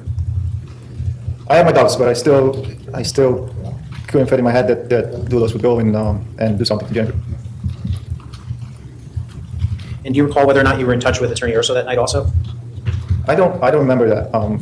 I know at some point somehow I got connected with Attorney Urso, but Well, I want to fast forward to June 2nd, 2019. Did state police personnel show up at your home? that was Sunday. Yes, sir. Yes, Do you recall who showed up? Detective Newton, and I don't remember the other detective name. Approximately what time did Detective Newton and the other detective arrive? I don't remember. By June 2nd, 2019, had you learned that Mr. Dulos had been arrested? Yes, How did you learn that? I believe I saw it on the news. And did you also learn that the defendant had been arrested? I believe so. Yeah. Thank you, Virginia Now, Little. did Detective Butin and the other detectives speak with you about your whereabouts on May 24th, 2019? Yes, And did Detective Butin indicate that he would be seizing your phone? yes, And did he ask for consent to search the phone? yes, And were you willing to provide consent to search the phone? yes, And I believe, is it true that Attorney Urso spoke with Detective Butin and the other detective at that time on the telephone as well? yes. And did you end up agreeing to have them take your phone? Yeah, so first I agree, and I told them, let me just call my lawyer and just make sure this is okay. And I believe also told me, if they want to seize, they can seize, but they need a warrant to search it. And I told them, listen, I have nothing to hide. I'd rather give him, sign the paper or whatever it was, so they can download it and give it back to me quickly. And he agreed. And so did Detective Butin take the phone? Yes, And you now know that that phone has been downloaded, correct? yes. And is it true, sir, it's been brought to your attention that there were deleted items on your phone? Police told me that, yes. Deleted items relating to search? Object to leading nature. Well, the first question was, are you now aware that there were deleted items on your phone? The answer was yes. Now the question is, those deleted items were or referred to, well, the intermediate question is, do you know what the deleted items were? He indicated the police told him. Counsel, the intermediate question is, do you know what the deleted items were? That's a yes or no. Do you know what those deleted items were? No. He said, counsel. Did the police tell you that there had been searches related to the disappearance of Jennifer Dulos on your phone? At some point, yes. Did you do any searches on the disappearance of Jennifer Dulos? I'm sure I did, yes. Do you know how those items were deleted from your phone? Well, objection. He didn't know what was deleted, and now he's being asked, does he know how? So, objection. Well, the witness testified he didn't know which items were deleted. So this is not the best witness to determine which items were deleted. So sustained. Mr. Gumini, you had what type of phone in 2019? I believe that was iPhone 6. And did you ever clear your search history on your phone? All the time. Why? I just am in the habit of doing that. Thank you, little B. I must have been someone told me a long time ago that they might be slowing down my phone or something. When Detective Butin was at your home, did you tell him about the Ford Focus seats that were in your garage, detached from the Tacoma? I don't believe we had the conversation then, no. Why didn't you tell Detective Butin about the seats at that time? I didn't want to talk to them without the presence of my lawyer about that subject. Why not?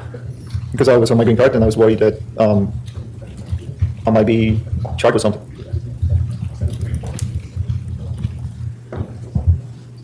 And did you tell them that you would speak to them again with your attorney present? I told them, ask him to set up a meeting with me and my attorney, and I can give him some more information.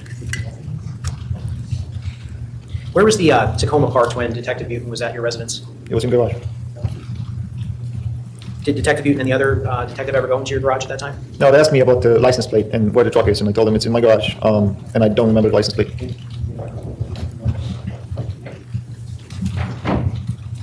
Now, did they eventually leave your house? Yes. And did they return the same day? I believe so, yeah. Approximately how long after they left your house did they return? Don't remember. Why did they return? Thank you, Regina Crawford. Oh, I'm going to object to that, Your Honor. How would Well, he know why? the foundation was sustained. Did the detectives tell you why they were returning? I don't remember. Did the detectives indicate to you whether or not they would be taking the white Jeep Cherokee? Again, I'm going to object to the hearsay nature and the leading question. Well, the focus of the question right now is, did the detectives tell you the reason they returned? And so, if the objection is hearsay, the court is not certain it is being offered for the truth of the matter asserted. If the objection is hearsay, it's overruled. Did the detectives tell you that they were going to be taking the white Jeep Cherokee? Yes.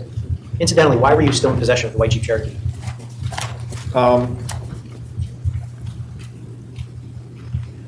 I don't know. I just have it. I just took it home that Friday, and it was just at my house. Do you recall a tow truck coming to your house and taking the Cherokee? I don't recall seeing the tow truck, but yeah, they took the Jeep, so it must show up at some point.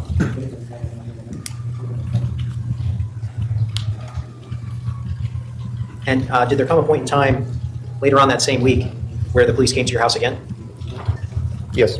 And I'm referring specifically for the members' benefit to the week of Monday, June 3rd, 2019. Thank you, Do you recall exactly what day that week they returned? No. Do you remember who came to your house? I don't. Does Sergeant Albisson sound familiar? Yes. And were you home when they arrived? Yes. What time of day was this? I don't remember. Did Sergeant Bisson make a request of you? Thank you, Laura. Yes, he was asking me if there's access to the power line trials from the main road. And I told him that I know of at least 2 places where you can access. And so did he ask for your help in locating those places? Yes. And did you agree to go with him? Yeah, he asked me if I can take my vehicle and go with him. And what vehicle did you take? Eventually, I took the truck. When you say eventually, you tried to use your wife's vehicle first? Yes. Okay. Why did you do that? Because the truck seats weren't attached to it, and I just figured that my wife's vehicle would be better to drive. Now, at this point, had you told Sergeant Bisson about the seats in your garage yet? No. Why not? He didn't ask. What happened after you took your truck? We went up to the top of the Ava Mountain, and I showed him one place where it was like up on the top of the Ava Mountain. You have to turn left, and then you can access the trails. Lady Bird, thank you for gifting me. And we missed that, and I pulled forward down with the truck on there's a parking spot on the right, and I was trying to turn around, and I stopped, and he pulled right next to me, and he handed me a search warrant for my truck. And at that point, did he indicate to you that the state police would be taking your Tacoma? Yes. Thank you, Eileen. After they told you that they would be taking the Tacoma, what did you do? I told him that that's okay. The only thing is the seats that are in the truck are not the seats that were in the truck at the May 24th. And I told him I asked him if he could go back with me to my house to take the seats. Did you also go through the trails with Sergeant Bisson at any point that day? Yeah, I believe on our way back, we turned into that place where I was trying to show him. And I think I took them to West Hartford Reservoir. And was that before or after they told you about the search warrant? I don't remember. Could have been after. Well, were you in their vehicle or yours? In their vehicle. So it had to be after, yeah. Happy anniversary, I've almost. And after you told Sergeant Bisson that the seats that were in the Tacoma hadn't been in the Tacoma previously, what happened next? We drove down to my house, and I opened the garage door, and I gave him seats. I'm glad he Why did had you those decide to give seats. Sergeant Bisson the seats at that moment? Because I didn't want to be hiding anything. Good for him. Case Carpetta, thank you for super chat. Where did you give Sergeant Bisson the seats? Where? Yeah. At my driveway. Had you put the cover back on the driver's seat at this point, or did you give it to him with the cover still? No, I kind of kept them separately and all together in one place. They weren't back on, no.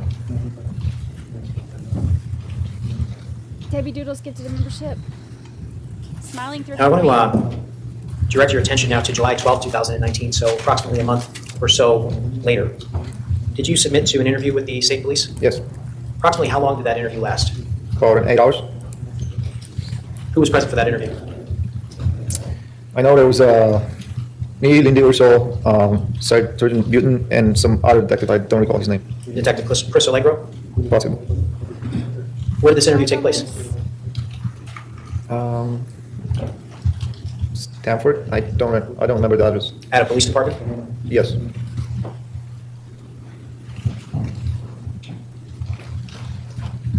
And during the course of that interview, did you provide a DNA sample to the state police? Yes, I did. Did they have a search warrant for your DNA, or did you consent? I consent. And how did they take the DNA sample? They just do a swab on the inside of the chick. And where did the swabbing take place? Where? Yes, sir. Like inside of... No, I'm sorry. Was it at the police department as part of this interview? Yes. Judge, I have some exhibits. I don't know if this is a natural breaking point before we get too far into those. Probably. The natural break. If you wanted to introduce exhibits, it's probably a good idea to introduce them fresh tomorrow. Fresh? He Ladies and said gentlemen, we will fresh. conclude today. We plan to start tomorrow at 10 o'clock. Please do not discuss the case. Please do not follow the case on any media. Have a good evening. He said fresh. Ooh. He's not supposed to say fresh. We made it. We made it. Fresh. Not supposed to say fresh. I'm blurry. Hold on. I can fix it. I think at night I'm blurrier. Oh, there I go. We made it. Fresh. Camilla, thank you so much for super chat. Thank you. Thank you all. That little give-in train was really nice. I appreciate it. That's very sweet of y'all. I appreciate it very much. Thank you. I'm glad y'all are here. It makes me happy. Makes me very happy. Candace Hoff, attorney for 8 whole months. 8 whole months. This channel means so much to me. Brandi, we love you. Thank you for letting me mod and be with these wonderful people. I wouldn't have it any other way. I appreciate you. Happy 8-month anniversary. Oh, I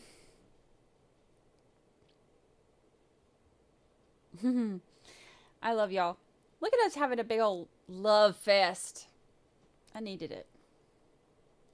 It's been a few days. I needed it. Marie Moss, here's our stats.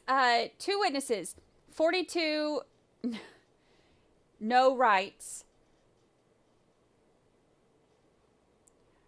a whole lot of denied. I wonder how many there's a lot. I keep forgetting I have my little denied button. I keep forgetting. And one sidebar. And one very spicy sidebar, apparently. Then they came out swinging. Came out swinging. Marie Moss, we would be lost without you. We wouldn't know anything that's going on. 42 objections. We wouldn't know anything that's going on. I appreciate y'all. I love Night Court. Reminds me of the Lori Vallow case. Yeah, like, you know, when I started this channel, well, actually, when I started this channel, I was just doing like recap videos. But my very first one that I wanted to stream was Lori Vallow, and they weren't releasing it till night. Look at us, going back to our roots. So let's talk about tomorrow. I am not sure yet what tomorrow brings, and here's why. Wednesdays are tough on me, honestly. So it honestly just depends on how tomorrow goes, how I'm feeling, if I'm able to, So I'm not going to stream it yet. It might be that, you know, I can come home and take a little nap and we can do it later tomorrow like we did today. Pavel will be back on the stand again tomorrow. So we will probably do the same thing. If we don't do it tomorrow, then just whenever I'm able to. Remember, there's no court on Friday and there's no court on Monday. So even if we don't make it tomorrow, or whatever days it doesn't work out during the week, we can always catch up on, like I didn't mind doing like the short weekend streams like we did. We've also got Friday, there's no court, so we can catch up. Monday, there's no court. So we got plenty of time to catch up, depending on, like, I really need to, like, listen to my body and try to, I pushed it a little bit too much and then ended up, sleeping for 4 days. So, but good news is, y'all, at the end of this week, I will be halfway through treatment. How awesome is that? So I'm really excited. Getting there, chugging right along. Number 17 was today. I got 23 left. So by the end of this week, I will be halfway done. Y'all are getting me through it, and I appreciate it. Mods, y'all are awesome. I appreciate you so much. Our mods are awesome, and there's a mod tip jar too, if anybody wants to show our mods some love. I love our mods. It would not be the same here without them. And even behind the scenes, like you have, like, it's like I have like they're like just. There's a lot that happens behind the scenes that y'all don't, see. And I'm not super open about all of my health stuff. You know what y'all know minimums about what I present, and then stuff that assholes, push me to have to explain. But I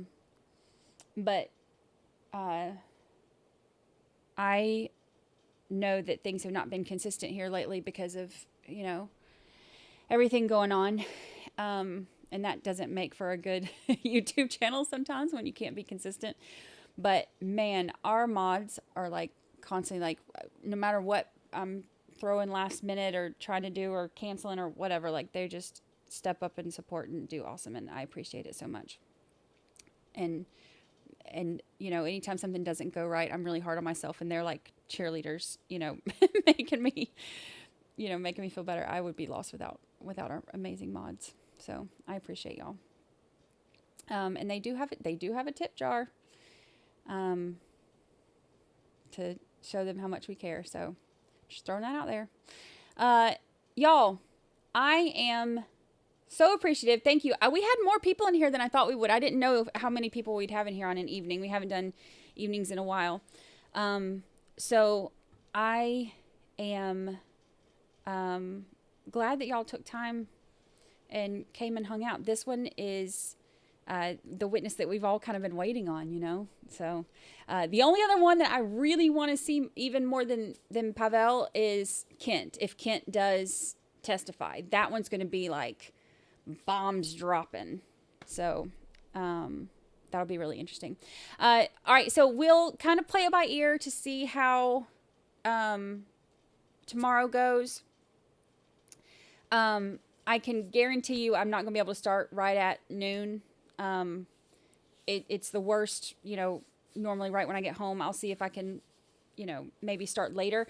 What we'll probably do is I may be able to, do like we did today. Like, if there's witnesses like the one we had this morning where I completely skipped him, but I just took the screenshot and was like, hey, this is the whole point of all, like this whole 45-minute ordeal was so that you can get this one, timestamp.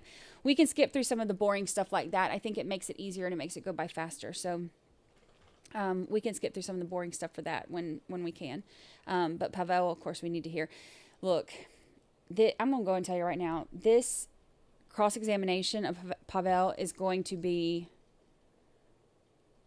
we're all going to be drinking that day. My nurses are going to be mad at me. We're all going to be drinking that day.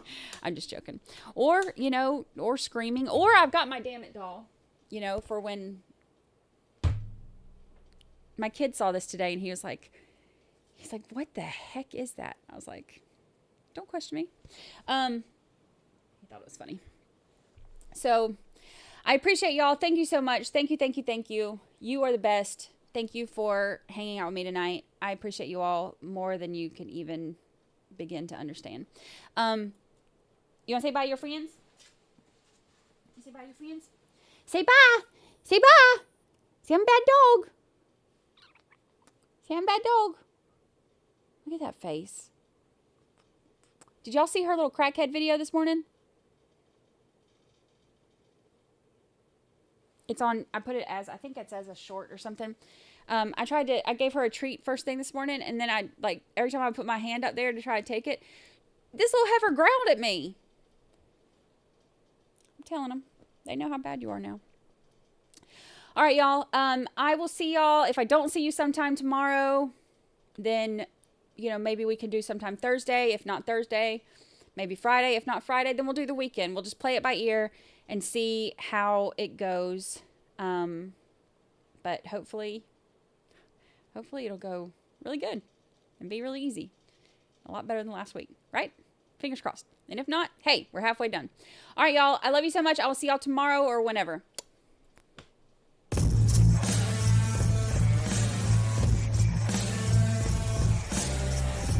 I gotta go. I can't stick around here forever.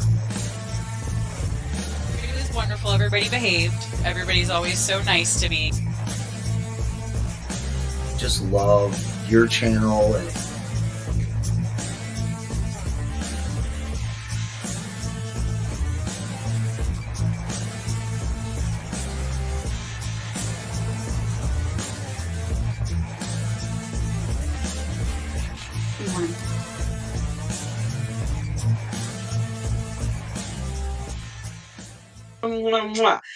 Goodbye, good people. Now, how the heck do I get out of here?